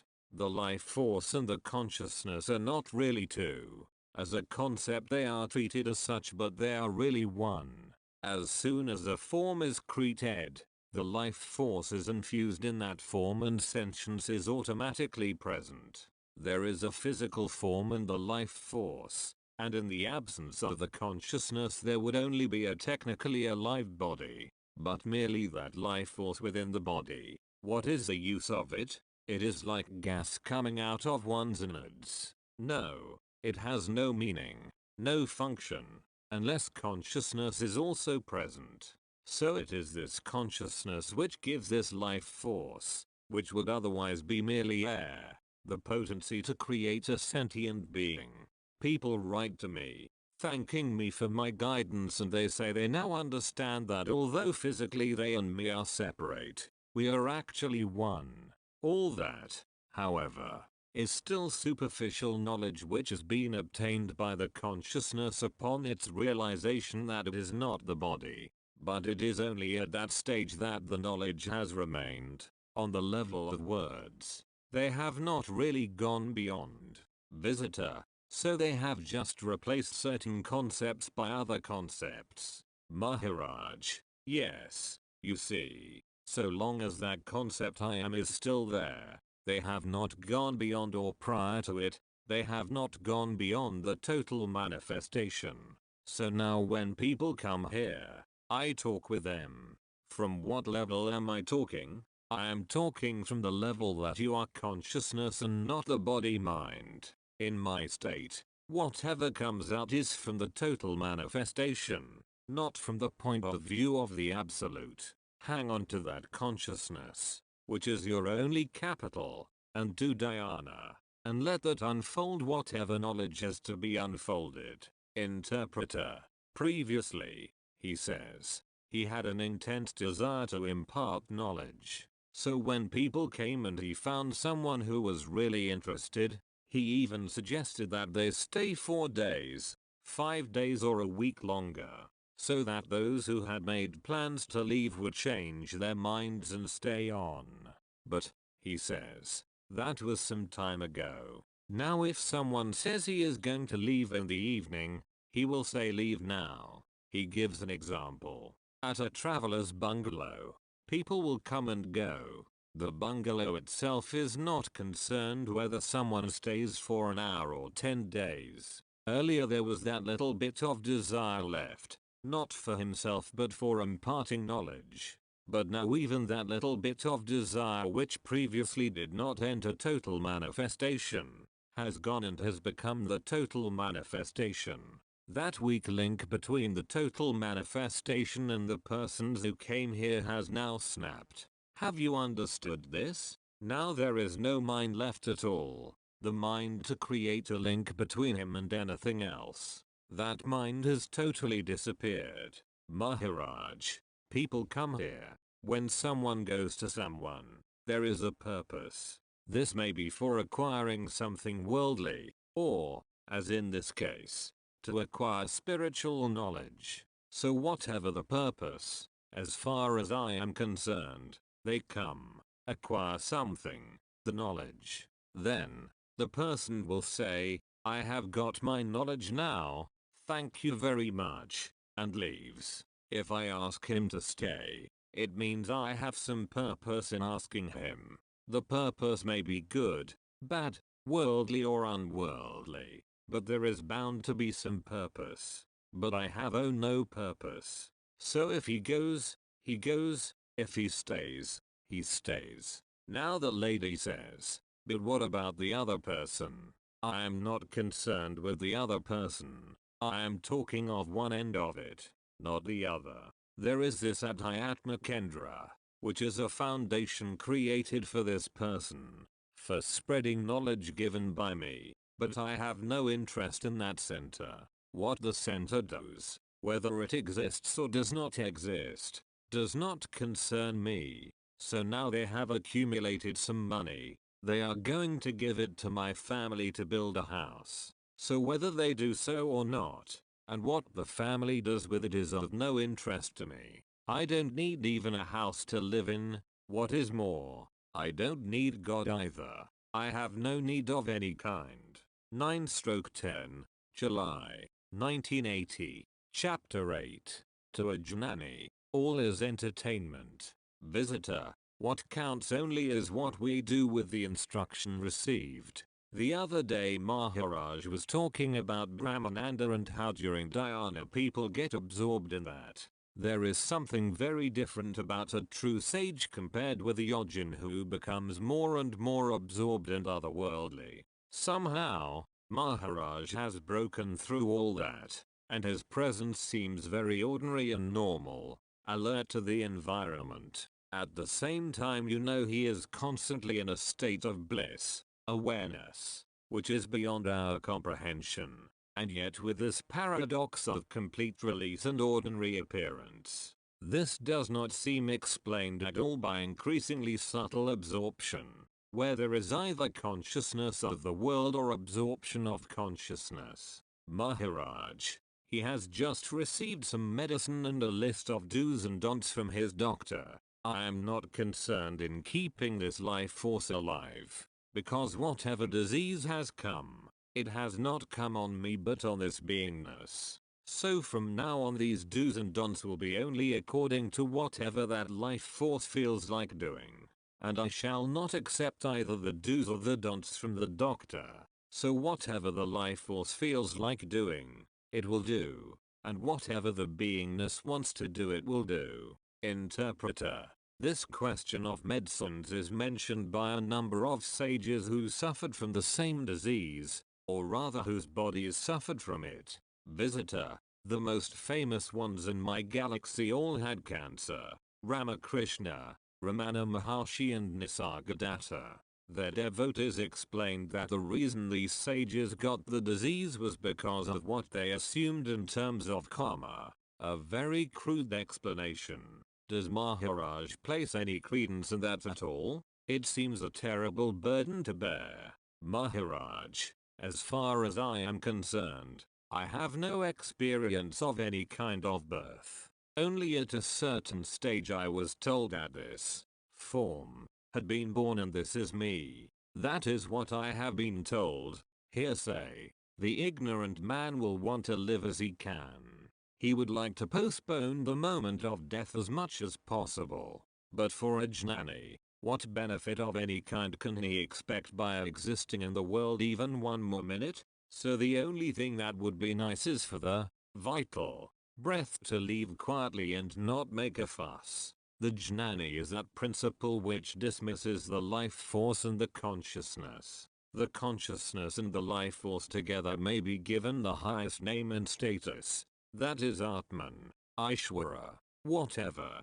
But the jnani is not even that. The jnani is apart from even that highest category. Having understood what the consciousness is and the life force is, I have never gone to anyone and asked whether my view is correct or incorrect. Once you have understood the whole point, there is no need for you to stay here any longer. As to myself, having understood this life force and the consciousness, I do not have any interest at all in either one. People have been coming here and I have been talking. Why have I been talking? Because the lifespan has to be spent. It has to be used. So even that is merely entertainment. Something has to be done. This is entertainment. Whiling away the time. The lifespan. The name is the giving of knowledge. But what is the game? A game of cards. Entertainment. The name is spiritual knowledge. The game is cards. Addressing a particular lady in the audience. Now that you have understood, you don't have to come anymore. If I ask someone to come, it would be common sense that I want him to do so for some reason. That he may give me some money or write a book about me, or do something which may be for my benefit. Normally, only then would anyone ask somebody to come. But here there is nothing of this sort going on. There are neither worldly nor unworldly benefits involved, so no one needs to come. Visitor, tell him we like his entertainment. Maharaj, the name and the purpose is spiritual knowledge, but the game is playing cards. Laughter. Visitor, tell him I am no good at cards. Maharaj, whatever you have heard, have you understood and will it stay with you? And if it will, honestly, there is no need for you to keep coming. We are not preventing you, but you need not come. However, you may come if you want to. The lady in question is pointing to her watch. The lady's spiritual seeking is of a high order. She has golden bonds of filial and family affection. Everything is entertainment. Are there any questions? Interpreter. Everybody is totally against Maharaj's consuming tobacco. He had this doctor and that doctor told him. He says everybody is dead against his consuming tobacco. They say, don't have coffee, don't have this, don't have that. So he says he may reduce it but he is certainly not going to stop it altogether. And for what? It is only to be alive a little longer, is it not? He says. Even Vishnu, Rama, Maheshwara had only a certain lifespan. Why worry about this? Maharaj, there is no necessity to come here for any blessing. No blessing can be given to you. No change can be made in you. No instruction whatsoever can be given to you. You were perfect even before you came here, and you will be returning absolutely perfect, without even a dent on you. Visitor, one has to learn through one's mistakes then. Maharaj, who said that you have made a mistake? When you understand that you are perfect, only then do you know that a mistake has been made. This you can know only when you understand your true position. Then you will know that mistakes were made. So when are you going to correct the mistakes? Is there any time? Visitor, actually not. There is only the realization of it. Maharaj, any questions? Interpreter, he is so confident you see, because whatever question you are going to put, you are framing it through your conditioning. And he knows he is beyond all conditions and can therefore answer any question. So he is always ready to answer you, and you are always trying to prepare the question through the conditioning of your mind, through whatever you have learned, acquired, all those things. So put any question you like, because he can answer you very confidently. He confers such a profound knowledge through the few words which he utters. And he does it all in an extremely fetching manner. Now he says, I am just whiling away the time. I want to pass the time. Therefore, I talk. Otherwise, I don't want to talk at all. That is his greatness. To a Jnani, giving out the profoundest knowledge is also only whiling away the time, since he knows the truth about everything. It is all happening in a dream.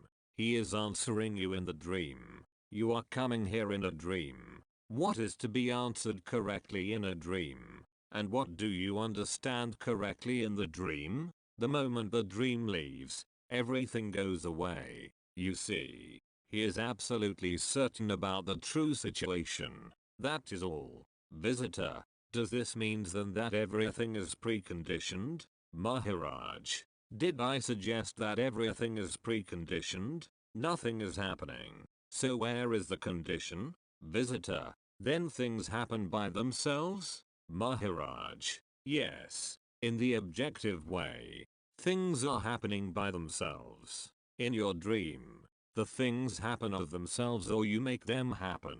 In the same way things are also happening here. Whatever is applicable in the dream is applicable here also. If you want to call it a sort of system, there is no system that way. Very simply put, the vital force is moving. It is its nature to move. And whatever words come, the meaning of that word is the mind.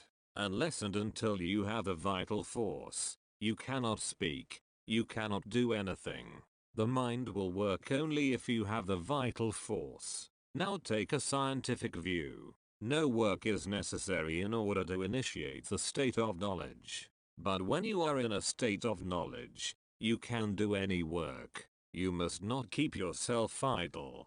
So to go on working, whether working for the poor, the community, or for progress, whatever it is that you do, be at that stage of knowledge, of real consciousness. But when you ask me whether work will help in one's realization, my answer is that nothing helps there. Realization is first, then the work starts. Duality is lost. Visitor, he knows that. He has experienced it. I do not have that experience. Maharaj, expounding knowledge is an absolutely rare thing in India. People keep to themselves and then disappear. I have no explanation for the talks that go on here. The knowledge that is being expounded, it just happens. Visitor, it is the greatest miracle. Maharaj, but note how few people take advantage of it. You may have observed this from your own experience. You must have seen a number of Indians come here. What are they coming for? For their physical well-being. What is happening is that these poor people are they were to be dead. They are as though they are dead, but they have survived because of the company involved. Visitor, are they doing any sadhana? Maharaj, that is very difficult to say. Most of them are barely surviving. They are not very active. They suffer from poor health and can't come every day. But they acknowledge they are alive because of this place. Visitor. One of the things that seems to me an important guiding principle in my work is the determination of whether it is worth trying to maintain life when there is still a possibility of consciousness and that person wants to use it appropriately. Otherwise, I just can't see any point in keeping the body alive. I don't see it on as life at all. Interpreter. You must have heard about his own daughter who expired. She was on her deathbed. So Maharaj, as was his normal practice, was going out in the evening. And when he was about to leave home, Maharaj's wife was also leaving at that time.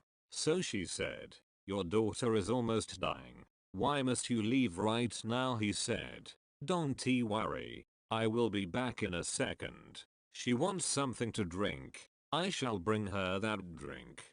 Some cold drink." But upon Maharaj's return he found the girl dead. Then Maharaj kept the glass containing the drink on the table and looked at that. She got up and drank it. He said, "I brought it. You had told me." After she had finished, Maharaj asked, "Do you want to live?" She said no. And she fell down again. There is no doer at all. No one has an identity to do anything.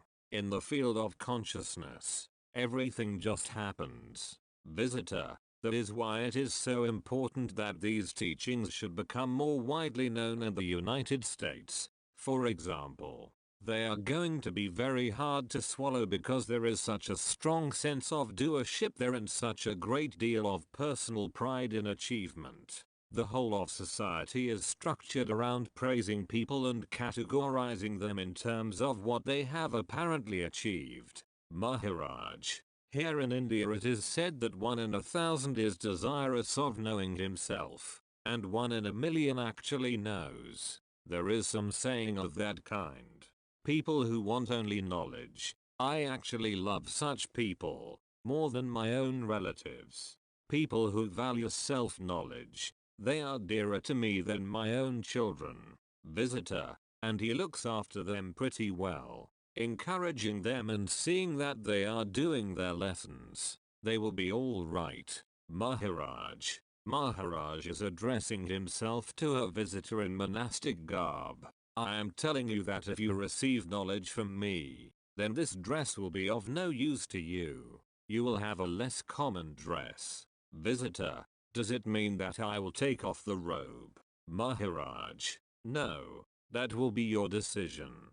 On your own you will do it, without my telling you, once you know what is the truth. Visitor. Is there no point at all in a methodical approach, like meditation? Maharaj. No use. To reach this knowledge, there is no practice at all, no specific practice. Visitor. And it arises all by itself? Then, one does not do anything about it? Maharaj. You know the world, spontaneously, without any effort. Or have you put in an effort to know that the world is? Visitor. I don't know if I put in any effort, but it is a mental creation, a reaffirmation of my own image of the world. Maharaj. Whether you have put in an effort to know that the world exists or you just know that the world is, that is the question. Knowledge of the self is also like that. Visitor. People teach that certain conditions must be ripe for realization,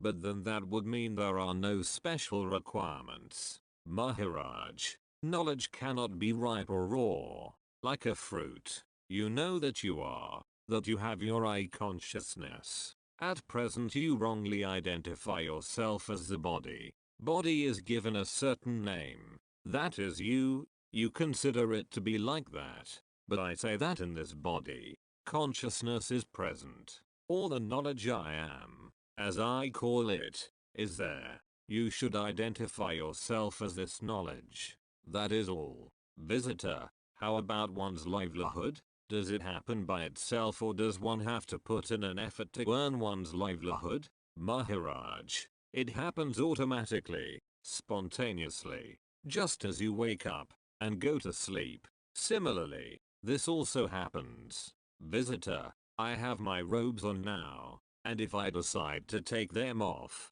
that would be another decision. Then there would be another condition, and I would do something else instead, and then in effect it would be the same. Maharaj. Further, this body is also a covering, and you have to understand that you are not that. You are not the covering. Visitor, so that means in a way that the body takes care of itself? Maharaj, the body is nothing but food. Visitor, but somehow we need food to survive. Maharaj, whatever food you consume, that is converted into this body, ultimately, and this body in turn is the food for the consciousness. So you come with the food, you come with the body. The question is one of correctly identifying what you are. Visitor, advice to identify or not to identify with anything? Maharaj, instead of taking yourself to be something, you should know what you are, really. Visitor, I am going to Europe to visit my parents there, and I am certain they hold a certain view of me, and maybe it helps me in my situation just to ignore that completely, and perhaps they don't particularly like that I am in robes, because it creates a certain reaction in Europe. Maharaj, but I am not concerned about these things. Whatever dress you have, that does not matter, so far as I am concerned. Visitor, no, not the dress but the attitude. For example, if I would take off the dress, just to please my parents, that would be consenting to their views about myself. Maharaj, but that does not matter. You asked about yourself, your identity. If you attend these talks and then with the knowledge and understanding acquired you go back to your country, your behavior may not be as good with your parents. Your parents will not like it. So I advise you not to sit here. Visitor, if I try to really care about my parents in the way that I care about myself, to know myself, then the only way to be of any use to my parents is to make it clear to them that it is important to know oneself. Maharaj, it is not very clear exactly whether you like this robe or not. The question now is whether you like it or your parents like it. Do you like this robe? Are you satisfied with it? Visitor, I trust that if they like it, I won't feel any urge or interest to change. Maharaj, now what about your parents? Do they like this? If you go around in this robe, will they like it? Visitor, I can't say because I have not met my parents since wearing this robe. Maharaj, you come here today and tomorrow, and from that day onward you won't come anymore. Tomorrow you can still come. Visitor, why is it that I can't come here? Maharaj, you purchased that book, the 2 volumes, I am that. Now you read it. Visitor, a new visitor has arrived and is asking questions. I have read the Bhagavad Gita, Upanishads, and did some research in prana. How is it possible to arrest the disturbing thoughts during meditation? Maharaj, arrest the disturbance in thought? Visitor, yes, the disturbance in the mind, during meditation. Maharaj, what is a disturbance? Visitor, it springs from distraction. Maharaj, what do you mean by meditation? And what is a distraction? Visitor, when you are concentrating on a mantra or on respiration, and there are many other thoughts coming in and you cannot concentrate properly. Maharaj, you do not know what meditation is. The mind is the flow force. The mind is continuously flowing. That means the words are continuously welling up. When you do not get involved with the thought process or the flow of words, or the flow of mind, you are not the mind. When you are in a position to observe the mind, you are other than the mind. Visitor, I find it very difficult to do that. Maharaj, for meditation, You should sit with identification with the knowledge I am only and have confirmed to yourself that you are not the body. You must dwell only in that knowledge I am, not merely the words I am. The design of body does not signify your identification. And also, the name which is given to you or to the body is not your correct identity. The name which is imposed on you, or the name which you have heard about you, you have accepted that name as yourself. Similarly, since you have seen your body, you think you are the body, so you have to give up both these identities, and the indwelling knowledge that you are, without words, that itself you are. In that identity, you must stabilize yourself, and then, whatever doubts you have, will be cleared by that very knowledge, and everything will be open up in you. The indwelling principle you are without words. Let us call it Atman, the self. You are that self, and you are not the body. With that conviction, you must meditate, that I am that self only. The self or the Atman sheds the body, which event we normally call death. But to the self there is no death. I repeat, the Atman discards the body. It is the body's death. But the self of the Atman does not die. But if one says, I am the body, then surely he is going to have death. Who understands with the help of intelligence. Hold on to that who, not the intelligence. Catch that. Be that. Visitor, my question is there a useful way for arriving at moksha and are there particular signs for distinguishing which paths are the best for us? Maharaj, you just listen to all this. Whatever is being said here, follow that, abide in that and be that. Don't ask me about other paths, the path I am expounding. You listen to that, and abide in it. Visitor, how are we supposed to come to know this? Maharaj, can you not listen to the talk? Can you hear it? So as you hear it, you be that. As I said earlier, time is moving fast. Can you stop all your questions? You started very well. You asked very relevant questions. Visitor, I am interested especially in practice. How to start it? Maharaj, forget all about physical disciplines in this connection. I am telling you that the indwelling principle I am, the knowledge that you are, you have to be that. Just be that. With that knowledge I am, hold on to the knowledge I am. Visitor, it is difficult to abandon attachment to action. Even in this way it is not easy always to remember I am, the truth of the Atman. Maharaj, you know you are sitting here. You know you are. Do you require any special effort to hold on to that you are? You know you are. Abide only in that. The I am principle without words. That itself is the God of all Aishwaras. Visitor, is devotion not useful as an initial step? Maharaj, first step or second step? I have the first and final step at the same time. The knowledge I am, without words, itself is the Aishwara. He, Aishwara, does not want another Maya agent or intermediary. Direct. Visitor, the problem we are falling into is weakness of mind sometimes. This dims the awareness. Maharaj, who falls a prey to the weakness of the mind? You are talking from the body identification point of view. The real you is not the body. It cannot be cut to pieces by any weapon.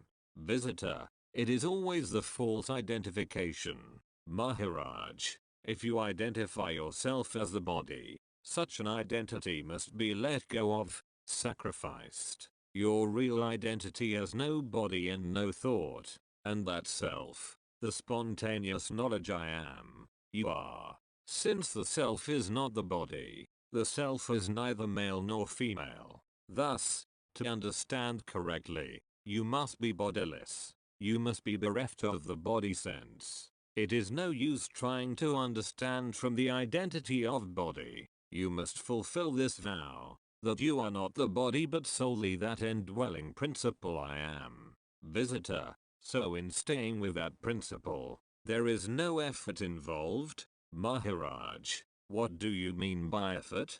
And what would you like to achieve? Visitor, I am still trying to be I am. Maharaj, you know that only. Where is the question of any more effort? Without effort, you are that. Only you must stand for it with conviction. Visitor, effort then is only concerned with the sense of body consciousness, because one is still clinging to a body. It is kind of a trap. Why can't one really be in the state of I am? Because there is still some clinging and one wants to be free from that clinging. Maharaj, you need not try to get yourself detached from the bodily sense. Once you abide in this, that you are the indwelling principle only and you are not the body, that is enough. When you have developed this firm conviction, where is the question of trying to get detached from the body identity? One of Maharaj's closest devotees, and also a relative of his, died a month back. So he gave the following example, that Mr. H is no more. Now I know he is not. Similarly, you must have the conviction I am not the body. Such type of conviction you must have, that I am not the body mind, but only that knowledge I am. If it clicks, it will click instantly. You see, I am not attached to any of you. Why I feel like that? Because I don't feel anything about my own self, and neither am I interested in this consciousness. Suppose that it quits. I am not the least concerned, because I am not that consciousness. A step beyond what I am telling you to follow. First of all, we are to abide in consciousness. That is the first step. Then I am not that consciousness either. And, this way of understanding should be shared in toto by everybody else. Even to say understanding is not the correct word. To abide in the truth, the way I do, the same applies to everyone else. There is a couplet that states the real sage instantly transforms any devotee into himself, his true self. The jnani, and he is at that highest stage, is stabilized in the destination, in the terminus. He is already in his destination, and because he is firmly stabilized in the destination, there is no movement for him. We normally talk about various paths. Paths are indicative of movement. I do not accept paths. You are in the destination itself. That is my teaching. Visitor, yet, at other times Maharaj has admitted that there is discipline involved. He said that and I am that. For beginners, Maharaj, this also must be clearly understood that you are not a male nor a female. If at all you are going to say you are a male or a female, that means you are trying to understand yourself as body. This happening is like an accident. Suppose there is an accident and one limb is gone. You know the limb is gone. That is a bodily expression. Similarly, to call yourself a male or a female is a bodily expression. That is, with reference to body, identification with the body, with firm conviction. You abide in this knowledge I am only, bereft of body mind sense, only I am. If you dwell therein, if you be that only, in due course, it will get mature, and it will reveal to you all the knowledge, and you need not go to anybody else. Visitor, since I have been with Maharaj, this week and a half past, and through this very statement that he has just made, it has become very clear to me that it is the sadhana that matters, not the gathering of concepts that mean nothing at all. They don't change anything. They don't serve your liberation in any way. They are just garbage. The only thing, I feel, you have to follow your profession. That is, what your body is destined to do. Meaning can happen there. Ever since I am that came into my life, that is the only teacher I have ever gone to, until I was blessed with this opportunity to be in Maharaj's company, and I don't intend to go anywhere else. Maharaj, whatever you have said, I agree with that, but why is it like that? It is because the self cannot have an image. You cannot say I am like this. Visitor, beyond any verbal formulation. Maharaj, it cannot be consumed by the senses or the mind. Visitor, Maharaj said previously that it is not a question of cleaning the mind, but only of abiding in the process that is I am that, in the very moment. For example, that I feel a preoccupation with my work, my art, my son, or with something. In that very moment that preoccupation or that joy or that sorrow is disturbing my consciousness. I am that. Even if I know I am that, this preoccupation is the sensation that I feel. Maharaj, your consciousness is getting disturbed in you. Don't drag on. Tell it succinctly. But you as consciousness should not get disturbed, because it cannot be touched by any conclusion outside. Because that conclusion is not consciousness. Let us suppose you have got a big bank balance, and something happens elsewhere. Your balance is not suddenly in debt, is it? Similarly, your consciousness cannot be disturbed by any disturbances. Visitor, so this means that I have not this consciousness. I believe I have this consciousness, but I don't have this consciousness. Maharaj, that I itself is a consciousness. It is not a question of I am that consciousness. I itself is the consciousness. Only you are not to say that word I, without any doubt whatsoever. You are. That you are itself is the consciousness. Visitor, I have a consciousness, but I must be the consciousness. Probably. Maharaj, this is a subtle point now. In the morning you wake up. You know you woke up. You know the waking state now. That you who knows the waking state should be prior to the waking state, should it not? Visitor, yes. Maharaj, now the moment you woke up, or you observed the waking state, you clung to the world as I am the body. This whole subtle thing must be understood. The principle which distinguishes or recognizes the waking state, that is the godly state. We know I woke up, clinging to the body, that is, the bodily state, the individual state, which is a downfall into a grosser state, because the Jiva Atman is grosser than the Paramatman, clinging to the body mind as I am, in the waking state. For newcomers, I am not going to repeat my lessons again and again. You must be alert and listen to the talks with perfect attention, and then practice them. For my own sake, my mind inclinations have almost come to a stop. There is no mind collaboration for me. Now for the sake of the public, why should I provoke my mind to expound? It is different when you understand what I am saying and I keep repeating. Not everyone will understand me. If and when you understand, you will have to come so close to me that you will realize that all this is a complete illusion, that whatever it is because of which you see things is itself an illusion. Then you will throw up your hands and give up everything, since you are convinced that it is all unreal. What is happening now is that whatever is seen is considered as something concrete and existing, and man wants to enlarge on it. Whatever he has inherited, he considers that that is something solid and worth having, and he wants to increase whatever his acquisitions are, whereas the truth is that he himself is an object and whatever he thinks and acts on is itself an illusion. Therefore, whatever he acquires is bound to be an illusion. So man's whole view of seeing things must change radically, and only then will he understand what the truth is. This consciousness itself is the source of all mischief, because once you start having this consciousness, then that is the seed of wanting everything, having more and more wants, the insidious seed of mischief in the consciousness itself. And that is to be understood, which means, at Maharaj's level, about hearsay, people keep saying things about reincarnation, any number of births, but even the Jnani, is he aware of even a single birth? That there should be talk of more than one birth?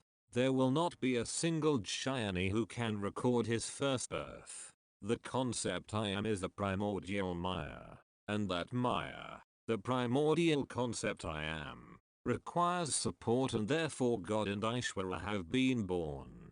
Along with that, the whole manifestation, the entire universe, has come upon it. Otherwise, there is absolutely nothing. And out of Menajnanis, there will only be a rare one who knows the real nature of this primary concept. Interpreter, he says, he has absolutely no need, no want of any kind, left. He has not got the desire that you all should come here and listen to him. It is nothing. He is the absolute, and in that absolute he wants nothing. He needs nothing. And you will have whatever you will have. It is only an entertainment for your concepts. Whenever you come here, there are various concepts within you that will entertain you. But more than that, perhaps you will not understand all that is being said. To look at him, he is an ordinary man, an ordinary body, but there has been publicity all around the world that he is a great philosopher. Therefore all of you come. Maharaj, but what am I for myself? In fact, that state of the absolute is mine today, where there is neither being nor non-being. I have absolutely nothing to do with what this body is today. Whatever it has to give you is of no interest to me. So far as I am concerned, I am in that state where beingness and non-beingness do not matter at all. You feel if I do this, I will get that.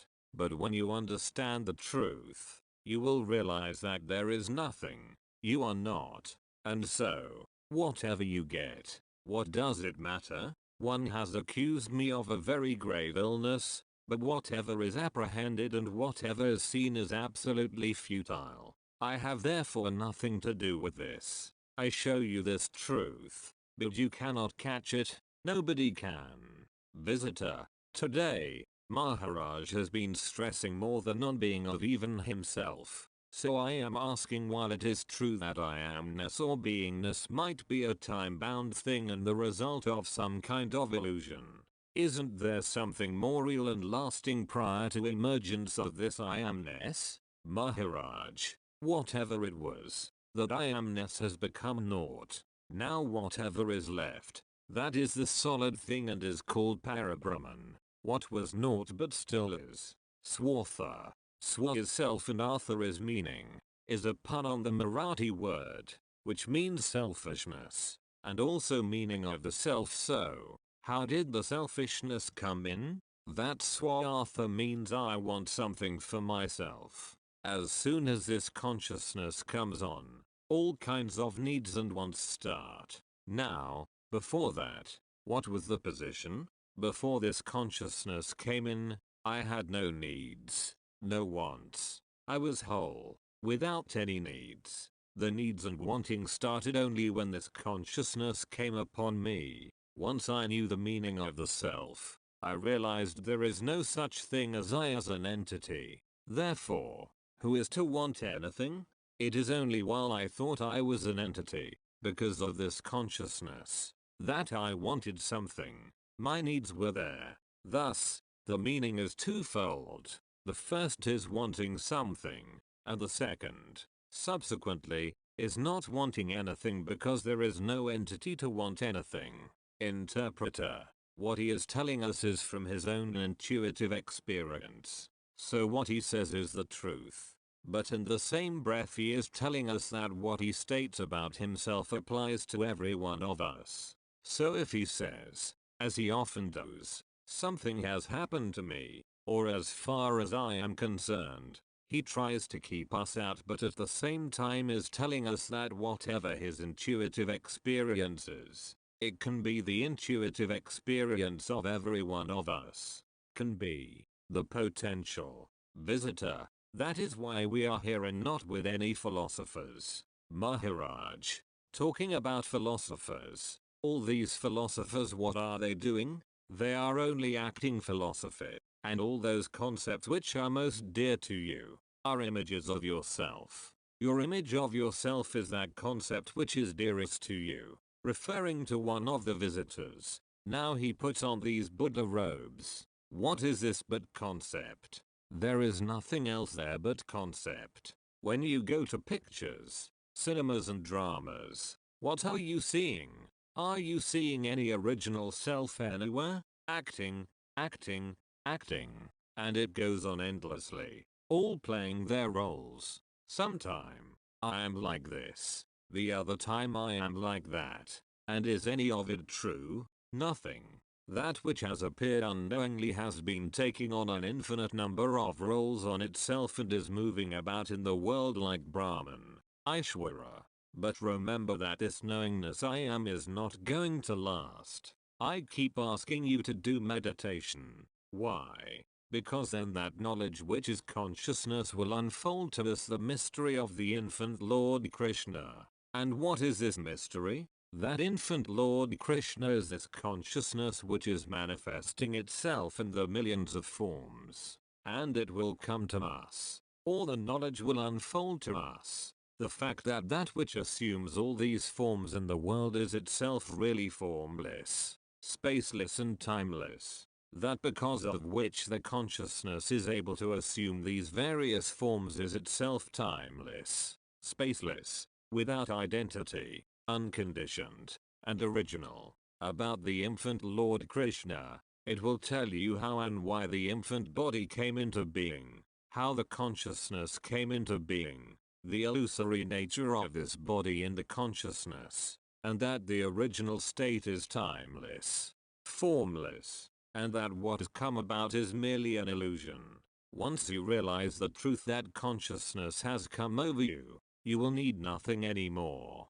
Go back to your infant form, in order to realize that that which assumes the multitude of forms in manifestation is itself absolutely without any form. Those amongst us who have heard this and taken it to heart will get to the bottom of the whole mystery. The 10th of November 2012. July, 1980. Chapter 9. Eventually, you have to give up this association with the consciousness. Maharaj, people who think themselves to be in a position to air their knowledge forget one basic fact, namely that they go by mere appearances. Someone expounds knowledge and the one who receives it begins to ape the person from whom he has received the knowledge. Thus, whatever the teacher wears, he will wear. Whatever mannerisms the teacher affects, he will imitate. And the transfer of so-called knowledge has been only that of concepts. This is essentially how tradition becomes established and traditional forms of worship come into being, all of which has nothing to do with the basic knowledge. Whatever you have heard, whatever you have been told, will have no value as far as I am concerned. I want to know whether you accept the fact that the only knowledge that you really have is the knowledge that you are, this consciousness. Other than that, whatever knowledge you think you have, is mere hearsay, something acquired, based on that illusory consciousness. Is that so or is it not so? Visitor, to me it is so. The knowledge has radically stripped away the baggage with which I came here. I just don't have any interest in it anymore. Maharaj, what is left is the basic concept that I am. That is the only concept that remains. And even that has to go. If you encourage it, it will build up all kinds of burdens. If you ignore it, it will go away. Visitor, I feel since I have been here with Maharaj that the one thing he has drawn me back to constantly is this absolute need to dwell on the sense I am, and through that to transcend it. Anything else, I can think about it, say about it, do about it, will only distract me from the central command he has given me, and it is like this instruction I first received by reading his books, which is only being thoroughly confirmed and strengthened in his company. It is the key which is a verbal form of his grace to me. Maharaj, in the end, one has to give up even the association with this consciousness itself. That is the ultimately aim. Visitor, that to me is when the paradox of his teaching comes in, as one is always making this assumption about oneself. And it is like the assumption has to undo the assumption which it is making about itself. There is that unfathomable element of grace that comes into this to make one stand outside what one is always doing in the sense of defining oneself as this I am. It can't be expressed. Maharaj, he who starts the search along a spiritual path expects to get something. But when he understands what I am saying, then the very need for something vanishes. Visitor, expectation itself disappears. Maharaj, one who will die with his ties of affection for the family, he will not be able to understand the gist of this matter, the secret of this knowledge. The ultimate conclusion one arrives at, if one understands the teaching correctly, is that there is nothing like an entity I. Then where is the question of anyone wanting anything? So whether it is something worldly or unworldly, where is the question of anything at all to be sought, and by whom? Consciousness has come upon one by itself, spontaneously, and that which has come spontaneously will go away in the same manner. So what is it that I can consider as my identity? That this consciousness has come upon you unwittingly, spontaneously. Is it or is it not a fact? Visitor, it is absolutely true. I have nothing to do with the rising or falling of this consciousness. Maharaj was talking about desire this morning and how for a man who is completely liberated, his home is the absolute and desire comes to an end. What I am wondering is whether that is the case in an absolute sense. It seems to me that as long as this body beingness is in existence, there will always be desires arising. Do they have a more lawful nature and do not bind for the man who is liberated? Or is it that desire truly comes to an end and the only urges that arise are purely for survival of his body-mind? Maharaj, the jnani may do whatever he likes. Outwardly, it may appear that he has desires and is trying to fulfill them. But, ultimately, when he knows that he has no identity, he is the absolute, then, who is going to benefit from these desires? Who is even concerned with them? Visitor, the force of desire is undone. That is clear.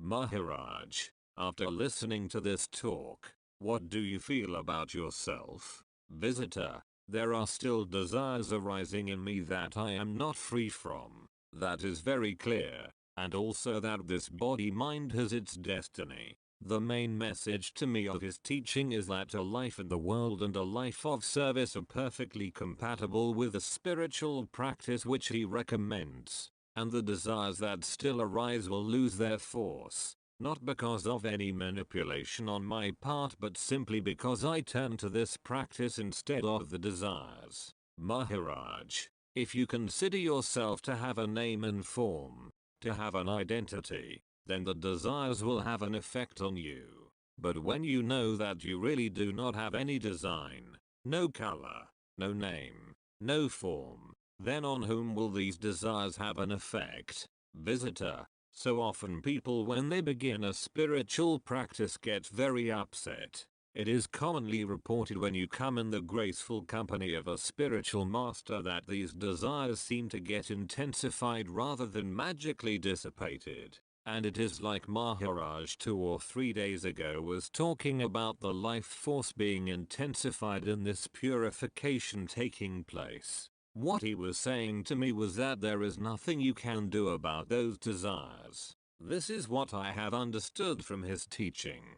The only thing we can do is to turn to this practice with more sincerity, more intensity, and just leave the desires to themselves. Maharaj, it is not necessary to willfully ignore the desires. Just give attention to your I consciousness. That is enough. In the food essence the pulsation of the vital breath occurs, and the vital breath contains this beingness, that touch of I amness, and that touch of I amness or this consciousness, with the help of the body and the vital breath, carries out all the activities in the world. If the consciousness were not there, nobody would feel the vital breath. In this organization, what is your identity? What are you? Visitor, I am that which observes it. From what I hear Maharaj saying, It is not that the vital breath in the liberated state comes to an end.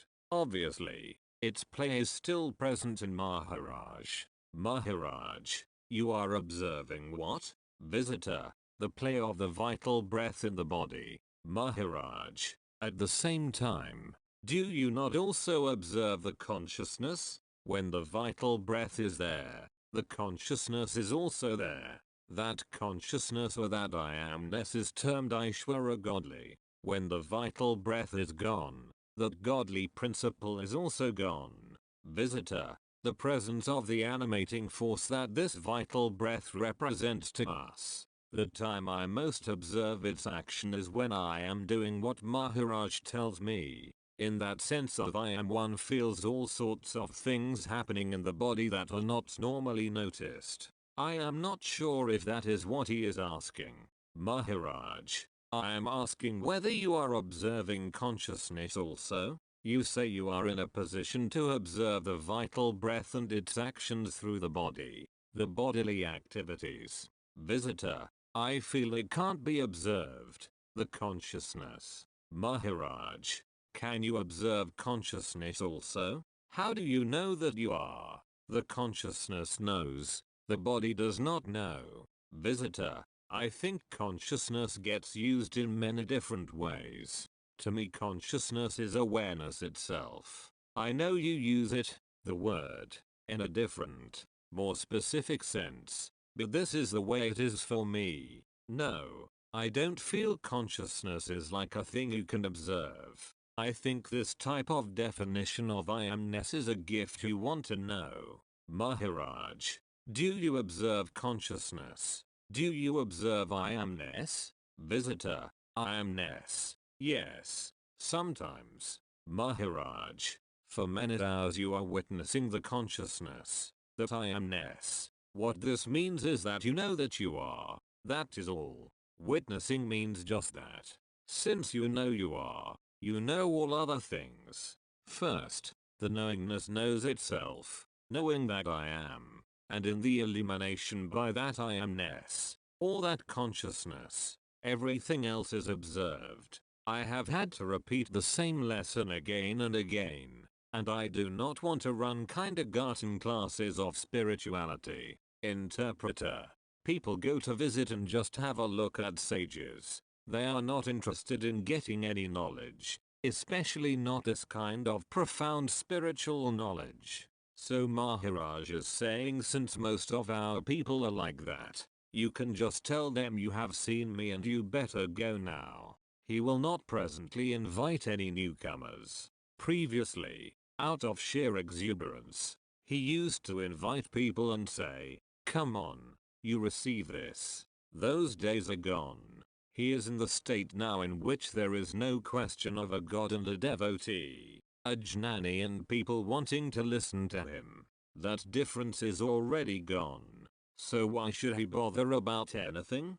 From his standpoint, nothing is. Everything is illusion, all of which he has already expounded in great detail. Visitor, sometimes, it is just a matter of terms, not one of misunderstanding, and sometimes I think when Maharaj's teaching is put into English, more attention could be paid to using terms consistent with the way that most people understand them. Otherwise, the full force of those teachings will be lost. Interpreter.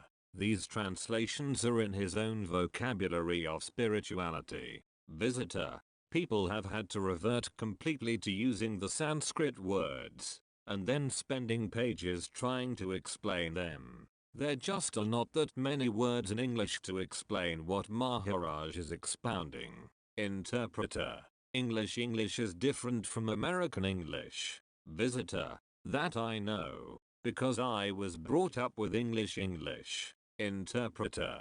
We, too, have a number of difficulties. Take the word Vijnana, for example. Vijnana is used in physics and other sciences, but here that word is used as absolute knowledge. Ajnana is the lowest, that is, ignorance. Jnana is knowledge and Vijnana is transcending knowledge, according to Maharaj. Maharaj, you see, This I amness is normally this 5-elemental interaction and play. Out of the earth, with the help of water, sprouting of vegetation takes place. Out of vegetation, the essences are drawn, and out of the essences, which are the food for all beings, come the grains for human beings. Now from the quintessence of this food, the I amness is sustained. The food is stored in the form of a body. The food is continuously consumed by the vital breath, and in the process of consuming this food, the vital breath sustains that flame of I amness. To have I amness, the food body and vital breath are very necessary. In short, one may say it is a product of food body essence and vital breath. Then only this I amness or consciousness is available. Now the consciousness, when it gets involved with the body mind, is the individual. It is conditioned by body and mind. Mind is concepts. Whatever it receives through the 5 senses, and is stored, that is the mind. And whatever the words that flow out, that is also mind.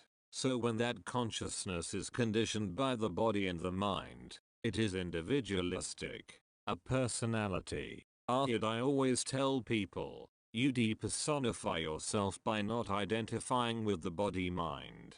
When you do that, you are that manifest principle. You are no more a personality. You are only consciousness. When you are in that consciousness state, you are in a position to observe the mind flow. Any thoughts occurring to you, you are apart from thought. You don't identify with that thought. Since you observe the body and its actions, you are not one with those. You are apart from that body. Thus, you are now in consciousness. That is the first stage. So when you are only consciousness, you are all manifest. This is to be realized. Then, provided you are, everything is, your world is, and your God is. You are the primary cause, the prerequisite for anything else to exist, whether it be your God or your world. You abide only in consciousness. In your attention, only consciousness should be there.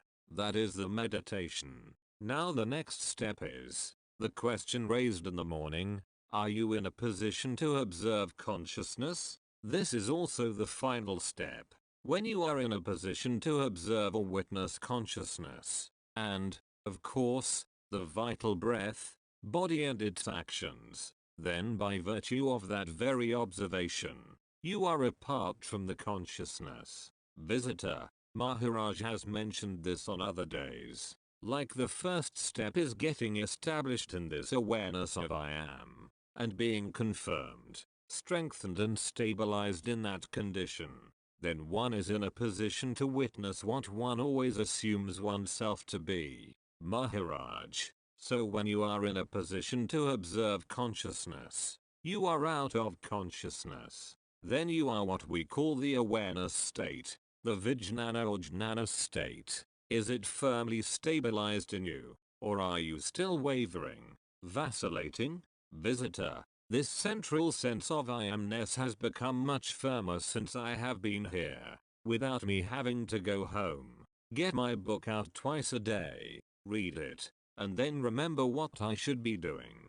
I find I am being naturally drawn to it time and again during the day. Maharaj, is it not possible to remember that witnessing of the consciousness is to be done or is to happen? After reading the book I Am That, are you not able to conclude that witnessing of the consciousness is necessary? Suppose you just got married, thereafter, you know you are different somehow, your status has changed, you witness your wife, you know you are a husband. Similarly, after reading the book, you know consciousness is there. Is it, the consciousness not witnessing the consciousness? Reading is one thing, but actually applying it to yourself is another thing. Having understood my talks, are you able to fathom your own identity? Could your identity dawn upon yourself? Visitor, at moments, yes. Like the sun coming up at dawn, our overwhelming sense of it. Maharaj, Can you understand the dawn? Before the sunrise. Can you understand sunrise? Visitor. Intellectually, yes. Maharaj. Not at all. Visitor. You can't witness it. Maharaj. To the knowledge I am. Has it drawn a tangible, perceptible image? Is it very clear, this particular point? Then, how are you going to carry out your normal worldly activities? Since you know that you have no innate form, no design, how are you going to carry out, deliberately, your responsibilities? Visitor. I am not going to carry them out. They are just going to go on. Maharaj. Have you been able to erase completely that symbol of birth that you represent? Visitor. Not completely, no. Maharaj. Then, how can you state that you have got the knowledge? Visitor. I am not claiming for a minute that it is stable. It is. I am just saying that at times the sense of what Maharaj is talking about is overwhelmingly clear. Maharaj. You apparently feel that you have understood the meaning of the words. But what is it that you have understood? For now, you might be in that ecstatic mood, but how long is it going to last? That blissful moment? It is like a flame, depending on the fuel. Visitor. Ecstasy is bound in time. Maharaj. What is not time bound? The experience that you are is time bound. You know you are. It is a time-bound state. Consciousness means a time-bound state, and time appears spontaneously. This consciousness or I amness is a time, which I call Kala. Kala means time. With the appearance of consciousness, the ticking of time started. All this is the play of concepts. This primary concept I am appears spontaneously. It likes I am. It loves that I am state. Devouring ever more concepts, it gets totally enmeshed in them. And what is the source of all concepts? This primary feeling I am. But never forget the fact that it is itself a concept, time-bound. And so it is all mental entertainment. The world is an illusion, not eternal. Why is it unreal? Because none of the knowledge is going to remain permanently as real knowledge. I had a number of identities. I was a child. I was a boy. I was a teenager. I was a middle-aged man. I was an old man. Like other identities that I thought would remain constant, they never remained so. Finally, I became very old. And then I had to be fed, you know, with a bottle. So which identity remained honest with me? About the maturity you get with age? Although on one side you get more mature, the other side gets chopped off, cut off. At one side I have aged so much, grown with age, but at the other side, I have cut off the remaining life. Whatever I had collected as my own, as knowledge, I have finally discarded, and nothing remains with me at the moment of death. Everything is gone, right from childhood to old age. You have various associations, physical, mental and conceptual. These associations will not remain with you till the end. All are passing phases. Finally, the association of I amness, which you presume to have with you constantly, is in the end also going to quit you, because that, too, is time-bound. Thus, when the body drops, that I am feeling which had been there from childhood, also leaves. So, that which is eternal and the truth, is something beyond the grasp of the 5 elements. It transcends all 5 elemental states. Whatever is being witnessed is constantly changing. Only the changing state is being witnessed, but the witness is not changing. And when finally witnessing stops completely, there is the eternal state. This riddle will not be solved until you get the knowledge of your birth. Visitor. How is that possible? Maharaj.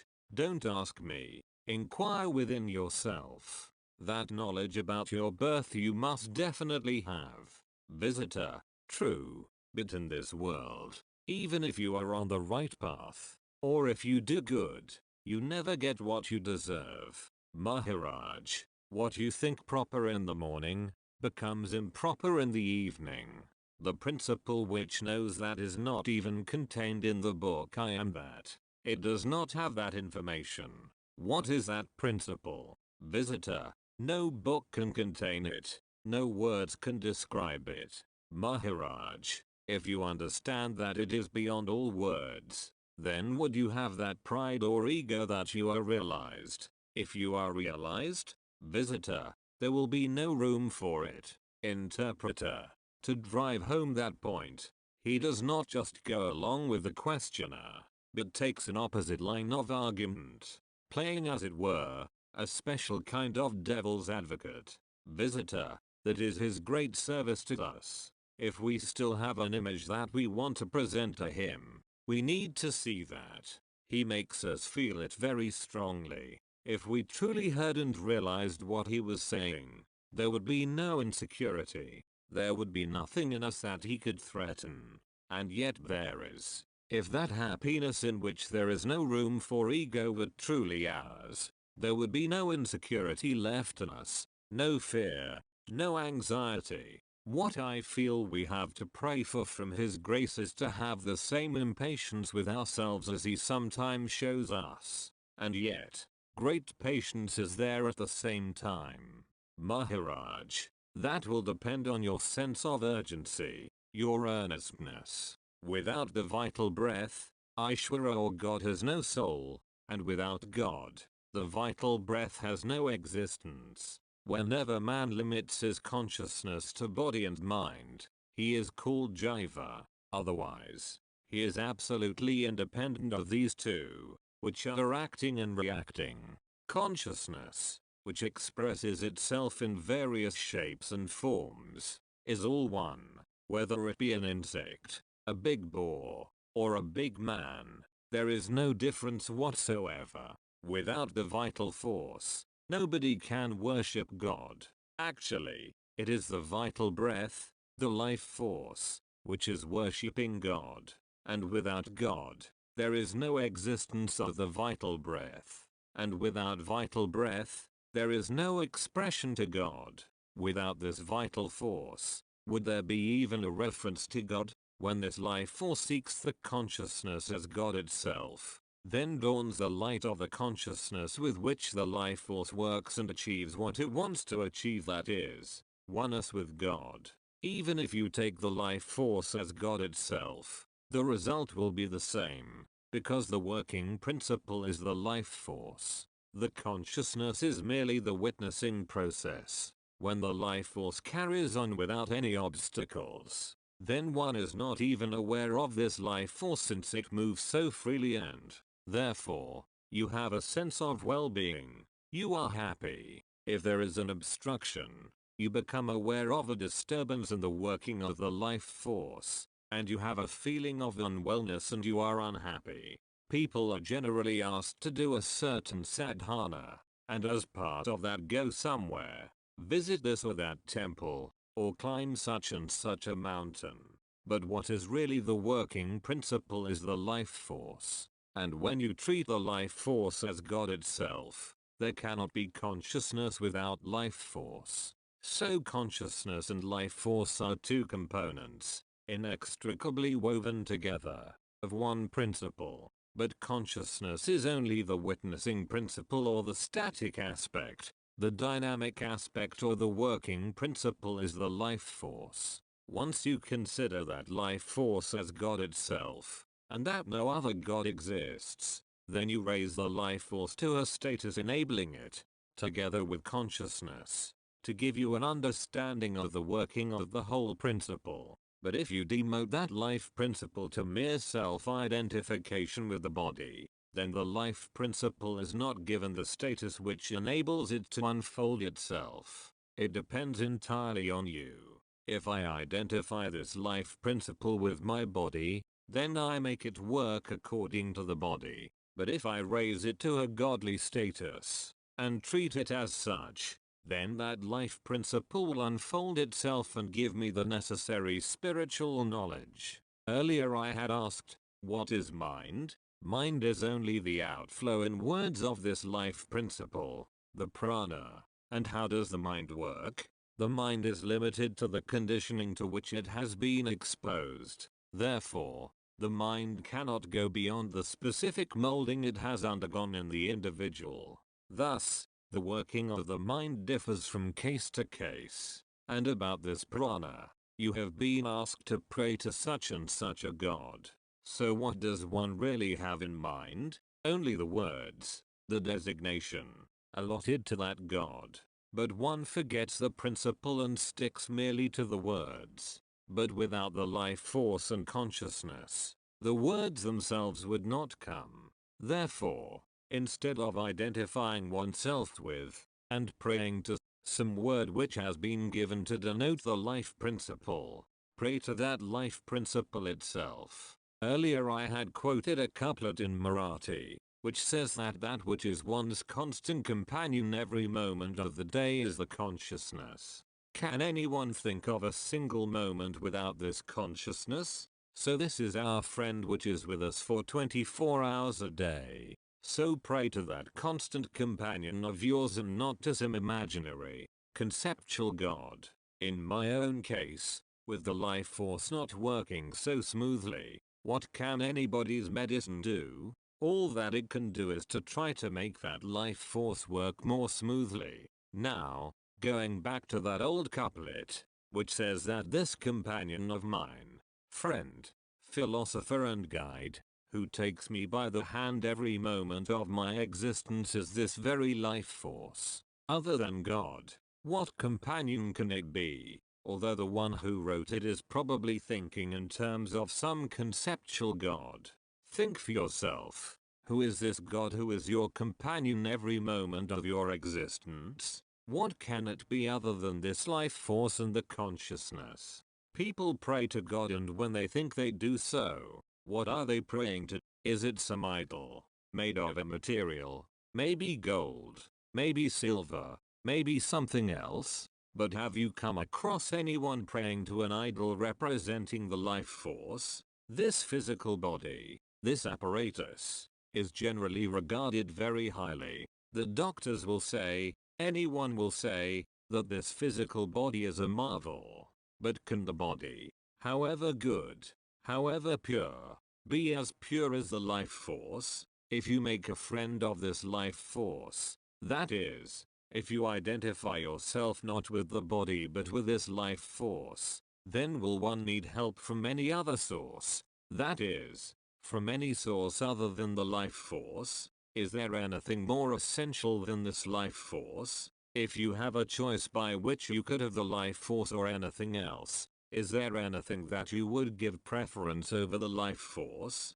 Visitor, well, the making of that choice itself would depend upon the presence of the life force anyway. Maharaj, that is the point I am trying to make. That is why this constant companion is this life force, without which nothing can happen. When the life force comes into contact with the consciousness, this combination assumes the status of the highest God.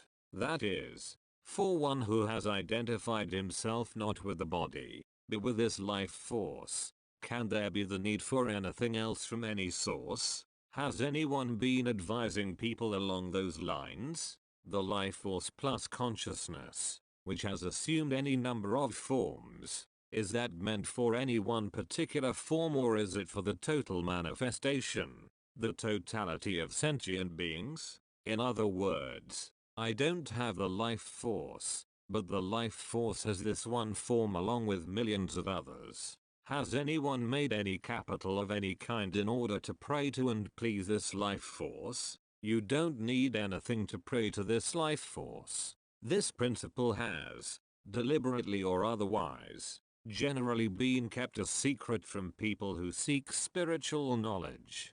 For all these 40 odd years, I have been giving attention to individual persons. But now I have not got the time, the strength or the stamina to deal with particular individuals. I will only talk generally, and people can make the best of whatever they hear. If someone does not like it, he can go. Visitor, My feeling is that if we hear him generally, all these niggardly little personal problems will take care of themselves anyhow. Maharaj, previously, I asked, if there were a choice, would a husband prefer his life force to his wife? Would a wife prefer her life force to her husband? So far we have been using the expression praying to the life force. So I ask, can anyone live without the vice? Now I am deliberately using the word vice of the companionship of the life force. I am employing the word in this way.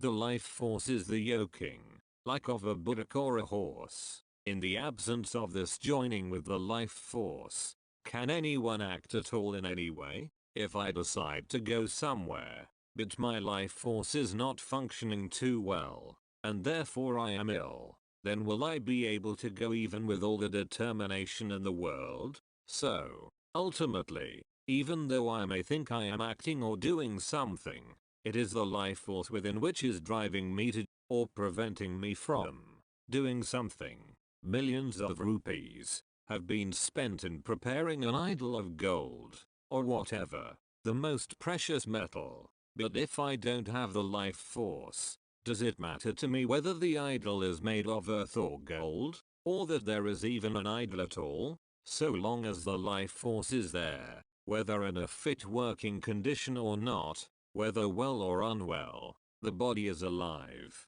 But once the life force leaves, the person is dead. Therefore everything depends on the life force. Would you like to ask some questions? Who is eligible to ask questions? It is that one who has made deep friendship with this life force and this consciousness, who realizes the importance of the life force to the extent that he loves the life force as himself and not his identification with the body. Someone who has this love and has not identified himself with the body, he has conquered everything, and such a person only is eligible to ask questions. The union with this life force is in no way different from the love for the life force, the companionship with the life force. That is, this unity is love. Life force, love and consciousness are all one in essence. By all means, use your body to work in the world, but understand what it is. The body is only an instrument to be used. You are not the body. You are the everlasting, timeless, spaceless principle which gives sentience to this body. This is the most secret but the simplest principle as far as spiritual knowledge is concerned. I will give you a specific instance. In one who has understood the principle and is one with the life force, when this life force is ready to leave the body, what will be his reaction? Apparently, that will be the moment of highest ecstasy. Why is this? Because what is manifest is now going to be unmanifest. Visitor, what was said is to happen in the case of a jnani at the moment of death. However, it should really happen in the present moment when life is there, and not only at the moment of death.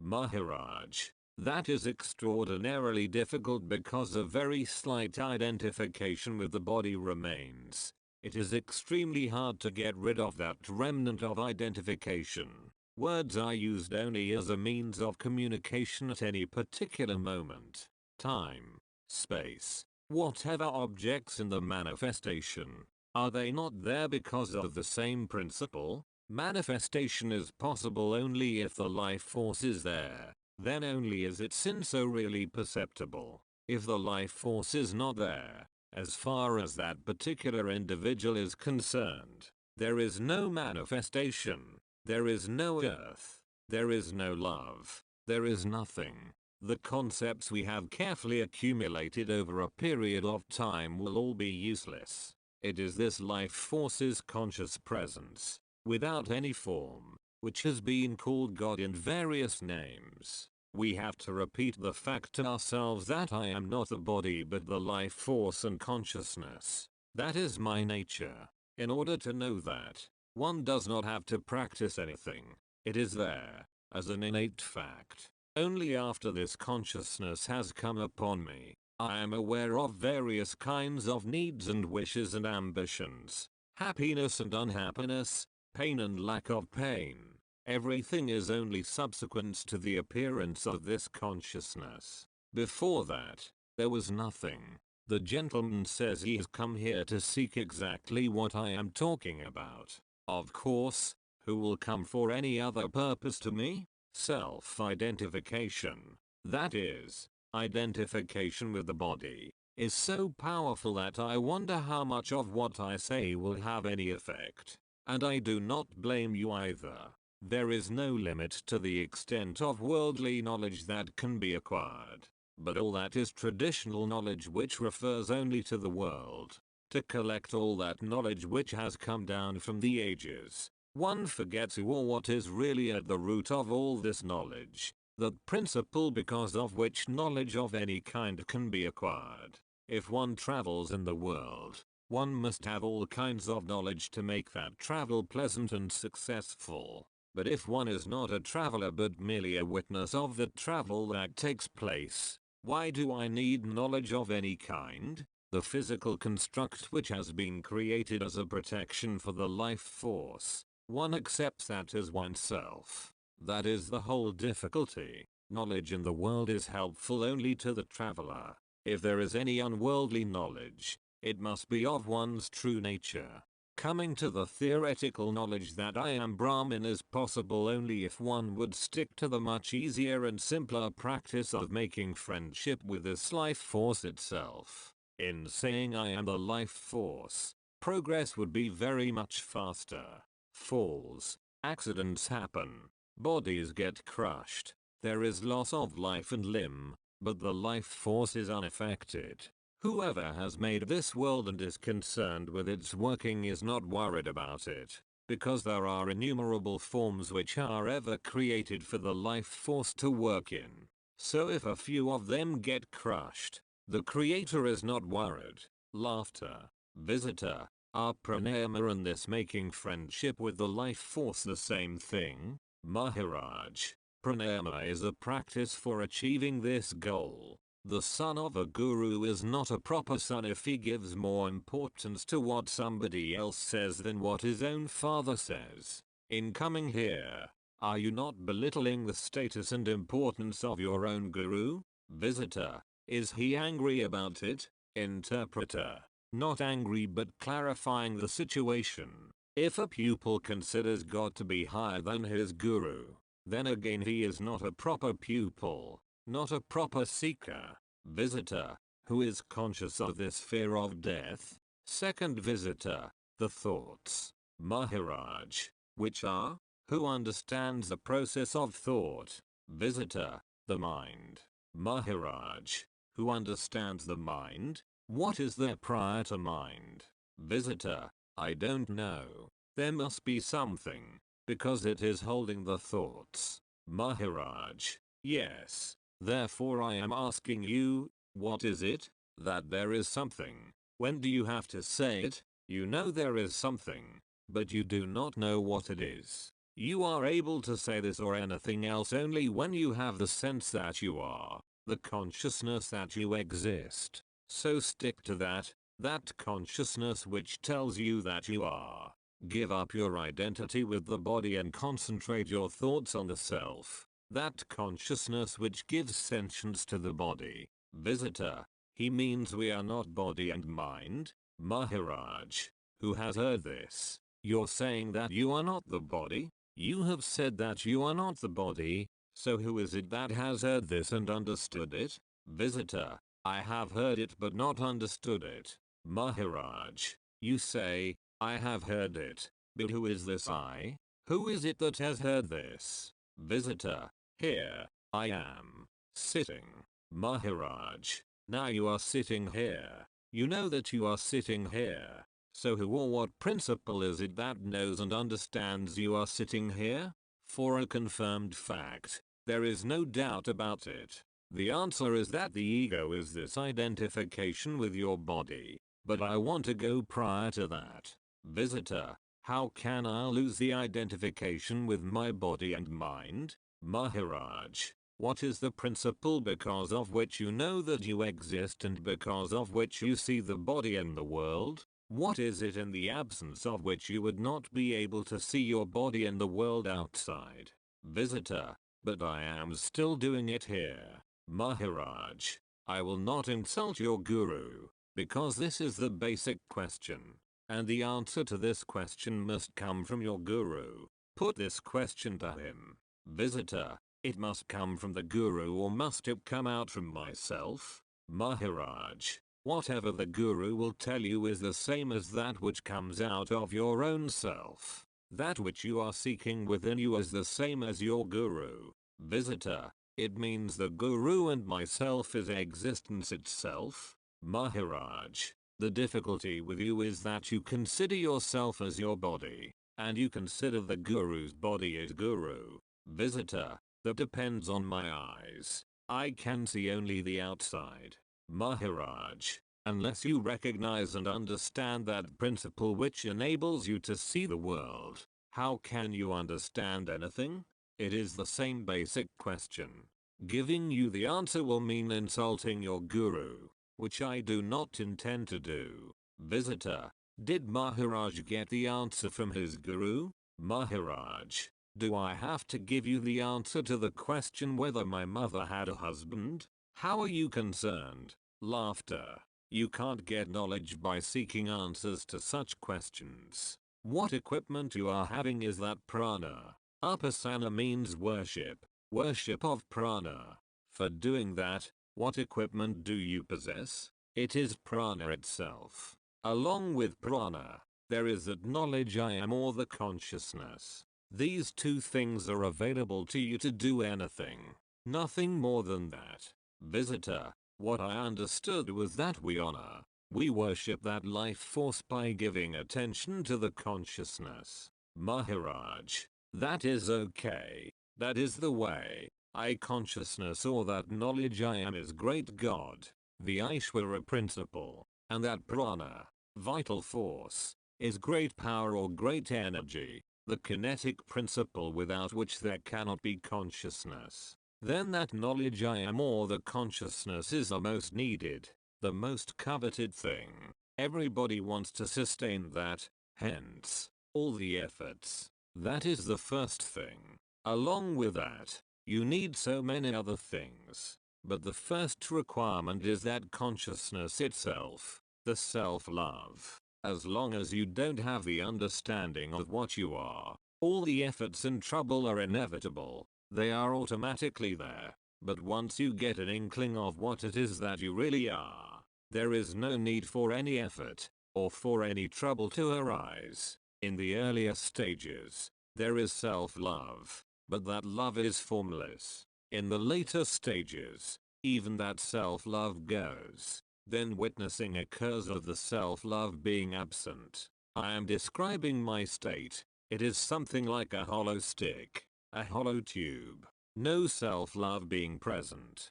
The love for existence has vanished. Yet existence is there and activities are taking place. Like Brahma, Vishnu, or Aishwara. I have not taken any pose or stance, because there is no material to support it. People come here and some do not understand. They argue, quarrel with me, fight me. To them, I say, okay, you are right. You need not attend anymore because you cannot understand me. The reason for that is your identification with the body, which you are unable to let go of. People will talk to me. They will do so only when something occurs to them. Some concept occurs and the words start flowing. So whatever question someone poses depends upon what occurs to him at that moment. That person will identify himself with the body. He has formed the conviction that he is the body, and from that standpoint he is asking his question. But should I consider you to be a body while I am talking to you? How is that possible? So the questioner is full of color and design, whereas the one who replies has neither. How can they possibly agree? How can the questions and replies ever relate to each other? 12/13, July, 1980, Chapter 10. The Absolute cannot be remembered because it cannot be forgotten. Maharaj, For those who have identification with the body, this knowledge has no meaning. It cannot act. Despite this fact, the visits these people make here will not be totally in vain. They will bear fruit at some future time. The effects of the visits will be like the aftermath of the rains. Grass or plants will be seen coming out automatically, sprouting. Interpreter. Many people come here to have Maharaj's last darshan, to see him at least once during their lifetime. They don't visit him for knowledge per se. He also said, so long as I am visible, you can come and have a look.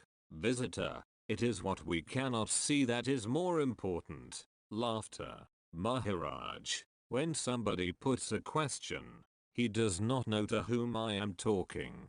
He thinks that I am talking to myself. When a question is there, the reply is spontaneously available. The origin of the I consciousness being known, the reply comes spontaneously. I am experiencing the world, but for that have I made any efforts? My true state, that is, the absolute state, cannot be remembered, because it cannot be forgotten. Without remembering that, and without putting in any efforts, the experience of the world happens. You have the memory of the knowledge of your birth. That is, somebody has sold you a bill of goods by informing you that you were born, and that memory stays very firm with you. Initially, you did not have this memory of birth, but your mother or your parent or somebody else rammed it down your throat. Subsequently, this concept was constantly reinforced with steady effort, like driving a nail into the wall. As a result, that memory has become very strong with you. Ultimately, this very concept is strangulating you. In the absence of the beingness, when you did not know about your existence, both the world and the joy of the Brahmin were worthless to you. They acquired value only when you came to know that you existed. In fact, until then nothing was of any value to you. This memory I am is neither true nor false. It is without these two attributes. That memory of beingness only appears to exist without the knowledge of the body, that it exists and other bodies also exist. You will not feel better. In other words, you can entertain yourself only so long as you know you are identified with your body and consider other people also as bodies, not as knowledge. Then only can you have entertainment in this world and pass time. Otherwise, how can you pass time? Visitor, what do you mean by seeing everything as knowledge? Maharaj, when you no longer see the world as a collective of names and forms, as objects or bodies, real understanding has no color and design. That is why, insofar as I am concerned, self-love does not exist. The love for existence does not exist. You may or may not believe this. The necessity to be, for existence, is non-existent. Visitor, I can accept that. Maharaj, I am asking you, without body how to pass time?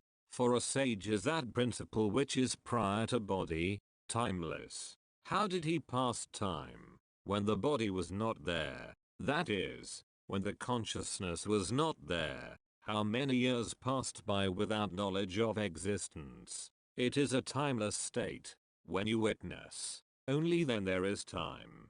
Time and consciousness appear together. Without consciousness there is no time, for consciousness is time, and there is no consciousness prior to body. Visitor, but then what was there? Maharaj, no, the question was how to pass time. Your question does not arise. Sometimes you like to ask a question but do not know what to ask. You don't hit on the correct question, the only appropriate one. The questions come up in jerks, like a cat. You know, it touches with its mouth the udders of the mother. Visitor, we call it bunting. Bunting is the activity of I am pushing its face into its mother's udders. Maharaj, then what is the knowledge of religion? How do you understand this? Visitor, time suspension. Maharaj, your eternal, true state is your religion. Svirupa. The word means your own, true state. To remain in that is your svadharma, your own religion. All other things concern religions of others, not yours. For one who has no form, how can he behave in accordance with his religion? Svadharma means to abide in the beingness. In this world we refer to some entity as God. That God, is he having any behavior? Has he any tradition, any rules and regulations? Visitor, I think all those rules and regulations are just a product of man's concept. The only validity I have ever seen in any religion is that for people who are obviously not interested in the highest teachings of truth, such as Maharajas. These rules for public morality might confer some sort of order so that behavior is conducted in an orderly manner.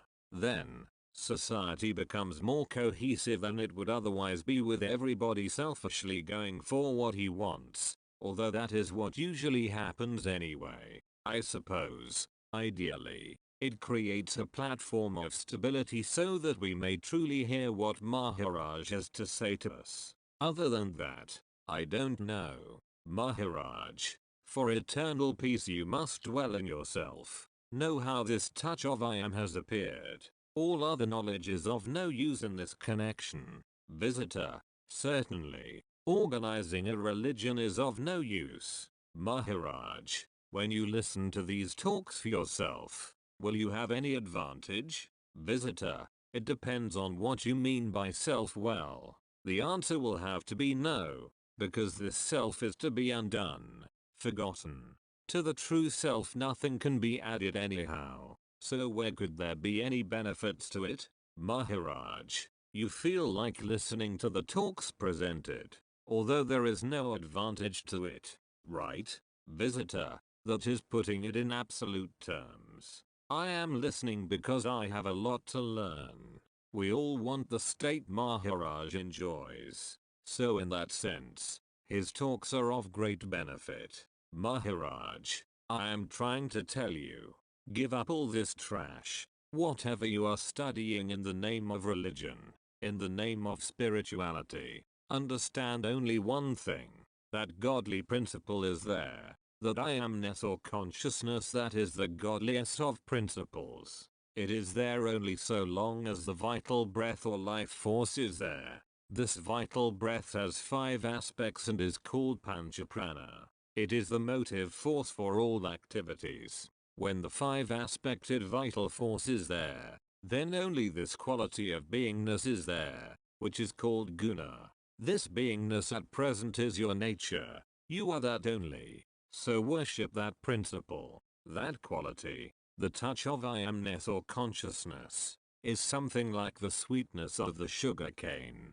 Prana, Sanskrit for breath, the primal energy or vital breath, divides itself 5-fold. As a king employs officials to rule over different portions of his kingdom, so prana associates with himself 4 other pranas of self, and each assigned a separate function. Prasna Apanchad.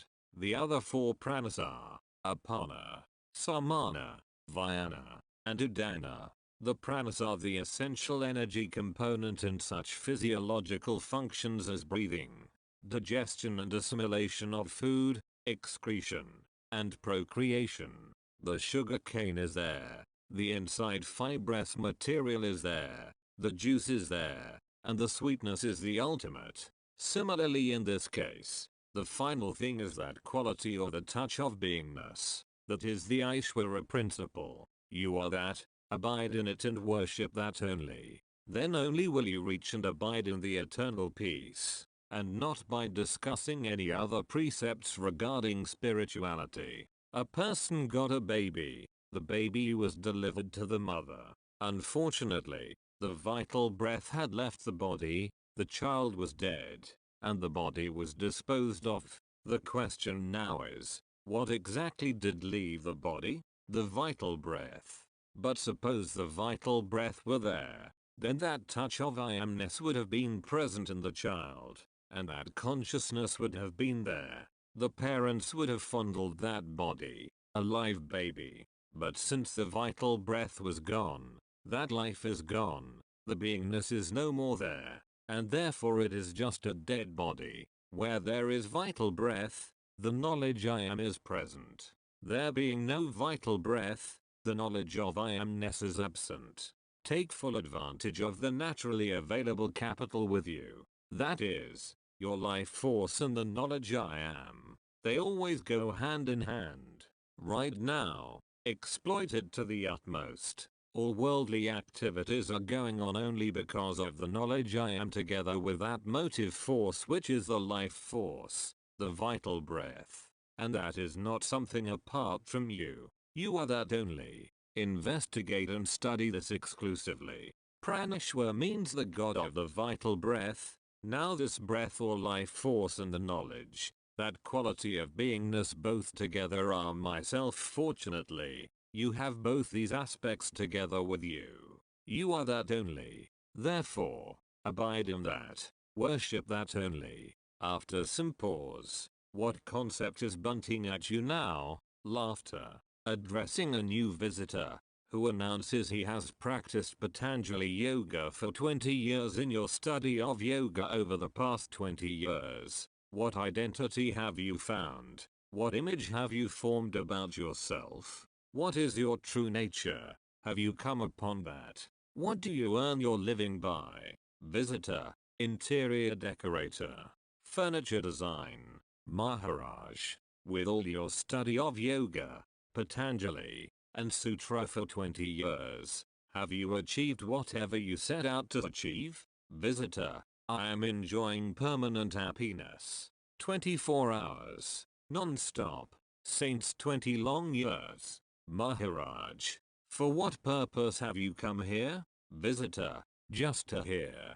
Inaudible, for telling you of my experience. Maharaj, those names that you mentioned, I have heard of them. I have not made a study of them, and they are only names to me. You may have come having heard there is a Jnani here, but I am telling you, I have no knowledge of any ancient texts, or anything. The only thing I know is this consciousness, this beingness, the knowledge that I am there, and I know how and why or in what circumstances it has come, and the value of that consciousness. That is all. I started from the fact that I had no knowledge of the birth and how I got this body in the consciousness. I was surprised that this body in the consciousness should come suddenly without my knowledge, without my permission. So whatever my thought and my knowledge, it started from there. Inquiry started from that point.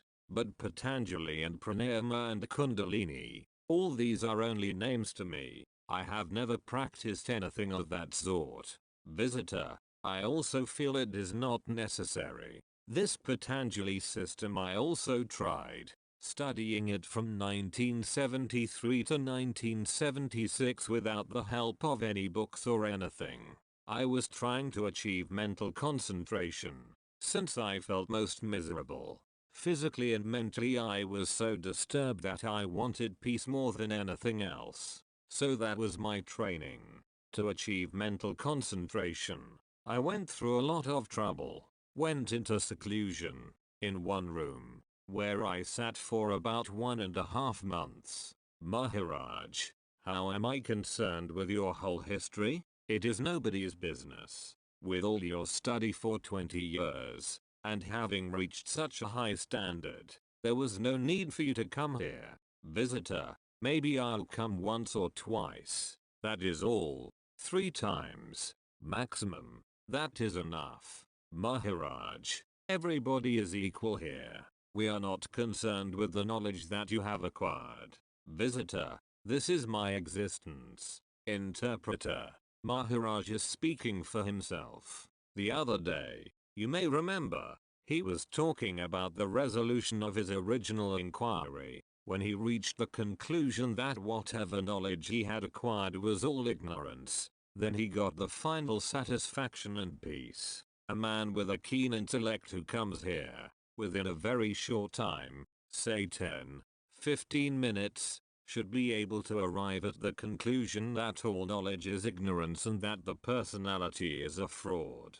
But you are not accepting Maharaj's conclusion that all knowledge is ignorance. So Maharaj tells you to do a lot of meditation and find out, how did I get this first consciousness, this knowledge of existence? I did not ask for it, but suddenly, automatically, spontaneously, it has come about without my knowledge. How has it happened? Come to the solution of this mystery, visitor. Originally it is there. That is why it has come. Maharaj, when all the four Vedas ultimately came to the conclusion that it was beyond their power, what will your words achieve? Visitor, nobody's words can achieve. No word can achieve this thing. When the word stops, what state is there? Maharaj, if he thinks he is a jnani, he is wasting his time. Only that person who thinks he has no knowledge should come here.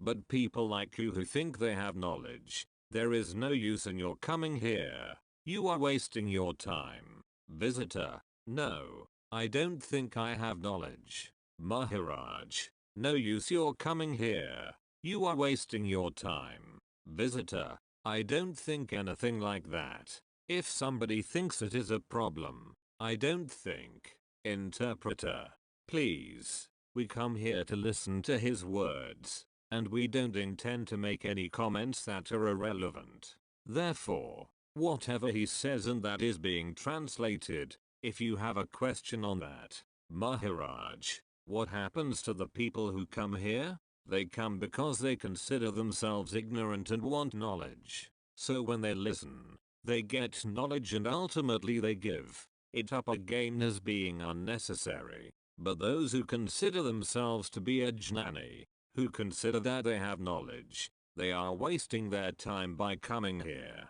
For a person who is a jnani to come here, no jnani will come here. For coming here itself is an admission that he is not a jnani. Therefore, it would be impossible for him to come here. Only someone who is in need of knowledge will come here. What is the extent of my knowledge? Nobody will ask, Bombay, where have you come from, and give me any details of it. Nor would Bombay ask anyone, where have you come from and what are your antecedents? That is the extent of my knowledge. Advaita means unicity. In that, how can there be two, one asking about another? Interpreter, Maharaj says his center of seeing is no longer from the phenomenal. It lies in the noumenon. But persons come here, and to that extent we are phenomena. Therefore, in dealing with us he is forced to see and speak from the point of view of the phenomenon.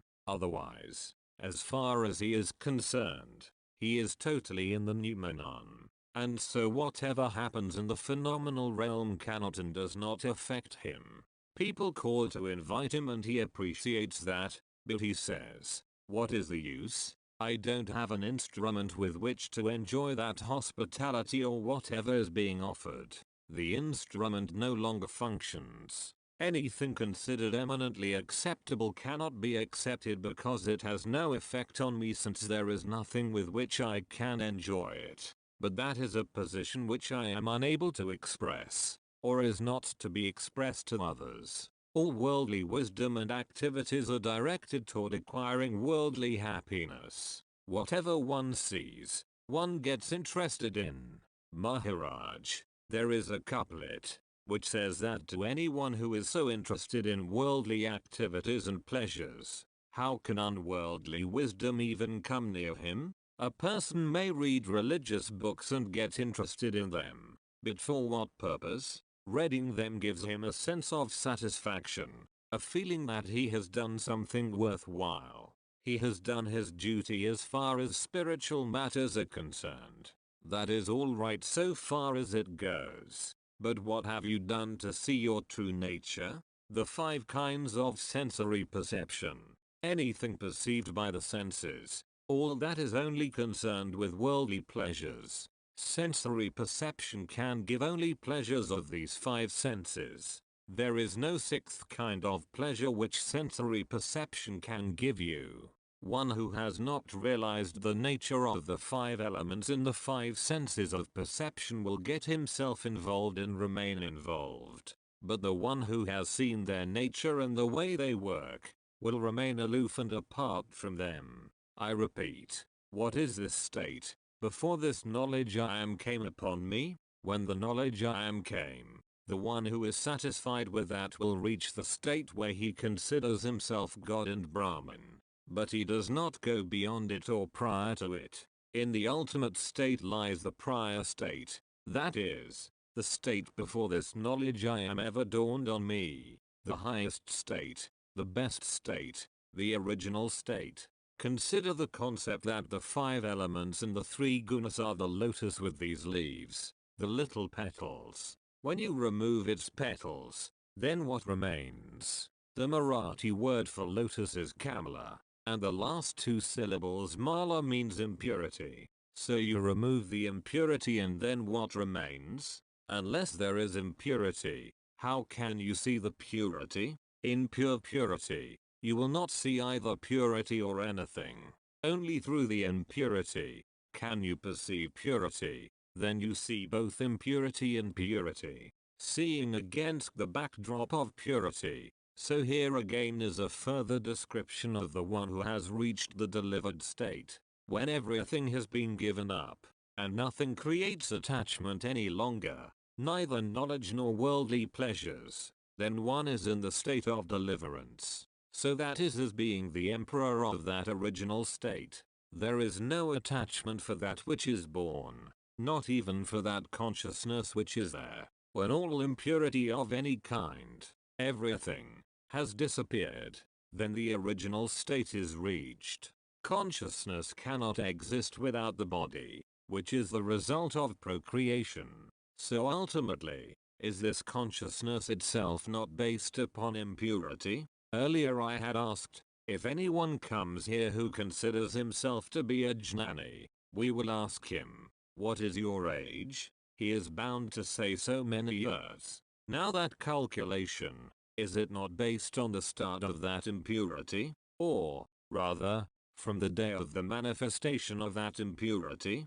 He who still carries the concept of his physical age cannot be a jnani. Here is another example of non-attachment. A close relative and associate of mine died recently. Does that personality who is now considered dead have any use for me? Do I have any use for him? Does he have any use for himself? Whatever people may say about death, what has happened? Consider exactly what has happened and, therefore, don't be attached to him. This is an example of pure knowledge. That is, will the person who has gone, or whatever has gone, have any memory of myself? Then what is the point of my keeping memories of him, of that which is gone? There is nothing in the field of ignorance which can be pointed to as a comparison for the original state of fullness and wholeness, that which is. I repeat, just imagine that state. Visitor, it is impossible to imagine. Any way in which we could imagine it would belittle us. Maharaj, it would still be a concept. Interpreter, Maharaj is asking Mr. P to show his proficiency with words, to explain what is inexplainable. Laughter. Maharaj, this disease which the doctors say has visited me, is it not clear that that on which this disease has come is purely a phenomenal object? It is only on a phenomenal object that this can come. What is this particular disease going to do that would otherwise not happen? That which was given the designation and name of birth will come to an end. This is the only thing that could happen, with or without the disease. So what has this disease achieved by itself? You might observe vastly different reactions from different individuals. One may be flabbergasted, downcast and horrified. Another may take it as a sign of the coming final ecstasy, that which will help to remove the burden of what is called birth. Is it then not something to be very happy about? The actual pronouncement of the disease has achieved one thing, That knowledge, which was very clearly understood, had remained in the background and the phenomenal object was in the foreground. Now with this pronouncement, the phenomenal object has practically disappeared. This mere speck of consciousness is the only thing that remains, and is to go. Who is to suffer the normal progress of this dreaded disease? Or what is to suffer? And what is its result? The result will be that that which was given the designation or name of birth may be wiped out. That is all that will happen. What is the normal process of fear? Any event that causes fear, if one succumbs to it, the fear envelops you. But if you do not accept it, the event as something to be feared, and you look it squarely in the face, then what happens is that the fear-causing event remains at a distance. My teaching is very simple. There are two things to be understood. One is something I can see about myself, which is time-bound, proceeding from a particular point to a particular point. Beyond the latter point, whatever was perceptible will become imperceptible. The second is that my original state, which was imperceptible, remains. So these two states are merely to be understood. There is nothing else to be done. Now I have a question.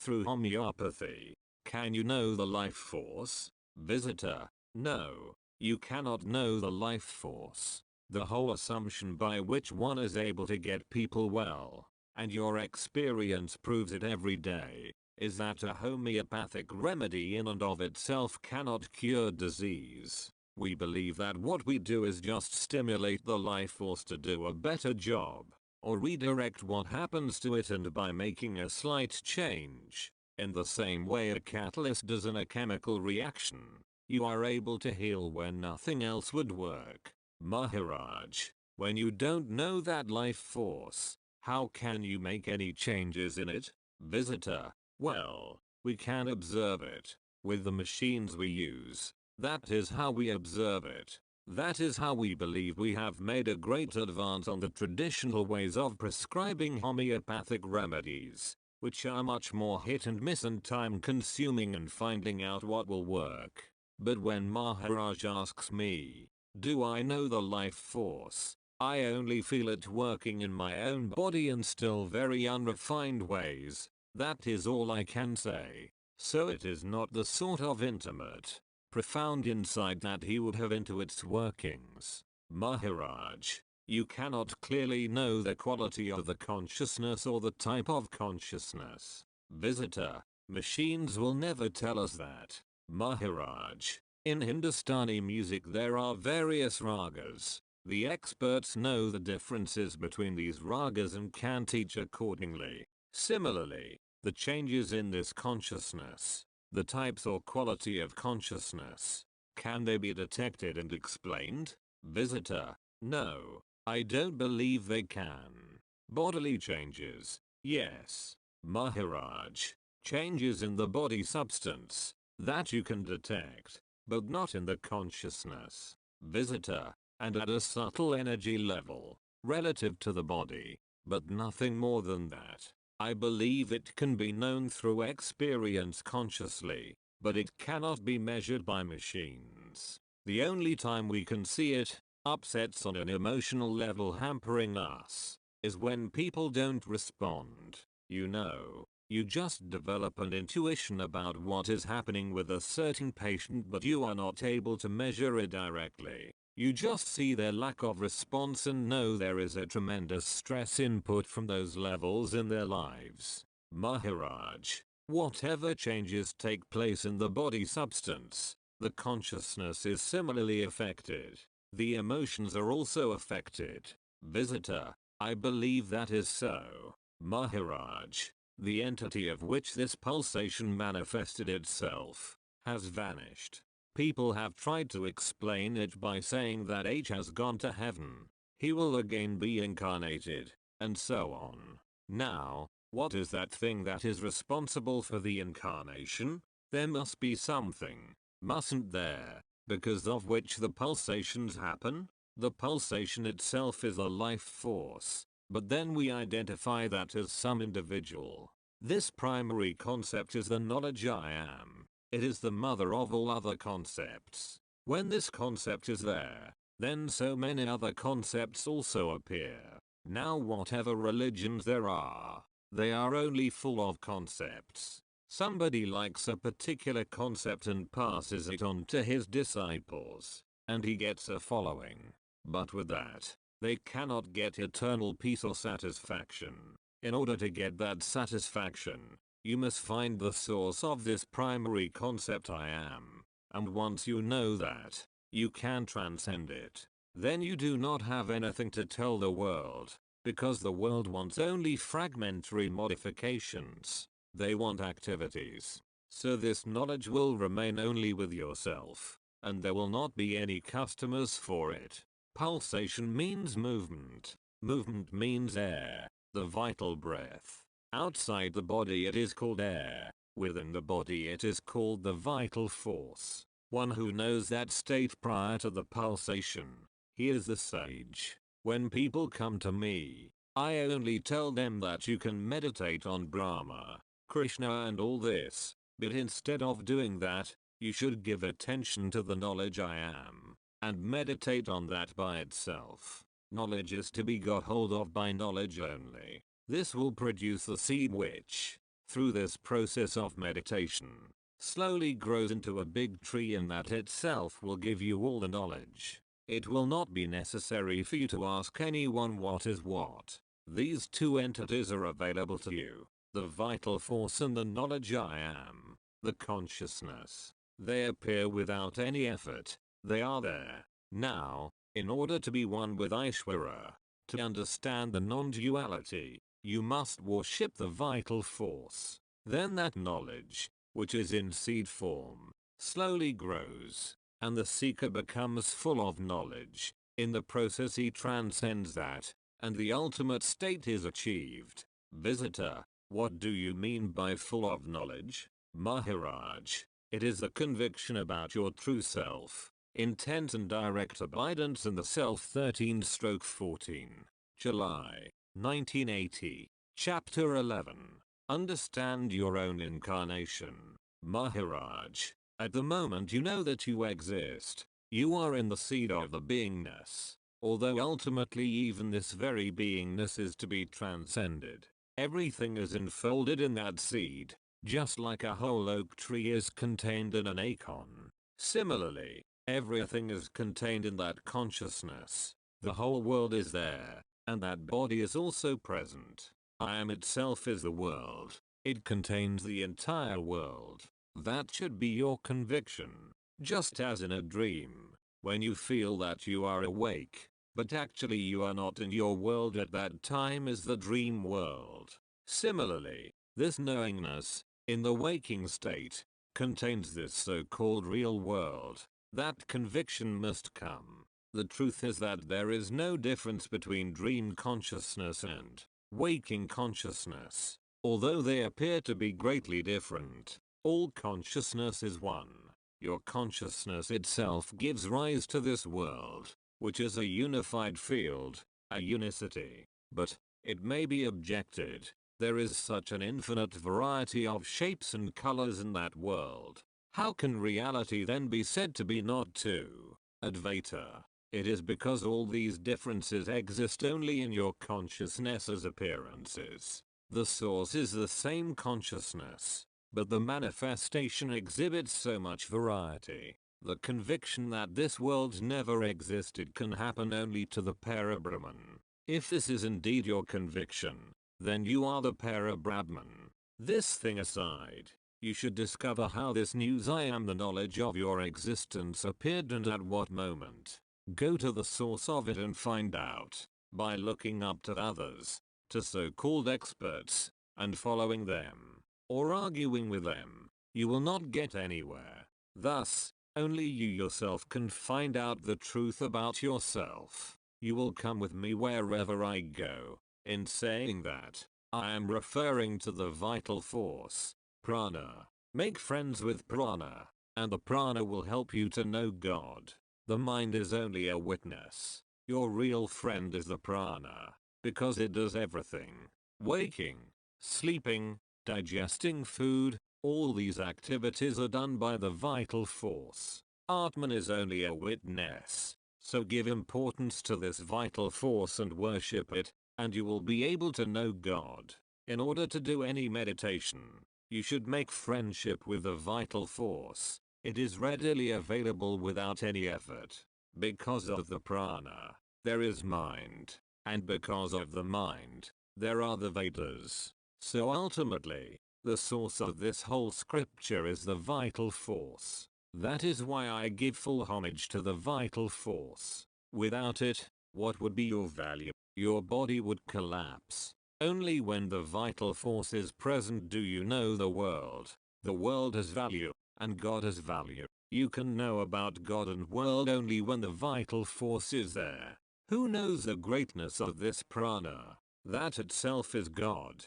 Praneshwar. As to the connection between mind and vital force, mind is the language of the vital force. When there is no vital force, there is also no mind. The words of prana signify mind. So how could there be mind without vital force? This vital force and the consciousness that is, the knowledge I am or the beingness and the mind, appear simultaneously and always exist together. Knowledge about the vital force is not generally available. It has not been recorded anywhere. So this information might be new to you. Now that you have listened to me 2 or 3 times, what is its result on you? Visitor, I know that whatever Maharaj has told us is the truth. Now I also requested of him to show me a way. So he says, sadhana is not the way, though it helps initially. But more important, most essential, is determination. So that I am practicing it is a very difficult thing, and, with his blessing, one day I will succeed. Maharaj, you will do a sadhana only until you receive the fruit of it. Eventually, you will receive the result in the palm of your hand. Until then you will do some practice. What, generally, do you do spiritual practices for? What do you make effort for? If you do any sadhana, you expect to get something out of it. You say to yourself, this is what I want. So any sadhana implies a purpose. Whatever kind of sadhana is done, one does it with a certain aim in mind. Now, who or what is the entity that is practicing? Who is doing the sadhana? It has no form and no shape. So where is it? It is within this form, this body, the indwelling principle. For how long will it continue practicing? And what is its aim? The aim is to abide in the self only. Until then it will continue the sadhana. Once it is established in the self, then the objective, the person who is practicing, and the process of practicing, are all one only. Visitor, sadhaka and sadhana become one only. Maharaj, you see, when you make a sankalpa, what does it indicate? Objective, the need. That is the whole purpose of sankalpa. Sankalpa, resolve to accomplish something. Visitor, what do you mean by sankalpa? Maharaj, sankalpa means objective. Visitor, intense desire and determination. Maharaj, sankalpa actually means you express. What is the objective of the sadhana? I want this. Say, you want a medical degree, that is the sankalpa. Then sadhana is your practicing and attending college, doing the homework, all that is sadhana. Visitor, you made a sankalpa to meet him today. Then you came, walked, climbed the stairs, that is the sadhana. Maharaj, sankalpa, for example, that I want to meet him, has no form or shape. It is the objective and its expression. Now the one who makes this sankalpa, that one also has no form. For how long do you have to continue the practice? So long as you are identifying with form. Until then the practice will go on. Once you reach the objective, that is, you are not the body mind, not the body form any longer, there is no practice anymore. You have deep faith in the Bhagavad Gita. Is it not so? What is Bhagavad Gita? Gita is the song sung by Lord Krishna. He sang the song just as I am singing this talk to you now. This is his Gita. Now you are facing Bhagavad Gita. You read it, recite, remember it. But what is important? You must get to know that Krishna who sang that Gita. You must get his knowledge. What he is. Is he not an incarnation? Lord Krishna? He descended into this world. Incarnation. In short, from nothingness, the form was taken. That is what is meant by descending into form. That is avatar normally. For an ordinary soul, you would say that from nothingness the person has appeared. You would just call it a birth. But in the case of these great personalities, great sages, you call it avatar, incarnation. It is good that you are studying the Gita. But what about that Bhagavan Krishna, who sang that Gita? What about him? Are you taking care of him by understanding him? Now you are trying to understanding him through bhakti. It means you are creating certain concepts. That is not correct. From nothingness he is or he was. How did this happen?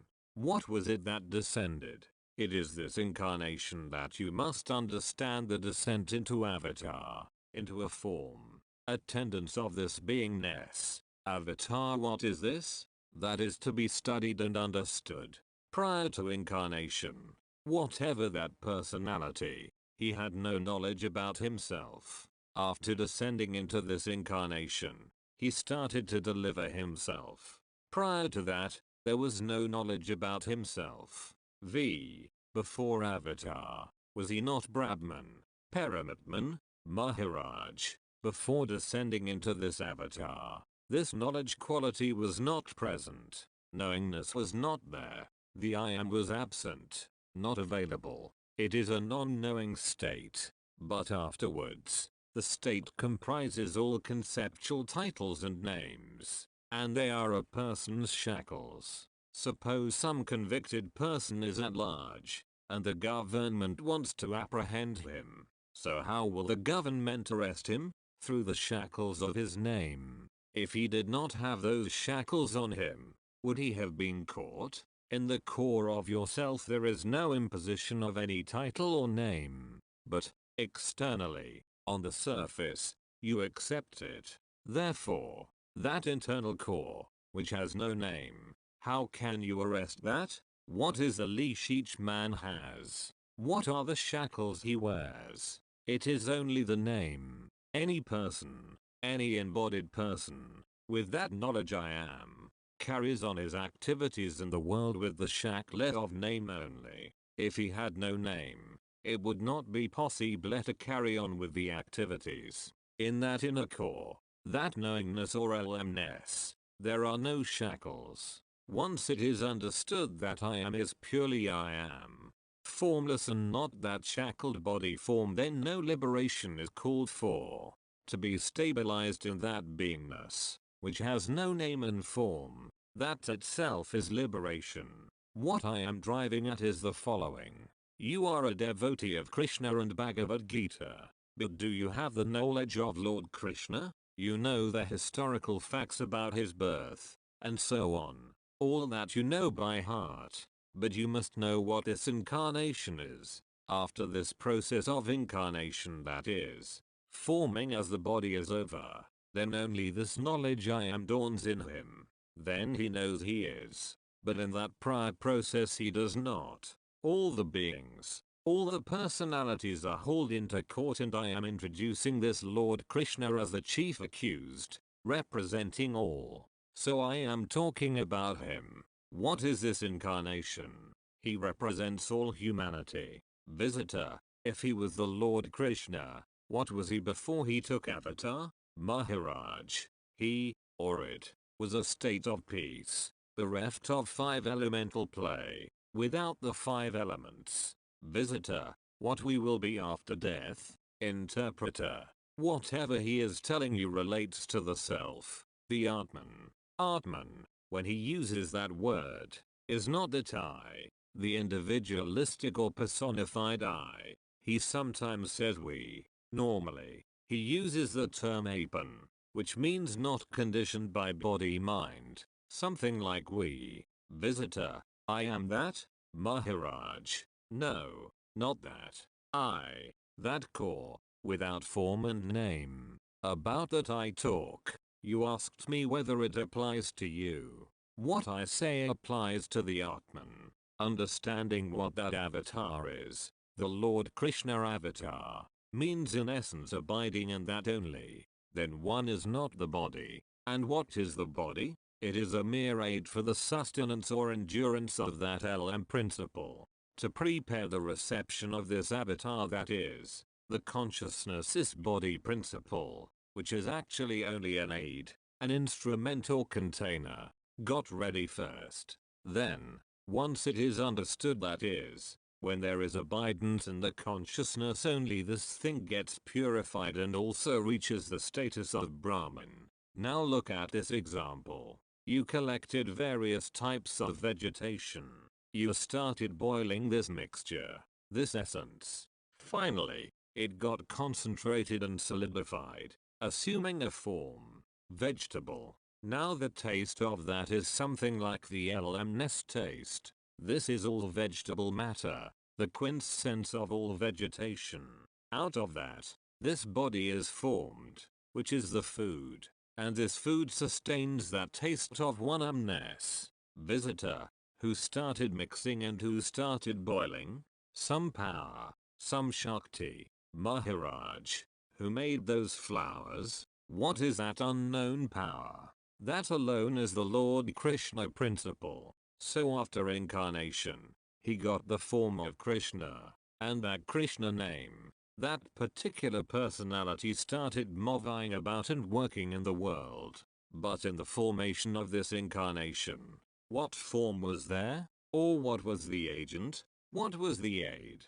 Visitor, that is just what I wanted to know. Maharaj, right now you inquire about your own form and the knowledge, that consciousness you are. How did it come about? Was the form there prior to birth? Was it available? Number. Only because of Vasudeva and Devaki, Lord Krishna's parents. Krishna was there. So the instruments for the formation of that avatar were Vasudeva and Devaki. Similarly, you had your parents as the aid or instruments. And so long as both instruments, Vasudeva and Devaki, were not available, Lord Krishna was not available either. Do you understand now that your parents are the instruments of your incarnation? Once you solve this prima riddle, all the riddles of the world are solved for you. Are you fully convinced about this? 5 ingredients with different tastes were mixed together. After mixing, a new product was created that had a taste all its own. Similarly, out of the 5 elemental interactions or play, finally its culmination is reached as this body form and that I amness taste. This is a very important step. This I amness is the product of the subjective world, of 5 elemental play, from Vanaspati to Vachaspati. The former means vegetation, organic material. Out of that this body is there, and from the quintessence of this body comes the knowledge I am. I call it Vachaspati. To repeat, Vanaspati product is vegetable matter. But what is the quintessence of that? Vachaspati, the language or sound. What is the quintessence of that?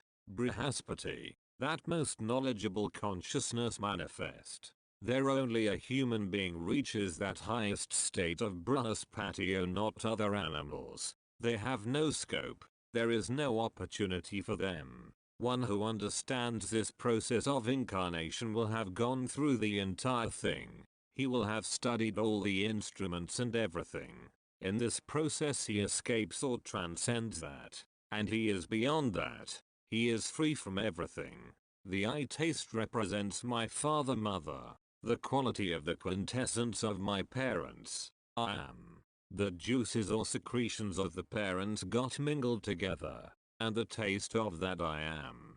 Don't you understand how the incarnation of Lord Krishna also took place? I doubt whether this is clear to you. Visitor, It is clear, Maharaj. The process of incarnation of Lord Krishna is exactly like this. So when the quintessence of the parents got consumed or exhausted, it is said in common parlance he, tbe offspring, is dead, and then the I amness taste also vanished. Now can you get to know Lord Krishna? Visitor, I will try. Maharaj, I dismiss this very idea that one should try, or make efforts. It is actually a very mischievous concept. It is enough to understand the core meaning of all this. That is all. Once you abide in the meaning of that, where is the question of sadhana? Visitor, if evolution is a fact, why were initially souls born in such a disadvantaged position that they had to keep improving?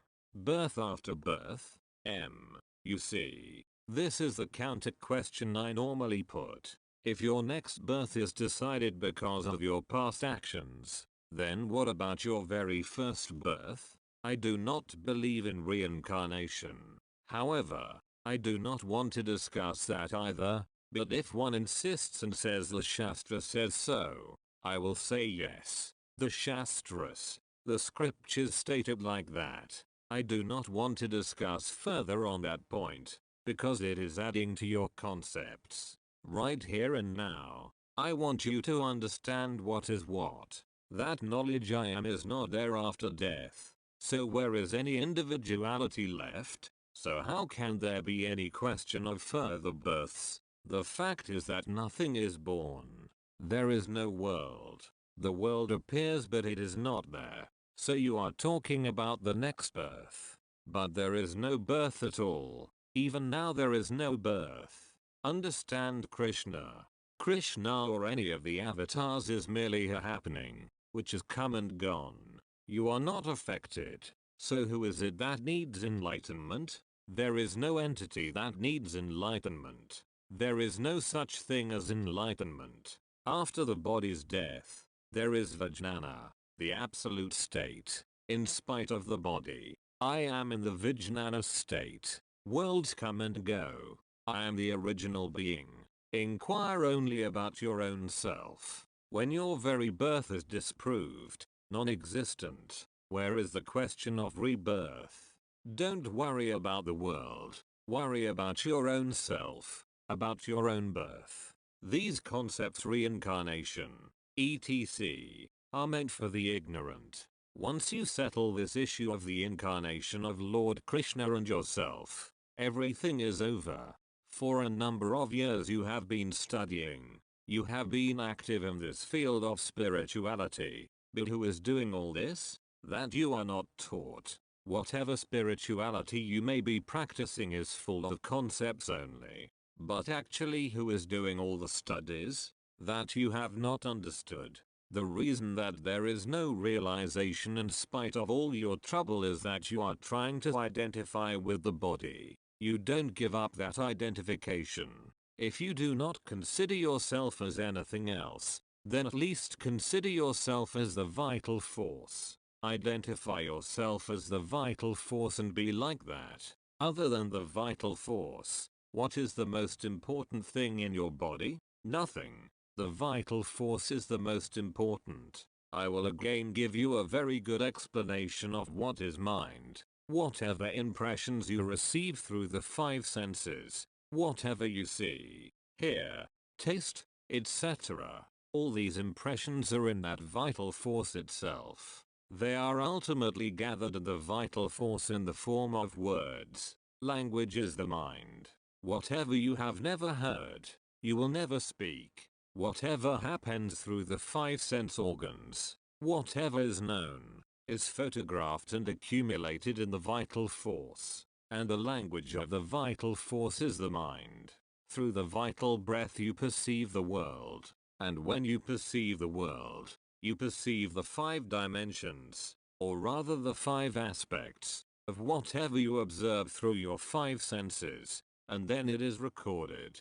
That vital breath is therefore the most important motive force available to you. And when that vital force is available, it means you are also there. That I amness, consciousness, or beingness, and the vital force. Both always exist together, like sugar and sweetness. What is this vital force and that beingness? They form the quintessence of the five elemental play. Being part of it, it has come to fruition as elemness. So don't try to make a fragment of it. That quintessential elemness means everything. So when you embrace the body, that the body idea, you make a fragment out of the totality. And this is the crucial mistake. Whatever experience you get, you study that experience, you understand it, but who is taking the photographs of all the experiences? Is it the vital breath? Where do you figure in all this? For all the species, including human beings, this vital force itself is godly, and this vital force also contains that Ishvara or consciousness principle. Now you should find out. How are you going to focus your attention on that vital breath and meditate on the self? That is for you to discover. The vital breath gets conditioned or manacled by the bondage of name. It accepts the name as I am. This is the mistake. That which is deconditioned from name and form is Paramatman. That which is conditioned by the body, mind, name, and form is called Jiva. The language of the vital breath is mind, and the mind is the motive force for all activities. Have you any questions on this aspect, this theme only? It is very difficult to ask questions at this point. If you are able to establish yourself in the vital breath as you are, you become manifest. The vital breath, when it is conditioned by the body, you call it a personality. But, as a matter of fact, the vital breath is spread all over. It is manifest. It is universal. If you are stabilized in the vital breath as I am, that in itself will get you there. The vital breath is not confined to the body. All the elements are moved, operated by the vital breath. But because it is inside the body, you call it prana, vital breath. This vital breath itself is a vital energy. And that qualitative principle is the knowingness that is in the vital force. It appears your studies of this subject are essentially based on whatever information you collect from others. That is a pity. The vital breath knows no death, and the indwelling principle, that qualitative principle I amness, it also cannot have death. Visitor, if I die without realizing I am this principle, what will happen? Maharaj, you will die. In this connection, please don't use that word I, that exclusive, personified I. You should talk without it. The moment you say I, you are personified. You become individual. Visitor, this body. Maharaj, what do you mean by body? Body is the food for that touch of I amness, consciousness. Now take this chemical. Whatever is fixed to that stick, holding a match, that is the food for that spark. So long as this chemical ingredient is available, that food is available, and until then the spark will last. It seems you never feel happy unless you get identified with the body. Get instead identified with the vital force, the vital breath, and then talk. Have you ever seen the vital breath lying dead as a corpse? What is the vital, primary capital available to you now? It is the vital force only, and with that you perceive through the senses. By worshipping that vital force, if the body drops, when, in common parlance, it is known as dead. Actually, do I die? Your pranashva, that divine vital breath, is it at any time apart from your body? Wherever you go, you are always accompanied. Who is your constant escort? It is that pranashva, that vital force. If there is no association with this vital force, can there be that elemness? Visitor, in this life, if I do not realize myself and the body drops, what will happen to that vital breath? Maharaj, you are accusing the vital breath. The body will drop, but what will happen to you? The vital breath. Visitor, Whether I realize or do not realize myself, there is a difference. Maharaj, what does it matter? That is my responsibility. From my standpoint, for millions of years, eternally, I never knew I was. How did it matter? In the absolute state, that I amness was not available. What did happen? It did not matter at all. Because of the confluence of the vital breath and that touch of I amness, there are all these incidences of pleasure and pain. The cause of all that is this confluence vital breath and I amness. Does the vital breath, prana, itself suffer pain or pleasure? No. But here that LMness is lacking. You talk on this thing. You only presume that you are a jnani. What knowledge have you? Everybody takes pride and thinks I am knowledgeable. You might attain any distinction, any elevated level, in this world, but this fear of death is not going to leave you. This charge, that I am going to die, is it imposed on that LMness or this vital force? The pity is until we reach that death, we always embrace the body as our identity, and therefore we have that fear of death.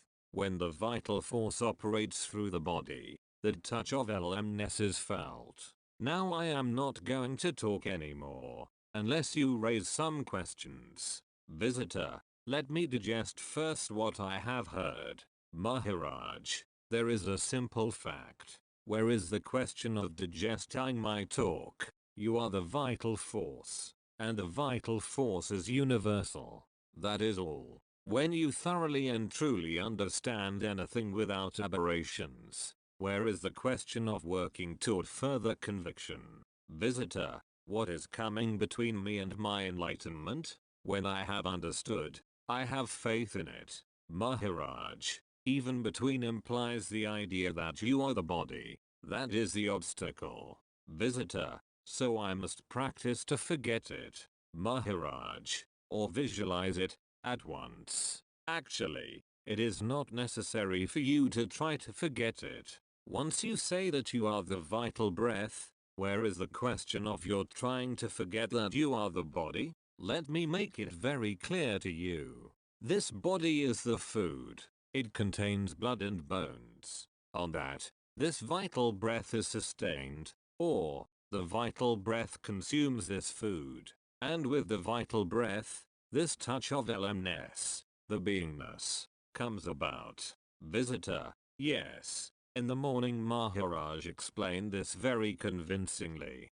Maharaj, how has it been put to use? If it was driven home and has been understood very clearly, where is the scope for all these questions? You are the Paramatman, the Brahman. If that is too difficult, then at least try to be this vital breath, this universal air. Only, is gold itself crooked? But when you make an ornament out of it, that is, you give gold a form and name, it becomes distorted or crooked. Just as by giving yourself a name, you became crooked. Gold as such is not stupid. Gold means the self without name and form. But in gold, when it was transformed into an ornament and given a name, the distortion or stupidity started. 14/15, July, 1980. Epilogue. Maharaj, the sum and substance of my teaching is this. Don't be dishonest to your vital breath. Worship that only. Abide in that only. Accept it as yourself. And when you worship in this manner, it can lead you anywhere, to any heights. This is the quintessence of my talks. Presently, you are to be identified with the vital breath. Then you will realize, like the sweetness in sugar cane, that this touch of I amness, which is dwelling in the vital breath, will open up. So understand these words, this advice, assimilate it, and so long as the vital breath is flowing through you, abide in that. If the vital breath is there, you are there, and so is Aishwara. In such simplified fashion, nobody has expounded this profound knowledge. The 15th of July, 1980. End of. The ultimate medicine as prescribed by Sri Nisargadatta Maharaj.